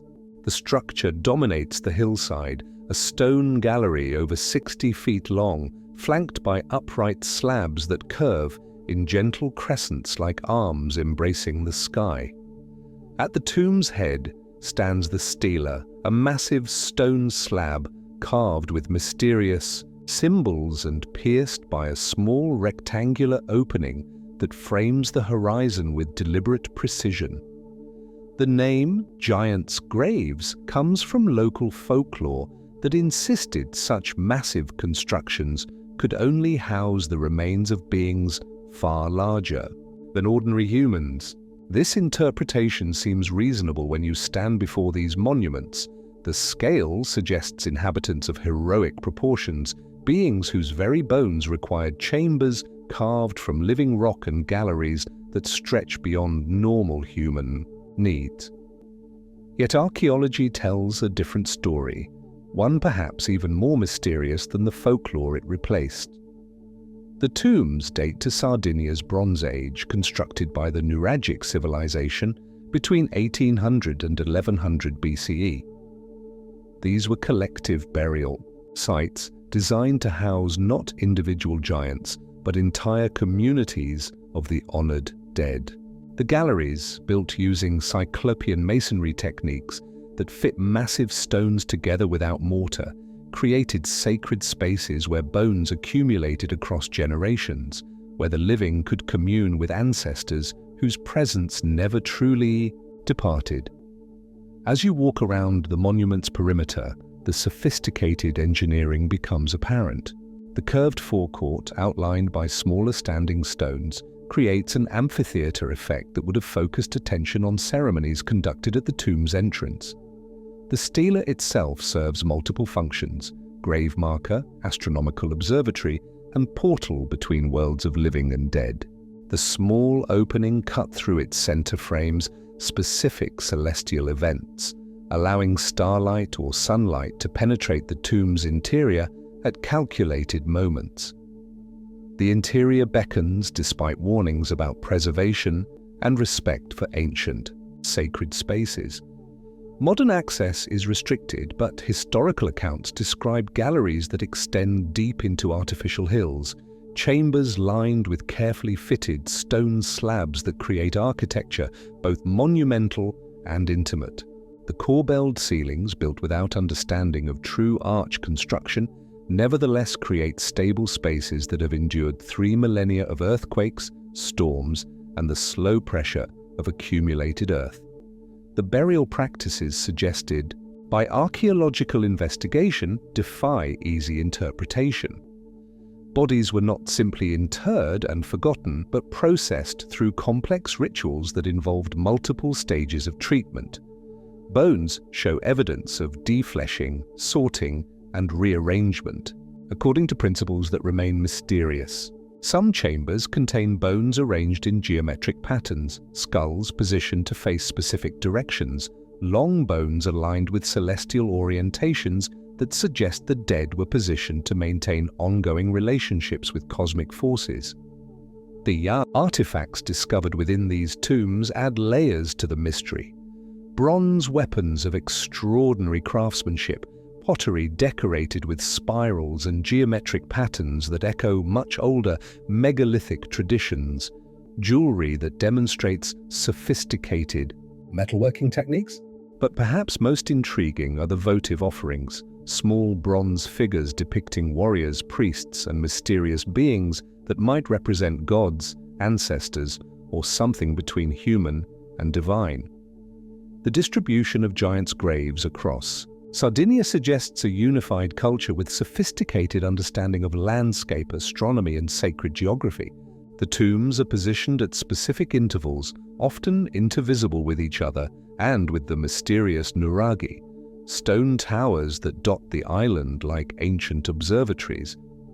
This network of monuments creates a sacred landscape where death and life, past and present, earth and sky, maintain constant dialogue. The astronomical alignments prove particularly sophisticated. Many giants' graves orient toward specific stellar events, the heliacal rising of significant stars, extreme positions of lunar cycles, solar events that mark seasonal transitions. The builders possessed knowledge of celestial mechanics that required generations of careful observation and mathematical calculation. The tombs served not just as resting places for the dead, but as instruments for tracking the cosmic rhythms that governed agricultural, religious, and social life. The symbolism carved into the stelae resists complete interpretation, but suggests rich mythological traditions. Spirals connect to water sources and underground streams. Cup marks might represent stars or souls. Linear patterns could indicate genealogies, territorial boundaries, or paths of spiritual journey. The rectangular openings that pierce many stelae create frames through which specific landscape features become highlighted. Distant mountains, sacred groves, other megalithic monuments that participate in ongoing conversations across the countryside. As you spend more time among these monuments, their relationship to the living landscape becomes more apparent. Giants' graves occupy positions that maximize their visibility while maintaining connections to water sources, agricultural areas, and natural features that would have provided resources for both the living and the dead. The builders understood these tombs as part of ongoing communities where ancestors remained active participants in daily life. The engineering challenges overcome in constructing these monuments suggest knowledge and organization that archaeology struggles to document fully. Moving and positioning stones weighing many tons required not just physical strength, but mathematical understanding of leverage, balance, and structural integrity. The precision with which these monuments align with celestial events indicates sophisticated instruments for measurement and calculation. The mystery deepens when you consider the apparent sudden abandonment of giants' grave construction around 1100 BCE. The tradition that had flourished for 7 centuries simply ceased, leaving hundreds of completed monuments but no clear explanation for why such an obviously successful cultural practice disappeared. Climate change, invasion, internal social upheaval, or religious transformation might explain the cessation, but the archaeological record provides few definitive answers. Modern Sardinians maintain complex relationships with these ancient monuments. Some regard them with superstitious respect, believing they house spirits or energies that should not be disturbed. Others see them as symbols of cultural continuity, connections to ancestral wisdom that transcends specific religious or political systems. Tourist development threatens some sites, while archaeological protection efforts struggle with limited resources and competing land uses. As afternoon light begins to slant across the monument you've been studying, the giant's grave seems to shift its relationship to the surrounding landscape. Shadows move across the forecourt in patterns that suggest ceremonial use, and the stelas opening frames distant mountains in ways that highlight their sacred significance. You begin to understand these tombs not as isolated burial sites, but as nodes in networks of meaning that once connected communities across both space and time. The giants' graves represent humanity's persistent effort to create architecture that honors the dead while serving the living, monuments that participate in ongoing conversations between earth and sky, past and future. They stand as testament to civilizations that understood death not as ending but as transformation, burial not as disposal but as careful positioning for continued participation in the sacred patterns that govern existence. In the gathering twilight, The massive stones seem to breathe with accumulated memory. Each giant's grave, a library of stories written in stone and silence, waiting for visitors patient enough to learn languages older than words. On England's wind-swept Salisbury Plain, where chalk downs roll toward horizons that seem to hold the edge of the world, there rises a circle of stones that has haunted human imagination for over 4 millennia. Stonehenge stands in splendid isolation, its trilithons and sarsens arranged with precision that speaks of knowledge both astronomical and sacred, a monument that transforms mere rock into geometry capable of capturing eternity. You approach a crossgrass that bends before constant wind, following a path walked by countless pilgrims, tourists, scholars, and dreamers who have come seeking answers to questions that the stones pose simply by existing. The monument grows larger with each step, its scale becoming apparent only when you stand within shadow distance of the massive uprights. These are not ordinary stones, but carefully selected sarsens, each weighing 25 tons or more, shaped and positioned with tolerances that modern construction would find challenging. The outer ring of standing stones creates a temple whose walls are gaps between uprights, whose roof is sky itself. The lintels that once crowned most of these uprights remain on only a few trilithons, but their presence suggests the monument's original appearance, a continuous circle of stone and shadow, solid and void alternating in rhythms that mirror. Breathing, heartbeat, the pulse of seasons across landscape that changes but endures. Within the sarsen circle stand the bluestones, smaller but perhaps more mysterious than their massive companions. These igneous rocks originated in the Preseli Hills of Wales, over 150 miles distant, transported by methods that continue to puzzle archaeologists and engineers. Why bring these specific stones such enormous distances when suitable building material lay much closer? The answer seems to lie in their acoustic properties, their mineral composition, or their significance to beliefs we can no longer fully access. The central trilithons rise like doorways to invisible temples, their massive lintels balanced on uprights with mortise and tenon joints that demonstrate sophisticated understanding of stone working techniques. These are not crude megalithic constructions, but precisely engineered architecture that combines monument building with advanced knowledge of structural engineering. The builders understood not just how to move massive stones, but how to shape them, join them, and position them with accuracy measured in inches rather than feet. The astronomical alignments prove the most compelling aspect of Stonehenge's mystery. The monument's axis aligns with sunrise on the summer solstice and sunset on the winter solstice, creating a giant calendar that tracks the sun's annual journey across the sky. But the alignments extend beyond simple solstice observations to include complex lunar cycles, stellar events, and celestial rhythms that require generations of careful observation to understand fully. The heel stone, standing northeast of the main circle, marks the point where midsummer sunrise appears too, though standing at the monument's center. This alignment remains accurate despite 4 millennia of precession and celestial mechanics that shift stellar positions across centuries. The builders calculated not just for their own observations, but for the continued accuracy of alignments across geological time spans that exceed individual human lifetime by orders of magnitude. As you walk around the monument's perimeter, other stones reveal their purposes in the grand astronomical machine. The station stones mark sightlines to extreme positions of lunar cycles, tracking the complex 18-year pattern of lunar motion that allows prediction of eclipses and tidal extremes. This level of astronomical sophistication suggests not just casual observation, but systematic study conducted by generations of astronomer priests who accumulated and preserved knowledge across centuries.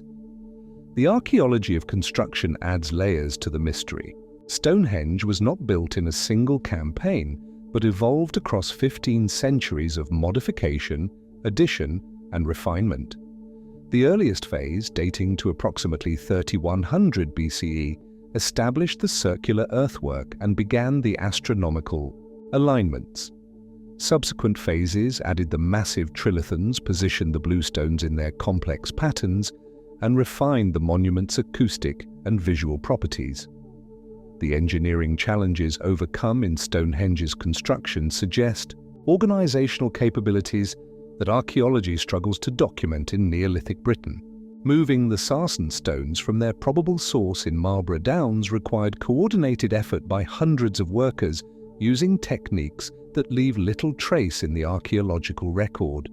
Shaping these massive blocks with stone tools demanded not just labor, but sophisticated understanding of geology, structural mechanics, and architectural planning. The acoustic properties of the completed monument create another layer of mystery. The positioned stones create resonance chambers that amplify certain frequencies while dampening others. Voices speaking within the circle carry with unusual clarity, while sounds from outside become muffled and distant. The builders engineered not just visual and astronomical effects, but sonic environments that would enhance ceremonial and ritual uses of the space. The surrounding landscape reveals Stonehenge as part of a larger sacred geography that includes numerous other monuments, burial sites, and ceremonial features. The cursus, a massive earthwork that stretches for nearly 2 miles, creates processional ways that connect Stonehenge to other significant sites. Burial mounds dot the area in patterns that suggest ongoing use of the landscape for ceremonial purposes across many centuries. The human remains discovered during various excavations tell stories of both local and long-distance connections. Some burials show evidence of cremation techniques that required specialized knowledge and equipment. Others contain grave goods that demonstrate trade networks stretching across Europe and into regions whose cultural connections to Stonehenge remain mysterious. The monument attracted not just local communities but pilgrims from considerable distances who came seeking healing, wisdom, or participation in ceremonies whose nature we can only imagine. Modern visitors often report unusual experiences at Stonehenge, sensations of energy, altered perception, emotional responses that seem disproportionate to simple tourism. Whether these effects result from the monument's acoustic properties, its electromagnetic characteristics, or purely psychological responses to its impressive scale and ancient significance remains debatable. What seems certain is that the builders intended to create more than mere calendar or burial site. They designed an environment capable of inducing altered states of consciousness. The monument's influence on subsequent cultures demonstrates its continuing power to inspire architectural and spiritual innovation. Medieval chroniclers invented elaborate histories connecting Stonehenge to Arthurian legend, Merlin's magic, and biblical events. Antiquarians of the 17th and 18th centuries developed increasingly sophisticated theories about its builders and purposes. Modern archaeology continues to refine understanding, while acknowledging that some aspects of Stonehenge's significance may remain permanently beyond recovery. As sunset approaches and light begins to slant through the trilithons in patterns that change with each day's progression toward winter solstice, you realize that Stonehenge functions as intended despite the passage of millennia. The monument continues to track celestial cycles, to create acoustic effects, to inspire wonder and speculation in visitors who approach seeking connection to forces larger than individual human lifetime.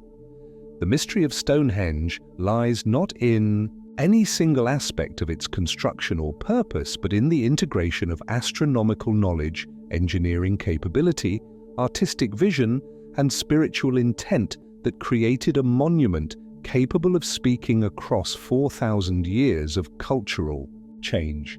The stones remain eloquent, patient, eternal, a conversation between earth and sky that continues with each sunrise, each season, each visitor who stands within the circle and feels the weight of time made visible. In the gathering darkness, as stars emerge above the ancient stones, Stonehenge completes another day in its millennial vigil, marking time with precision that clocks and calendars can measure but never fully comprehend. Deep in the Deccan Plateau of western India, where ancient trade routes carved passages through trap rock and monsoon rivers sculpted valleys from volcanic stone, there lies hidden a treasure that time forgot and jungle reclaimed, the Ajanta. Caves sleep in a horseshoe-shaped ravine, their entrances like closed eyes dreaming of glories that once drew pilgrims from across the Buddhist world. Here, in 30 rock-cut sanctuaries carved from living cliff face, 2 millennia of artistic achievement waits in hushed reverence. You descend into the ravine, following paths worn smooth by centuries of bare feet, the sound of falling water growing stronger as you approach the Wagora River that curves around this sacred amphitheater.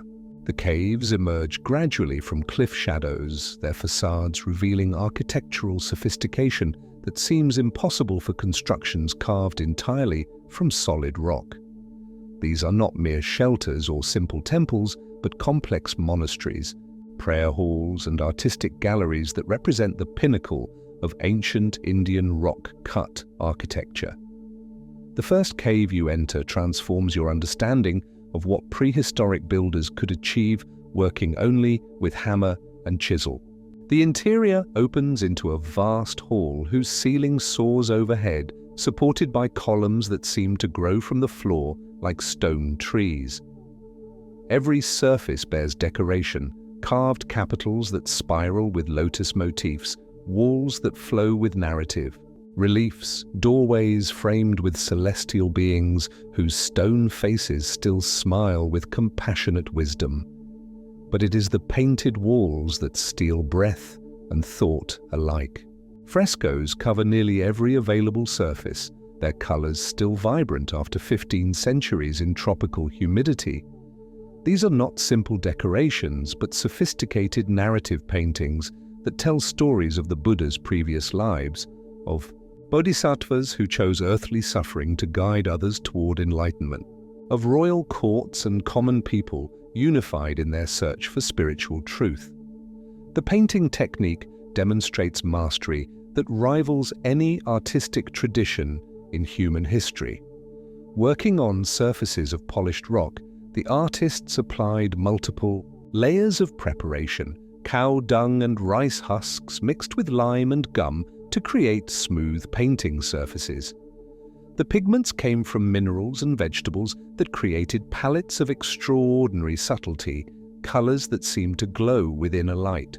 Even in the cave's dim illumination, the Bodhisattva Padmapani in Cave 1 represents perhaps the finest achievement of classical Indian painting. The figure emerges from the wall with three-dimensional presence that makes viewers feel observed rather than observing. The delicate modeling of facial features, the graceful positioning of hands in mudras of blessing and teaching, the flowing robes that seem to move in breezes that cannot exist in underground chambers, all combine to create art that transcends mere representation to achieve spiritual presence. The architectural sophistication becomes more apparent as you explore deeper into the cave complex. These chambers were planned and executed with understanding of structural engineering that allowed creation of vast interior spaces without compromising the cliff's stability. The builders calculated load-bearing requirements, drainage systems to handle monsoon flooding, and ventilation patterns that maintain air circulation throughout the deepest chambers. The acoustic properties of the caves add another dimension to their mystery. Voices carry in unexpected ways through the carved chambers, whispers becoming amplified while loud sounds seem absorbed by the rock itself. The builders understood how sound would behave in these spaces, designing environments where Buddhist chants would resonate with specific frequencies that enhanced meditation and contemplation. The workforce required for Ajanta's creation suggests patronage and organization on royal scales. Inscriptions identify sponsors, including members of the Vakataka dynasty and wealthy merchants whose trade network stretched across the Indian Ocean. But the actual carvers, painters, and sculptors remain anonymous, their individual contributions absorbed into collective achievement that speaks with unified artistic vision across multiple generations of construction. The chronology of construction spans nearly 8 centuries, from the 2nd century BCE through the 6th century CE, with major phases of activity separated by periods of abandonment and renewal. The earlier caves, dating to the Satavahana period, show Hinayana Buddhist influences with their focus on stupas and simpler decorative schemes. The later caves, created during the Gupta period, display the full flowering of Mahayana Buddhism, with their elaborate bodhisattva figures and complex theological narratives. The abandonment of Ajanta around 650 CE remains mysterious. The caves were not destroyed by conquest or natural disaster, but simply emptied as Buddhism declined in Western India and patronage shifted to other regions. The jungle gradually reclaimed the site, vines covering the cave entrances, trees growing. From cracks in the carved facades, wildlife taking shelter in chambers once filled with meditation and prayer. The rediscovery in 1819 by British colonial officer John Smith reads like archaeological romance. Smith was tiger hunting when he noticed artificial caves hidden behind tropical vegetation. His investigation revealed artistic treasures that had remained virtually untouched since their abandonment over a millennium earlier. The preservation proved so extraordinary that many frescoes looked as if their painters had departed only months rather than centuries before. The iconographic program of Ajanta's paintings reveals sophisticated theological understanding that guided artistic choices with precision matching any medieval European cathedral. The Jataka tales, stories of Buddha's previous incarnations, unfold across walls in visual narratives that teach Buddhist principles through engaging stories of sacrifice, wisdom, and compassion. Celestial realms appear alongside earthly scenes, creating artistic environments where spiritual and material worlds interpenetrate. The influence of classical Indian literature appears throughout the painted narratives. References to works like the Ramayana and various Puranas suggest the artists drew from broad cultural knowledge that transcended specifically Buddhist sources. The paintings represent not just religious art, but comprehensive visual libraries that preserved literary, historical, and cultural traditions in formats accessible to literate and illiterate audiences alike.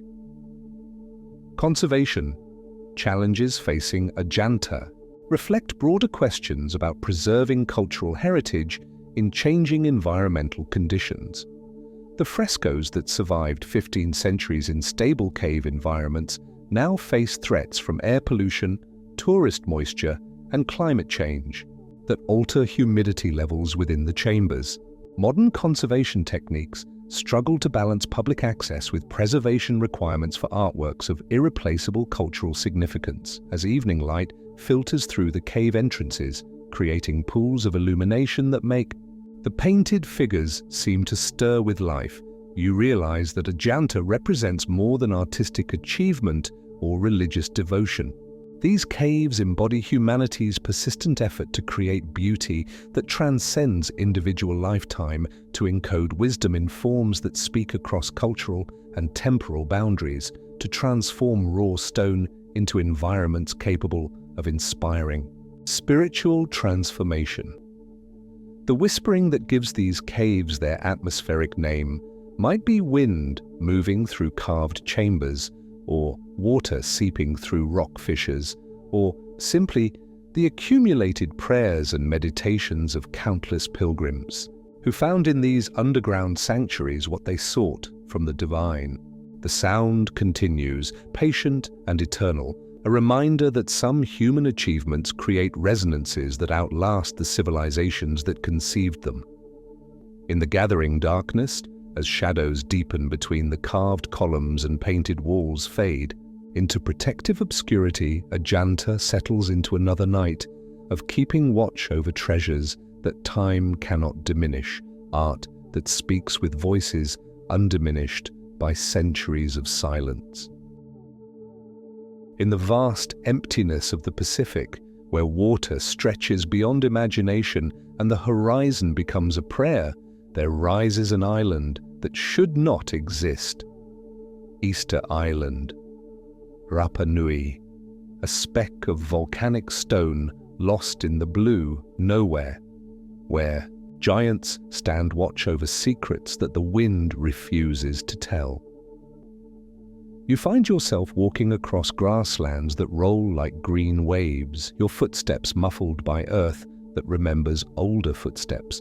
The air tastes of salt and thyme, and everywhere you turn, they are watching.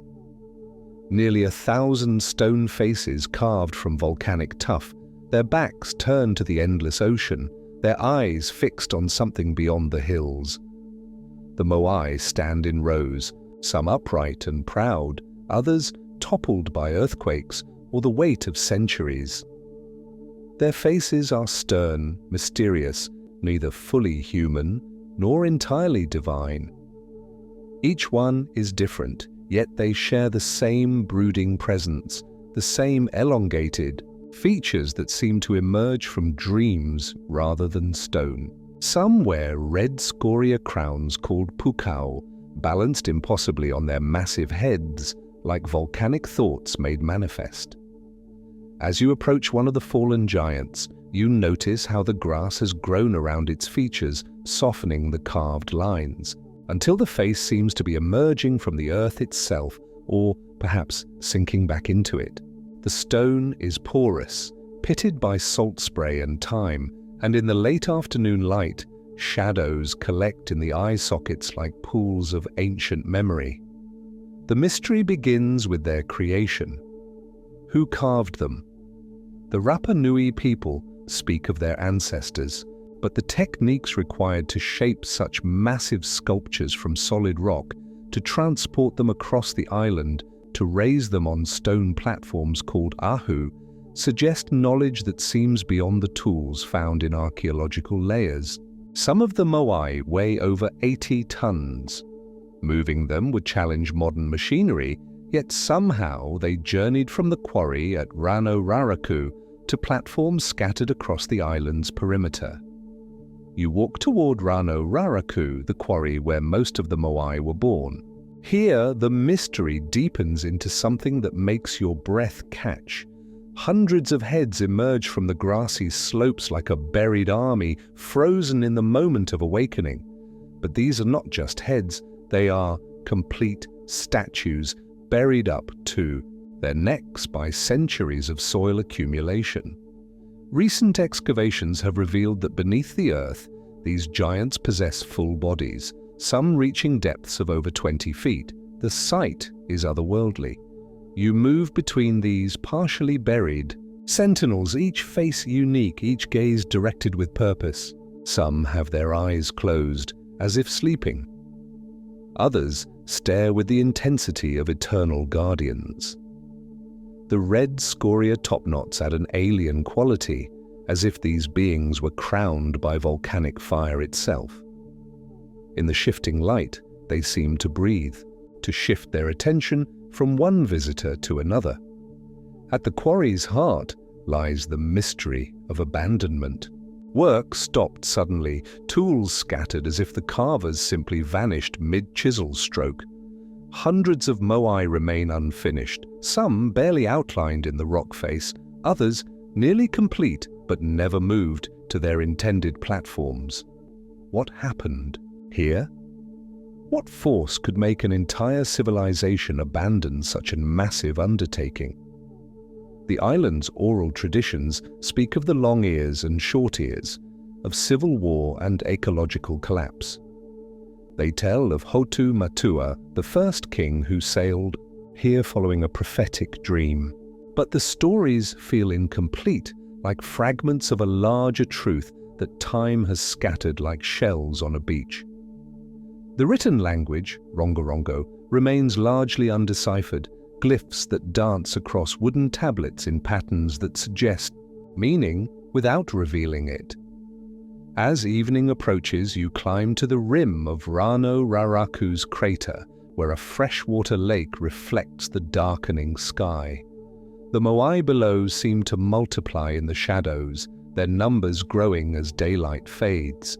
From this height, you can see the island's geography, its 3 volcanic cones, its triangular shape pointing into nothingness, its isolation so complete that the nearest populated land lies over 1,000 miles away. The wind carries whispers that might be imagination or might be memory. You think of the Polynesian navigators who found this place using only stars and swells, wave patterns and bird flights. Their achievement rivals the moai themselves, to cross such vast distances in outrigger canoes to pinpoint this tiny target. In an ocean of possibilities, suggests knowledge of navigation that we are only beginning to understand. Some of the moai wear petroglyphs, spirals, crescents, and symbols carved into their stone skin like tattoos. These markings add another layer to the mystery, suggesting that the statues served purposes beyond mere ancestor worship. Were they astronomical markers, territorial guardians, repositories of encoded knowledge? The symbols resist interpretation, remaining silent under the Pacific stars. As night falls completely, you find yourself sitting beside one of the giants, your back against stone that has weathered 1,000 years of storms. The Milky Way emerges overhead, a river of light flowing across the darkness, and you wonder if the moai's creators saw the same constellations, felt the same sense of smallness. Beneath the cosmic vastness, the mystery of Easter Island is not just about stone carving or ancient engineering. It is about isolation and identity, about how humans respond to being alone at the edge of the world. It is about the relationship between creation and destruction, the thin line between civilization and abandonment. The moai stand as testament to both human ambition and human fragility, monuments to dreams realized and dreams shattered. In the pre-dawn darkness, the giants seem to stir. Perhaps it is only the wind shifting the grass around their bases, or shadows reorganizing as the moon moves across the sky. But for a moment you sense a gathering of attention, as if these ancient guardians are preparing for something. Their vigil continues, patient and eternal, watching over an island where the past refuses to release its grip on the present. The mystery endures, carved in stone and silence, waiting for the day when the wind finally decides to speak. In the soft hills of Pembrokeshire, where Welsh mist clings to ancient stones and the landscape breathes with memories older than words, there stands a monument that defies time itself. Pentre Ifan, the village of Ifan, rises from emerald pasture. Like a doorway between worlds, its massive capstone balanced with impossible grace on 3 vertical pillars of spotted dolerite. You approach across fields dotted with sheep and wildflowers, the monument growing larger with each step until it dominates the horizon. This is not merely a tomb, though bones once rested in its shadow. This is architecture that speaks to the sky, a conversation between earth and heaven conducted in stone and silence. The capstone, weighing over 16 tons, hovers above the uprights like a thought made manifest, defying gravity through ancient knowledge of balance and force. The alignment is what captures your attention first. The tomb's entrance faces northeast, toward the rising sun of midsummer, but more importantly, it aligns with the sacred yew trees that dot this landscape like green prayers. These trees, some of them over 1,000 years old, stand as living witnesses to ceremonies and purposes that archaeology can only guess at. Their dark, twisted trunks speak of continuity, of worship that transcended the builders of stone monuments. As you duck beneath the capstone, entering the shadowed space below, the temperature drops and sound becomes muffled. This chamber once held the bones of the honored dead, but it was never just a grave. The positioning of the stones creates acoustic properties that amplify whispers and make voices carry in strange ways. Words spoken here seem to linger, as if the stone itself remembers every prayer, every farewell, every secret shared in this sacred space. The mystery begins with construction. How did Neolithic people, working 5,500 years ago with tools of stone and wood, manage to position these massive stones with such precision? The capstone's balance point is calculated to the inch, a few degrees in any direction, and the entire structure would collapse. Yet it has stood through storms that toppled castles, through earthquakes that cracked cathedral walls, through the relentless assault of time itself. You run your hand along the uprights, feeling the texture of stone shaped by hands that knew techniques we've forgotten. The surfaces show no tool marks, no evidence of the hammering and chiseling that such work should require. Instead, the stone seems to have been coaxed into shape, molded like clay, by fingers that understood the rock's hidden nature. The pillars are not perfectly straight, but curve slightly as if growing from the earth rather than being imposed upon it. The surrounding landscape reveals other mysteries. Scattered across the hills are the remains of other monuments, stone circles reduced to single standing stones, burial chambers collapsed into rubble, earthwork softened by millennia of weather. But Pentre Ifan survives, its integrity intact, as if protected by forces beyond engineering. The yew trees cluster around these ruins in patterns that suggest intentional planting, a sacred grove maintained across centuries by people whose names are lost, but whose reverence endures. Archaeological investigation has yielded fragments, pottery, shards decorated with spirals and zigzags, flint tools worked with extraordinary skill, cremated bones that once belonged to people who watched these same stars, walked these same hills, but the fragments only deepen the mystery. Who were these? Builders? What beliefs drove them to move such massive stones, to align their tombs with such precision, to create monuments that would outlast their language, their culture, their very memory? The Yew-Aligned suggests astronomical knowledge that challenges our assumptions about Neolithic sophistication. These trees mark sight lines to significant stellar events, the heliacal rising of certain stars, the extreme positions of the moon, the subtle precession of celestial cycles that take centuries to complete. The builders understood not just the daily movement of sun and moon, but the vast clockwork of the cosmos itself. As afternoon light slants across the landscape, the monument transforms. Shadows creep across the grass. The capstone seems to float, unsupported, and the alignment with the distant yews becomes more apparent. You notice how the stone frames specific views, a distant hilltop, a gap in the tree line, a particular section of sky where celestial events would unfold according to ancient calculations. The acoustic properties become more pronounced as wind moves through the structure. The stones sing a low, almost subsonic hum that you feel in your bones rather than hear with your ears. This is not random. The positioning of the uprights creates a resonance chamber that amplifies certain frequencies, while dampening others. Voices speaking at specific pitches carry for surprising distances, while normal conversation seems swallowed by the stone. You find yourself thinking about the yews, these living monuments that have outlasted the civilization that planted them. Yew trees are associated with death and rebirth in Celtic tradition, their toxic berries and life-giving bark representing the dual nature of existence. But they also represent continuity, their ability to live for millennia, to regenerate from seemingly dead trunks, to maintain their connection to earth and sky across countless human generations. As evening approaches, you climb the nearby hill to see Pentre Ifan from above.